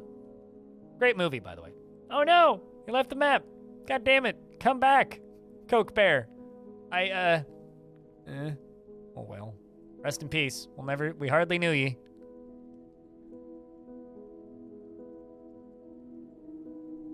Unfortunately, no Fight Club. Forgotten Beast left the map first. Big sad. Also, I haven't said this enough today. Chat room, thank you very much for tolerating my bullshit and watching this stream and letting me have this cool job. Because if you didn't watch this stream and subscribe and follow and share the stream and make clips and do all that crap, I wouldn't have a job. So thank you for helping me have a job so that I can throw pants into lava and you can watch. This is a pretty cool gig. I would probably work night shift at McDonald's still if it wasn't for this. Which, you know, I'd live, but it would be sad. Okay, you know what? Screw it. I can't figure out where to put the dining room for my nobles, so I'm just going to put it, like, connected to their bedroom.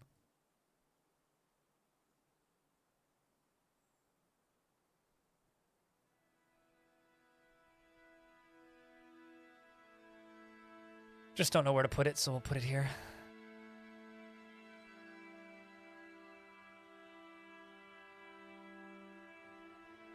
You feel it? It was 8 years of my life. Thanks.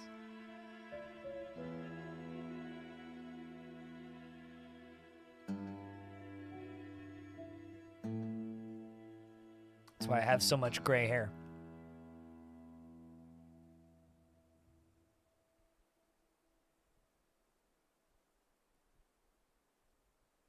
Fortunately, I've had this job longer now. I have a lot of marble blocks right now.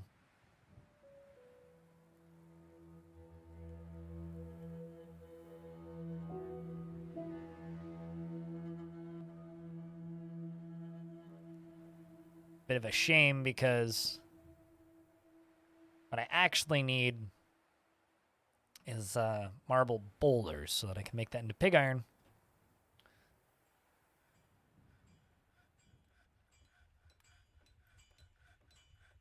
Got 8 pig iron, 180 lead. So start making 200 steel. Make steel bars, 200.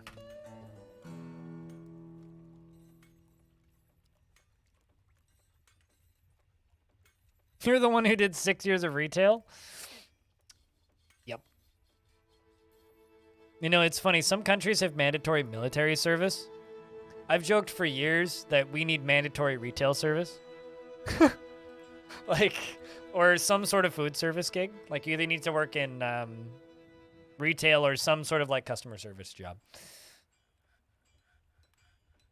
It's never going to happen because there's enough, like, kids that have some money that they don't need to do that.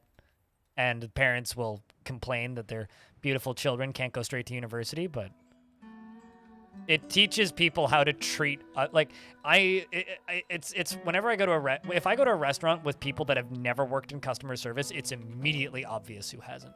Like, just the way they treat people. It's like the second like a tiny like anti-empathetic or non-empathetic thing is said about the it's like, oh man, the server it's like looks in the back, sees it's chaos, checks the front counter. It's like, why is this order taking so long? It's like, well, I mean, there's a lot of people in here, and there's 1, 2, 3, 2 people working, I think.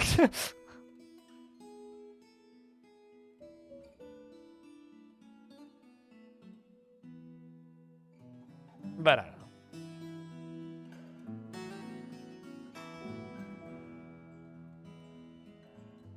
You worked at Six Flags? Oh, God. I know one of my mods worked at Six Flags for a bit.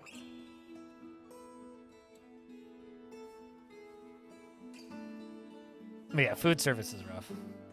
A Daniel Tosh joke. Is that the Tosh.0 guy? Is that who that is?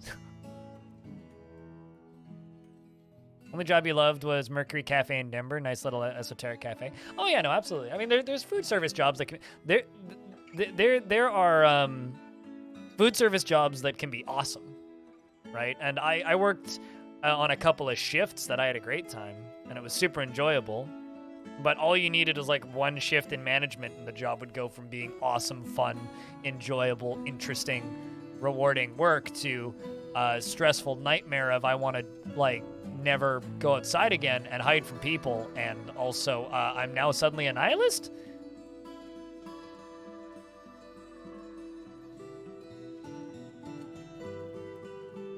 Really shitty job half the time? Yeah, I believe it. One of my childhood friends, his first job was cleaning Johnny on the spots with a like a pressure washer.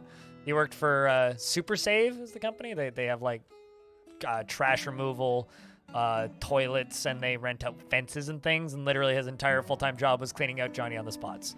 Occasionally he would clean a dumpster. Mostly it was just toilets. So I don't, like, you want to talk about shitty jobs. That's a pretty shitty job. Like, what do? I clean portable toilets. Yeah, actually, I remember back in the day, like, I haven't seen him in years. Like, I haven't talked to him in, like, over a decade. But I remember him, like, a lot of us were kind of jealous of it at the time because he got paid really well for what he was doing.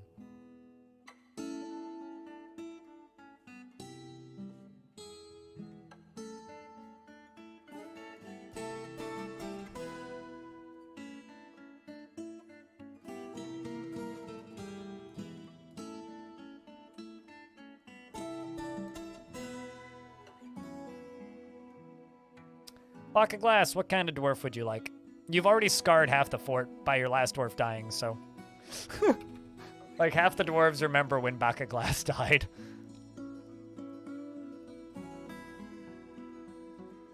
No, you're not first. But you did get a dwarf, so what kind of dwarf would you like? Do you know?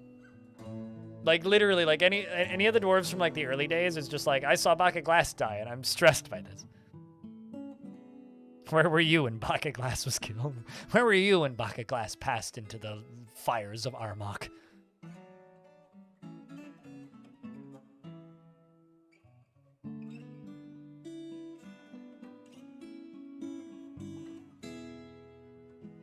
I'm trying to figure out what you're not supposed to say on a first date, Q and Green Tea, because, like, I've been rambling for so long now that I don't actually remember what I said 10 minutes ago or 5 minutes ago or 3 minutes ago or what you could be referring to. So now I'm curious. What am I not supposed to say on a first date?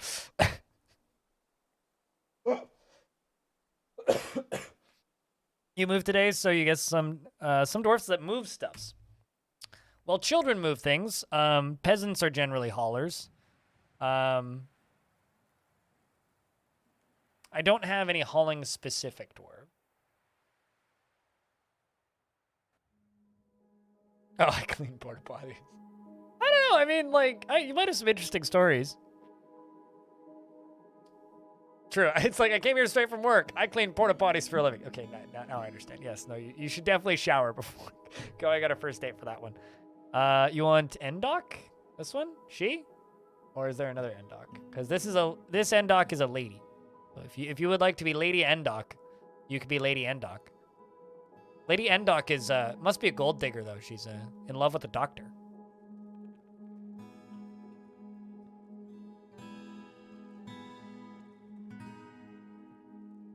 Nice lady? Okay. Bach, glass. Ooh, uh-oh.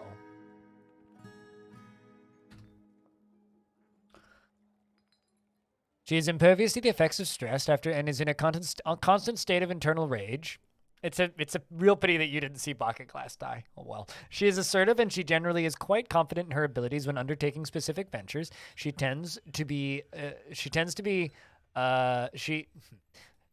is confident in her abilities when undertaking specific ventures, and she tends to not reveal personal information. She is rarely happy or enthusiastic, and she is conflicted by this that she values parties and merrymaking in the abstract, and she tends to hang on to grievances. She tries to do things correctly each time, and she tends to think before acting.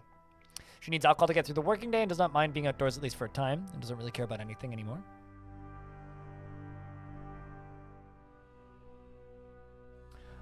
So adventure mode started. They had their first meeting about, like, the content for adventure mode, Calidor, on Monday. So I wouldn't even say soon. They're trying to get it done by the end of the year. Is the actual answer. So maybe by the end of the year, but be patient, basically. I would expect it to be out this time next year. That's my expectation. Personally, she has the highest regard for loyalty. And she believes that it would be a fine thing if all time were leisure time. after strengthening, after a new romance, naturally. And generally respects commerce and those that engage in trade. And values peace over war, and is put off by family and finds those that deny their impulses quite stiff. Dreams of creating a great work of art, likes claystone silver and tube agate, cave spider silk, alpaca wool, and the color light blue, and pigs and turkeys for their schnood. The words of the style of lace and the sound of the meandering mother, and when possible prefers to consume pomegranate wine and absolutely hates snails. So hopefully that helps, Kaludar. No idea how many patches will be between now and then. She wants more time to spend. Yeah, absolutely. I mean, who wouldn't? It's like, I wish all time were leisure time because I've had a new romance. She is wiry, and her bronze eyes are round. She has a very low cheekbones and a deeply recessed chin. Her medium-length hair is neatly combed, and her ears are splayed out. Her head is somewhat narrow, and her hair is amber, and her skin is cinnamon, and her eyelashes are short. And she's in love with Kib, who's a doctor, who currently is in the library.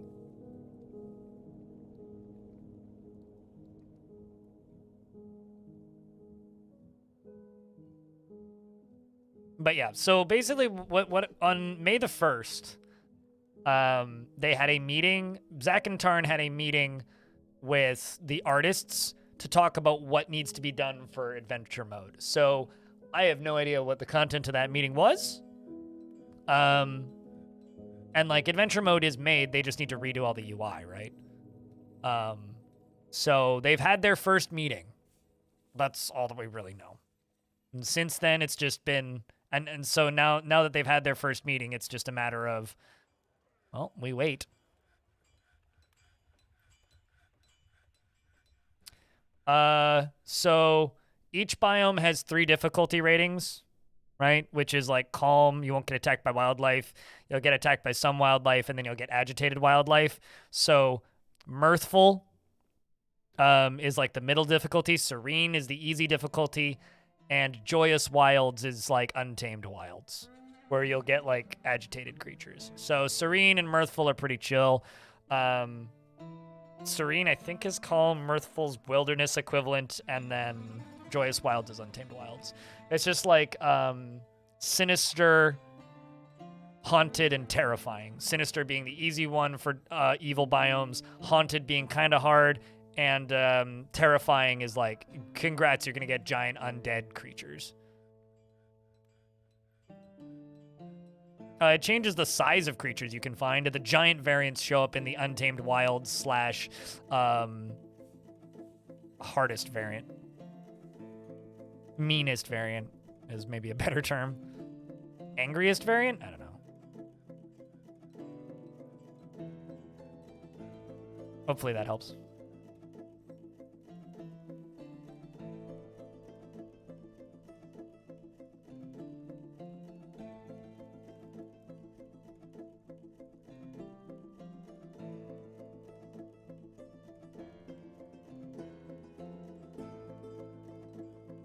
Just like distributing my statues.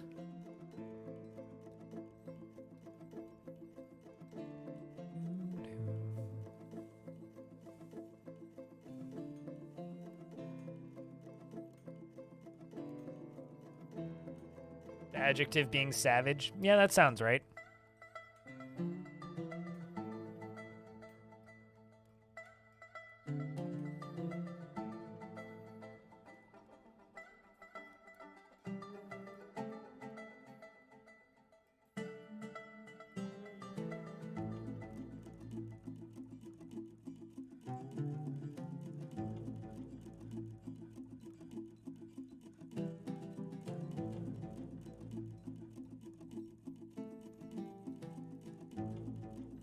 Trying to make actual hallways in here.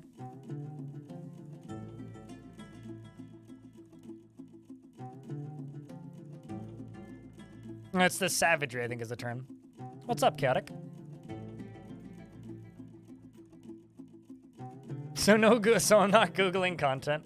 You know, we used to have a let me Google that for you command in this chat where you just type in Google and then the thing, and then it would give you a "Let me Google that for you" link. Check if the doctor has been missing for a week. Well, that's strange.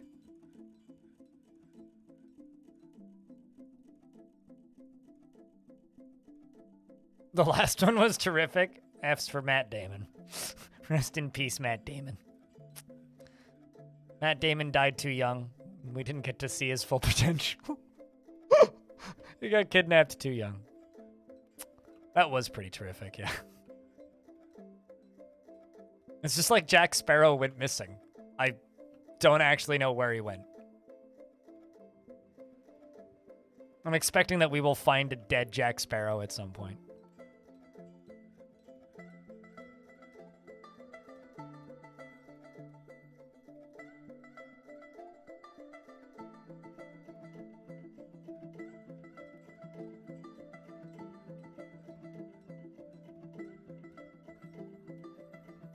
Oh yeah, no, it was Matt Damon got murdered. Ben Affleck got kidnapped. Yeah, I'm getting the two confused. We should just try and get like the entire cast of 30 Rock into a fort. Just because that would be amusing.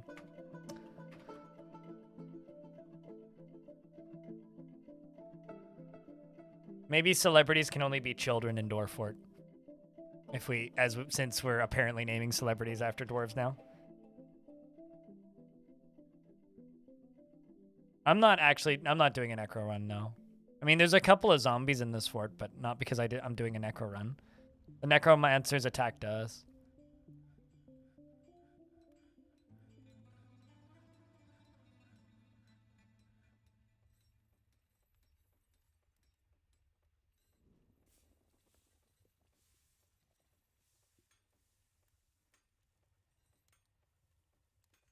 I mean, why not? Sounds fun. Casper? Yeah, no, we have a few zombies in the fort because we got attacked by a bunch of necromancers and we stabbed them all to death. Like, on site. And they resurrected a couple of them during the fighting, and they're friendly now. One of them lives here, and one of them lives here. And that's about it. Apparently I have a human swordsman walking into my fort. Okay. And a doctor has been possessed. We'll see where they end up. Hey, a caravan has arrived. I can now sell the piles and piles and piles and piles and piles and piles and piles and piles of armor that I have. Because I need to get rid of all of this. So much random clothing. Actually, it's mostly just the clothing I'm going to be selling. I'm going to be selling some of the armor, but mostly just clothing. Look at all of this shit. Look at all of this shit. Oh my god. There's so much. Okay. This is going to take a while. This is going to take a while. This is going to be fun. Great. Looking forward to it.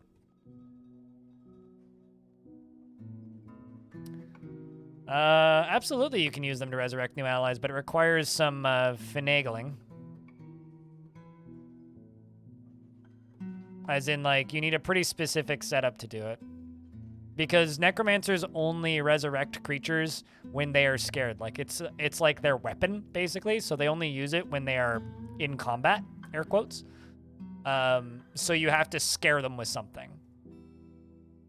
So you have to kill a bunch of things in front of them and then scare the necromancer into resurrecting them.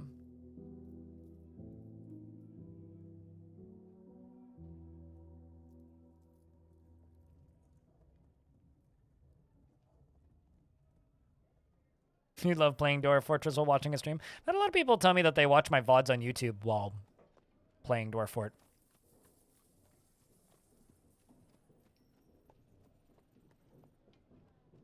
And I used to do that back when I played League of Legends, actually.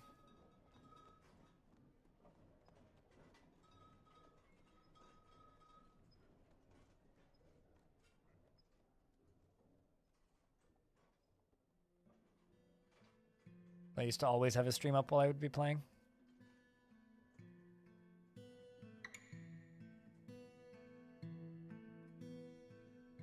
You listen to them while you deliver DoorDash.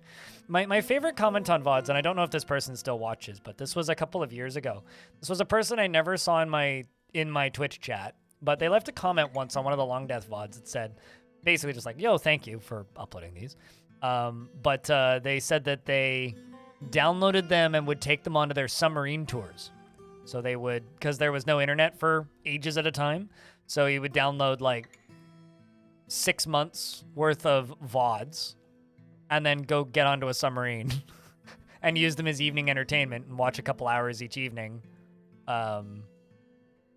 And then every day would get up and, go do submarine things. And then the evening would roll around and free time would happen and you'd sit on the submarine and watch Twitch streams, which is kind of cool, but also I feel really, really bad for anybody that has nothing but my dumbass talking in their head for generalized entertainment. Like, god damn. You did that on deployments? I did that when I worked night shift at McDonald's, except with podcasts. Like, I listened to every single episode of the Giant Bombcast twice at one point. And they had like 600 episodes of that at that point. Never gotten a sub, though. I walked around inside of a submarine that was parked once. I never want to do that again.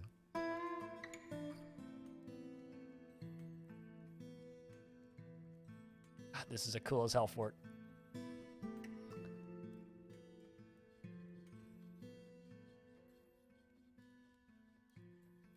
Oh, you are not mistaken. She is, in fact, sitting in the tavern. I'm trying to think, what do I not have?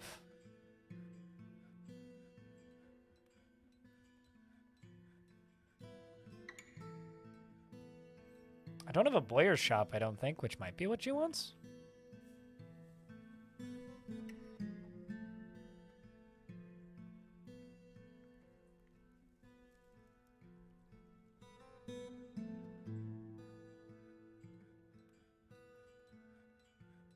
Here comes the vegans.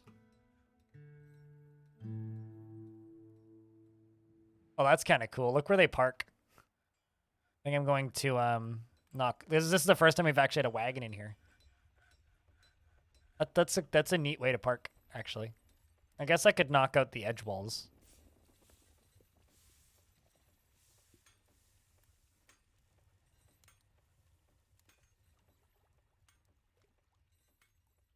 Diplomacy, there's much to discuss. All right. Don't really have too much to say, I suppose.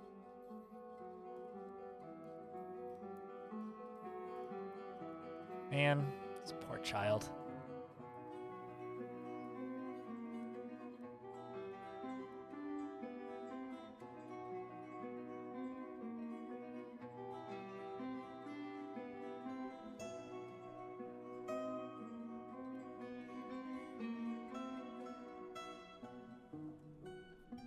We'll keep an eye on that strange mood, though. It's Bloodthorn floor that's engraved. I think engraved Bloodthorn is one of my favorite things in the game. Like, look at that color. Such a nice color. It's that bright red.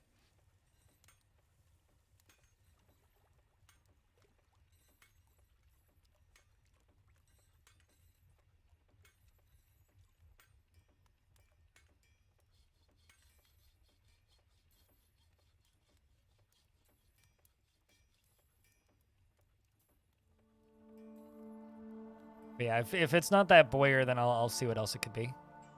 Could be a couple of things. Oh. I'm your liaison from the Mountain Homes. Let's discuss your situation. I have come empowered to elevate this land in the eyes of our realm. What quest do you have of our merchants? Don't need wood as much, but I'm still going to request Bloodthorn. And...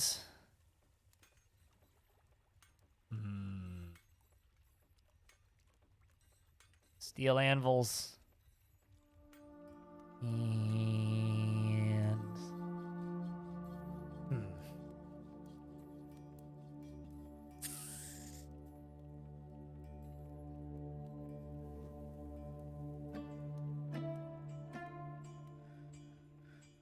should request plaster.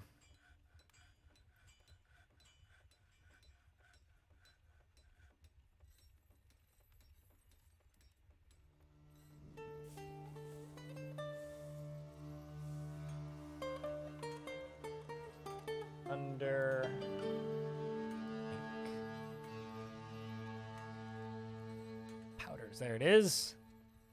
Gypsum plaster. They want bracelets. Okay. U.S. submariners go out knowing full well that the ship could very easily become their tomb. Yep. Yeah, no, totally. My older sister's husband got discharged from the U.S. military because he was supposed to go out on He was supposed to go out on a submarine, and right before his deployment, he basically just had like a nervous breakdown. So they just booted him.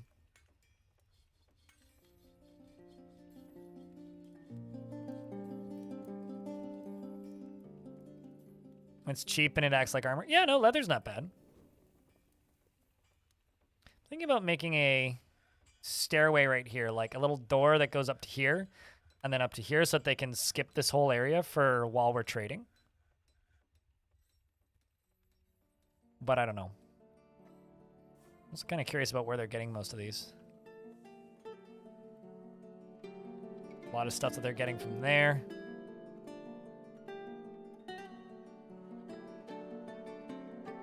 A lot of them they're getting, what, straight out of other out of bedrooms. Yep. What's up, Nuzzle? I'm doing all right. Had some odd conversations today. What's a good day overall, and yourself?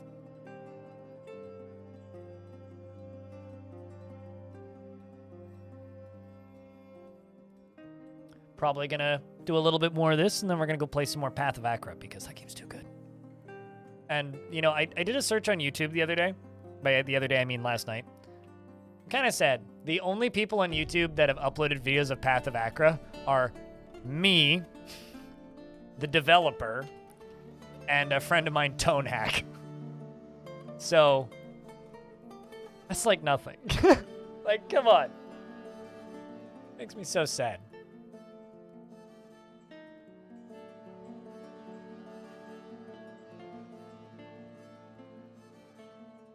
How much do you have left for the year, Nuzzle?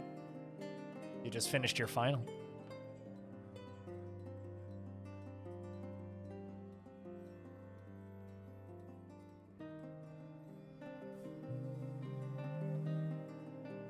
It's really, really good. Isn't it, though? Like, it's a little bit... What's the word? Unassuming? I don't know if that's the right word. It doesn't look like much when you're just looking at it the first time, but when you start playing, you start getting into the combos, and your brain just kind of goes, oh. It gets really good. It's such a fun little game.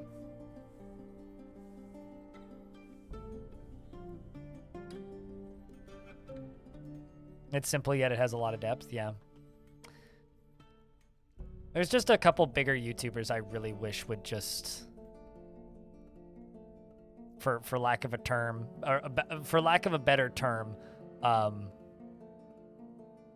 wish that they would just give that game some promotion. Like, come on, Splattercat. You know what I mean? Trade for all that. We'll do the logs last. Literally just bought their whole caravan.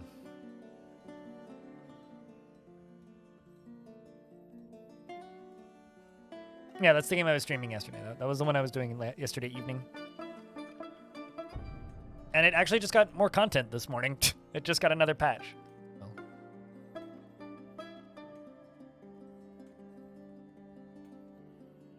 And it still has 100% positive reviews, which is awesome.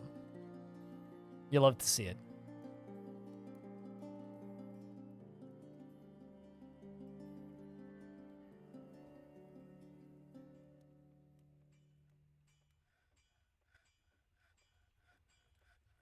You'll stick around to catch some more? Hell yeah. You caught a live stream.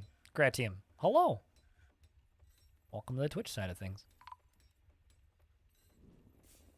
I've got dwarves just like randomly disappearing. Should I be concerned? Like, dwarf has been missing for a week.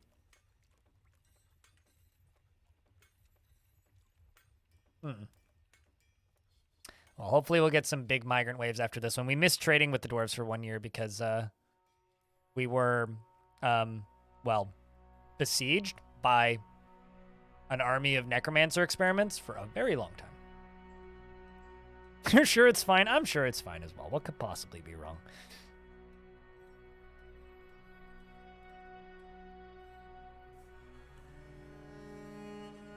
Of that werebeast that was in the end? Yeah, a long time ago. Got rid of him ages ago. Getting rid of it was pretty trivial. I just had to lock him up, basically. Everybody's a DF noob, tasty potato, don't worry. Did I tile all my floors? Yes.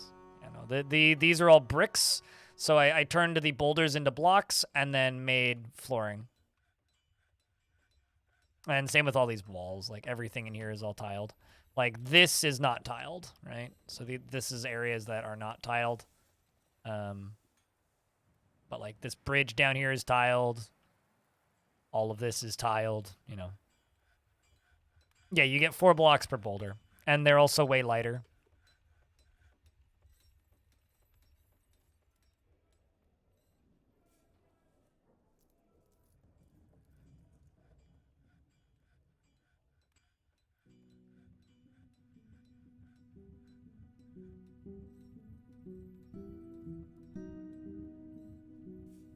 Okay, so it's definitely not...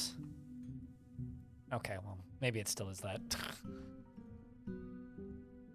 Big mood buff? Not really.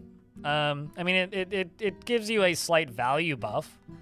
But big mood buff? No, not in particular. I mean, this fort's pretty upset right now. Although this fort's mostly pretty upset because we had a Forgotten Beast that killed like 60 dwarves and then a Forgotten Beast that killed like 30. So, you know, that's mostly the reason. Also, don't mind the zombie in the middle of the walkway. He's just hanging out. He's fine. She's friendly. Same with the other one over there on the right. He's also friendly. They just hang out. They're just sad. They're just dead and sad. We showed them who's boss. Yes, it gives me a mood buff. I feel better about the stuff I'm building.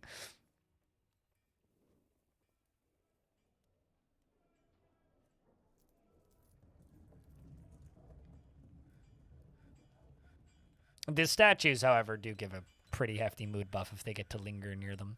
Actually, something I'm going to do is I'm going to make this area into a meeting area. Because this will technically self-qualify, I think, as a sculpture garden? Yeah. If this... I need to keep an eye on this and see if they get more happy thoughts. I like how that dwarf feels happy remembering a bath. Content after having a pretty good drink. Angry dwelling upon an argument after experiencing trauma.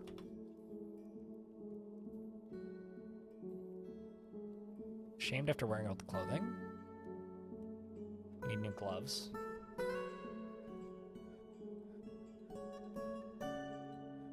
$130 cloth gloves.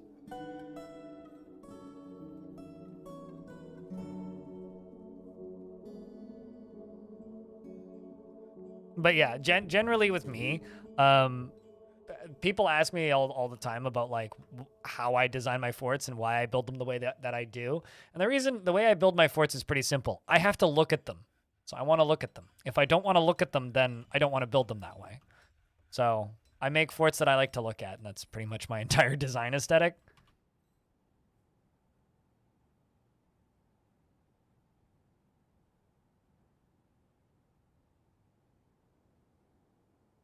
It's like if I don't want to look at my forts, then what am I even doing?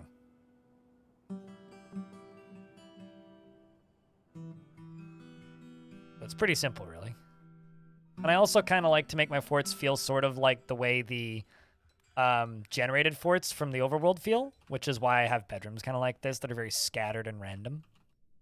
Because that's the way the generated forts are built, which to me are kind of like the canon dwarven forts.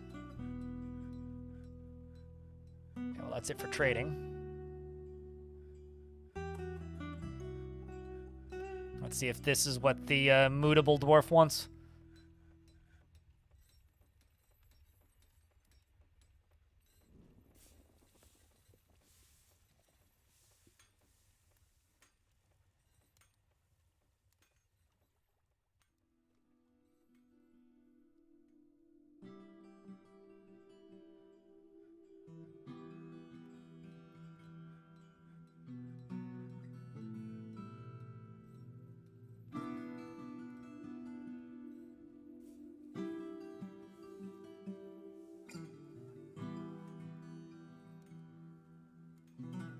Okay, let's see if that dwarf shows up. Nope. Okay, so it's not that. Oh, I'll bet you I know what it is.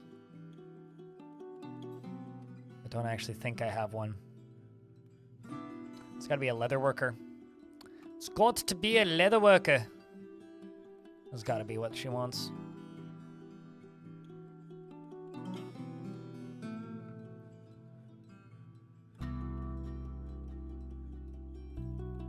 Apparently we butchered a forgotten beast. We got 161 meat for it. Bet you that was the spider that damn near killed the whole fort.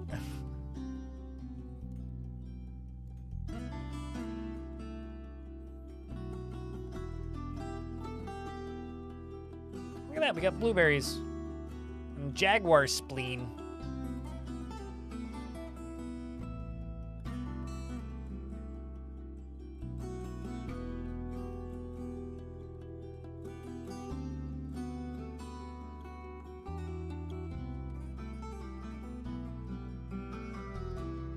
Um, 11 years, I think, right, Tim? I need to go look at what year it was when it started, but...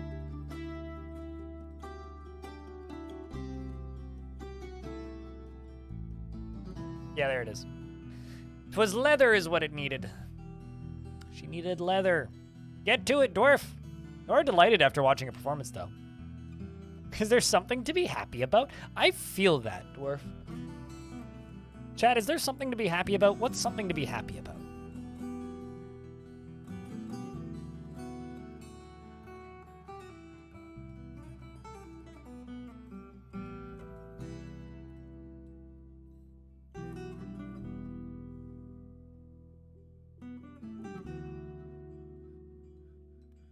Right. Stops for a second. I love the statue of a fly. I don't know if you guys have seen this. It's a statue of a fly. Flies. It's a statue of flies made by Jerry Gord out of gold. Thank you, Jerry Gord, for the statue of flies. Or, in this case, a fly.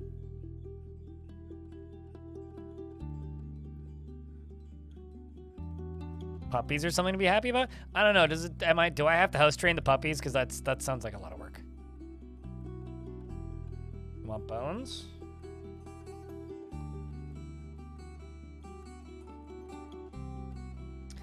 All right, well, duckling bone it is. Actually, you know what? No, let's go with pig bone.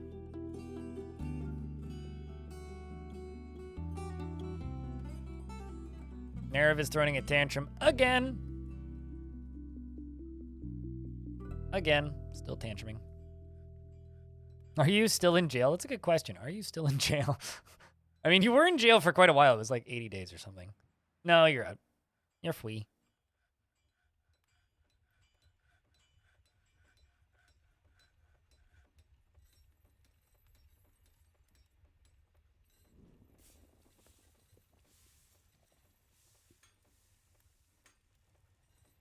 Trick is to visit someone else that looks after the puppies and you just play with them when the mood strikes. I mean, I get temporary pets every now and again. I'm going to be cat sitting during Mother's Day weekend. My mom and dad are going to go do some stuff elsewhere, and they're going somewhere where they can't take the cat. And he's a curmudgeonly old twit, so who requires to be fed at exactly 4:30 in the morning, 7:30 in the morning, 10:30 in the morning, 1:30 in the afternoon, 4:30 in the afternoon, 5:30 in the afternoon, 8:30 in the afternoon, 11:30 at night, and if he misses one, he just sits on the floor and meows at you really loudly until you feed him. And the reason he has to be fed so often is because he only gets half a teaspoon of food, because if he eats more than that in one sitting, he'll throw it up. And he's 21 years old, so frankly, if the cat lives that long, they deserve their silver spoon. If you ever heard one, find me an automatic feeder that can do raw food. And then maybe. Because he eats, like, this raw stuff that's, like, mostly bison meat. No, it's about every hour and a half is about how often he needs to be fed. An artifact was seen being stolen.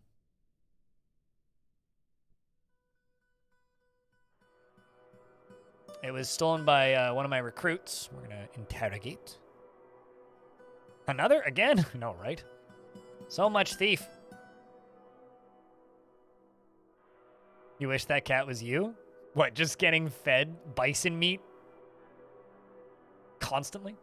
Is that my only butcher shop? I'd swear I have another one. I can't be the only one.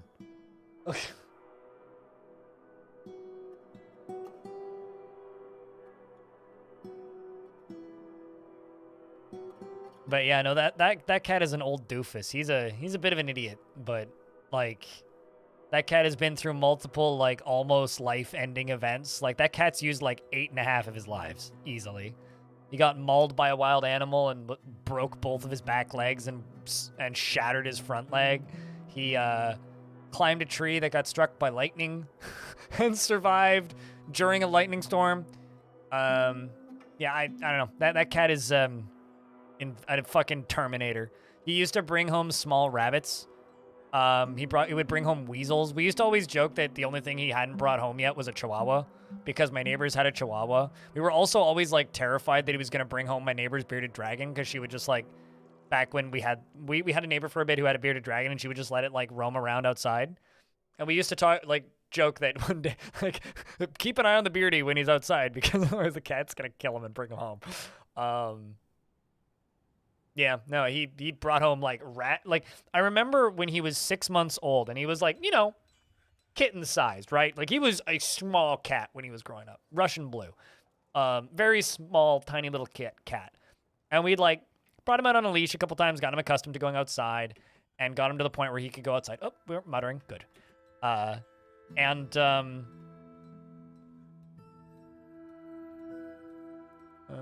that's regarding True Freak. 290.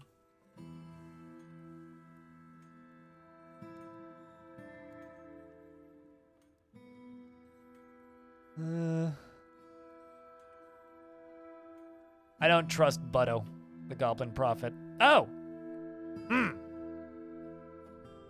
Oh, never mind. Craftsmanship is of the highest quality. Interesting. An artifact steel crossbow. Anyway.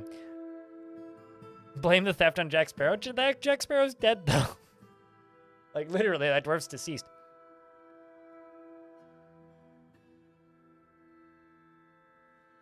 Looks like they pretty much only do up to 6 feedings a day, though. Yeah, that cat needs to be fed every other hour, and it's a very specific amount. I think I was, like, halfway through saying something and then completely spaced on it. Right, yeah. That cat's invincible, as far as I'm concerned. I never did finish building this room. God damn. All right, well, chat room, we've made some good progress on the fort today. We built a bunch more bedrooms.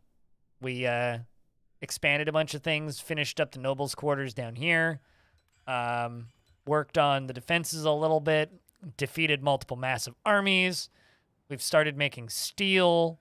We named a bunch of dwarves. We built a library, which has a couple of books in it.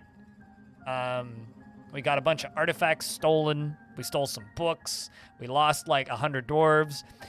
And it's been a good time. This has been a fun fort so far. I've been enjoying Heatstone. So we will be continuing this fort tomorrow. And of course, if you miss any of the bits, they'll all be archived in the VODs on YouTube. !YouTube in chat if you would like. I hope you're still doing good, mate. You've been off Twitch for a while. I just thought you'd give you a prime sub. Well, cheers, man. Means a lot, Hopper. We are swapping games right now, but we're not ending the stream. So you can obviously leave if you like. There's, of course, some lovely individuals playing Dwarf Fort if you just want to play Dwarf Fort. But I think this fort's looking pretty damn cool. I mean, look at this thing. Look at this thing. It's gorgeous looking. But I am going to be swapping games now. So if you want to say goodbye to YouTube, you can do that.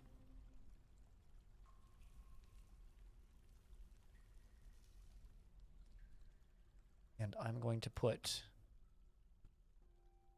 save down. You're envious of my creativity? If you play games 10 hours a day, like 4 or 5 days a week, you will be creative too, because otherwise you'll be, how do I put this diplomatically? Extraordinarily fucking bored. So, yes. You need some creativity, otherwise you just die of boredom. All right, okay, so we're going to go play some more Path of Acra, which is a little game that released the other day. So, like I said, if you are just, going off into the realms of Dwarf,